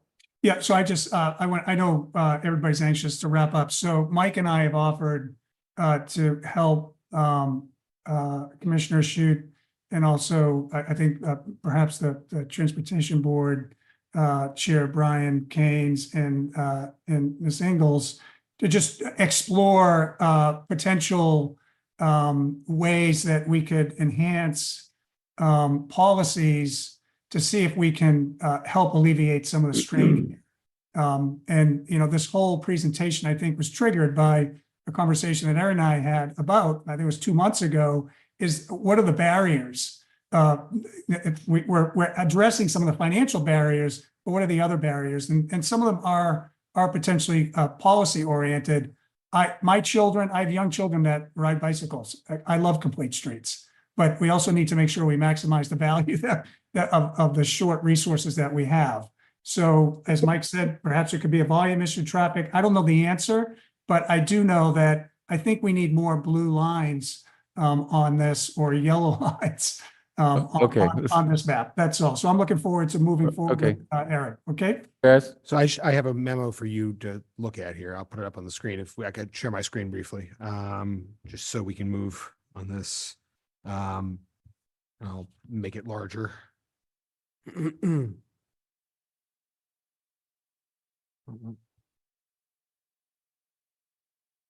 Okay. It says how the 2024 update to the town's mobility program provides an opportunity to review these policies. After review of this presentation, it's clear to the board that the increased costs of replacing set forth in our policies and procedures having an unintentional effect on the overall health of the network. Our efforts to ensure that they are redesigned accidentally led us to a scenario where, because such contracts are almost always complex and expensive, fewer projects are completed year over year while the network deteriorates further. It goes on to talk about how even with the override, even with the large amount of funds that you're infusing into the CIP, if all work has to be completed to these specifications, we're going to have increased costs as outlined in this presentation. You don't want these policies to be abandoned, but instead modified appropriately to avoid increased degradation of the network, while continuing to reimagine and redevelop the roads. They talk about the critical importance of complete streets to ensure access and safer streets for all users and preserve their intent while ensuring they don't produce perverse results. Accordingly, we direct the town administrator to assemble a working group consisting of, at minimum, Commissioner Shute, Transportation Administrator, the chair of the Transportation Board, and 2 members of the Select Board for purposes of evaluating and adding to the policies on how to prioritize roadway repair and replacement. And John, to your point, including how to increase transparency to the community on how those projects are chosen and commenced. Any such recommended changes to those policies would be subject to public review and approval in the ordinary course of business. So there'd be a working group, but they would still, any ideas would still have to come back and go through the public process in front of the Transportation Board and you. Okay, I would also hope that you look at the policies, for example, complete streets policy, and determine whether, as currently written, there are sufficient exceptions and other things that enable us to do a little more in terms of our street maintenance than we have been. That's just the point. Yeah. Yeah, that's the aim here. It's talking about figuring out what additional measures need to be taken to ensure that that policies aren't producing this perverse. But we don't necessarily have to change the policy. No, right? you can create exceptions to the policy. You can modify the policy. Or there are already exceptions in here. Yes, or you could, but I think the point being made is even if there are, they need to be utilized more often. Yeah. Okay. Anything else, John? Well, I do like the Or just too statement. late? But what about the question of what are we going to commit to in the FY25 budget? So I think right now, we can look through this, and Aaron and the commissioner and I can go back and take this back and try and get a list of streets for what's going to be done in FY25, with the understanding that it's a preliminary list and it may be subject to additional things. We just got notification that there's a big pothole on Grove Street, sinkhole on Grove Sinkhole. Street. Better than That's associated with a drain, though, that we just Yeah. TV'd out there right now. So you're looking at the list. We shared the list, and I can do that separately as well. But what we didn't talk a lot about is these are not book jobs. You're not just putting out, no design. These jobs that we do need survey, and then they need design work and analysis to determine what components of them need to be complete. So that process takes time. So we have the list, we've presented the list, we're already in contracts. We have a contract that's out right now. We have work that's happening right now this spring. We have a contract that's going out. We have another one that's queued up. So the list that we've shared is what is happening in 24 and 25. And I'm sorry, but I'm not sure which list you're referring to. What was on the screen? Right. Okay. Do we have that slide deck? Yeah, we can try to make sure that will be in the matter of public record. Yes. Okay. Yeah, you'll have the full presentation, and we'll also put it on our website. Sorry to persist in this, but can we have the streets matched with the cost? So that we can look at what is our budget for street repair in FY25, and then look at the list of the streets and get a sum that is actually the same as the set aside for street repairs? We can do that. Okay, great. Thank you, Aaron. Can I add one more ask to John's list? Could you also add the justification for that street being done? Whether it's, preventative because the PCI is at a point it would deteriorate further and cost more, and is it actually a complete street treatment? Is it a maintenance? Is it ADA? Like, what category does it fit into? I have to tell you, I'm shocked at the things that are not on that list, but what do I know? I'm really, really, really surprised that Kent Street between Beacon, asked Mike Sandman raised this one to me. And I said, yeah, I drive that road every day. It's shocking to me that road's not on there, because it's not like there's just a pothole or two. The thing is deteriorating really badly, and it's not patchable. I don't think, but what do I know? But I'm surprised that there's a list already that is done. I'm surprised that we're just seeing that now. So, okay. Okay, let's wrap this up. Conrad has his hand up.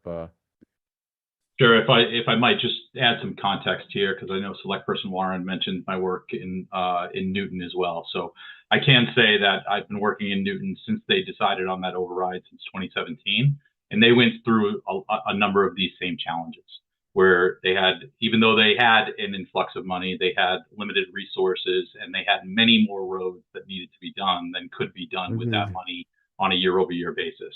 In Brookline, I'm looking at a number at about 40 miles worth of road that tomorrow we could go out and do rehabilitation or reconstruction on. So the backlog is significant in terms of the work that needs to be done.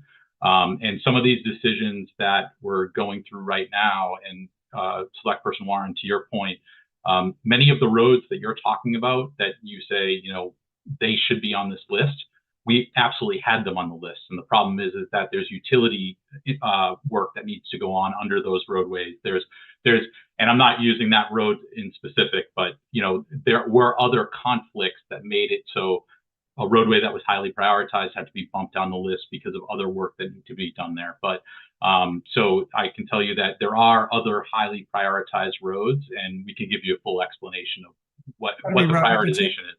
That'd be great. The transparency and decision-making about prioritizing roads, given the limited resource, would be really helpful, I think. Thank you. Okay. Great. And I think, Chairman Green, if I could just say that Yes. actually in 2021, we had a series of public meetings around transportation mobility. We did the conditions assessment, and second time we just did it this past summer, and had public meetings talking about it, talking about the process, talking about the criteria, talking about the policy. So this is as transparent as it has ever been in terms of talking about the roadways and roadway work and the process that we've had. And frankly, there's been a significant underinvestment in the roads for a long time, and it is going to take us some time to and resources to improve the condition of our roads. We're glad to do that, and we're glad to do it together. And I think tonight, what I wanted to do was just share with you the parameters within which we are working. This is year one of having additional dollars for the roadway. And so, we're hoping that we can, with your help, turn this around. Thank you.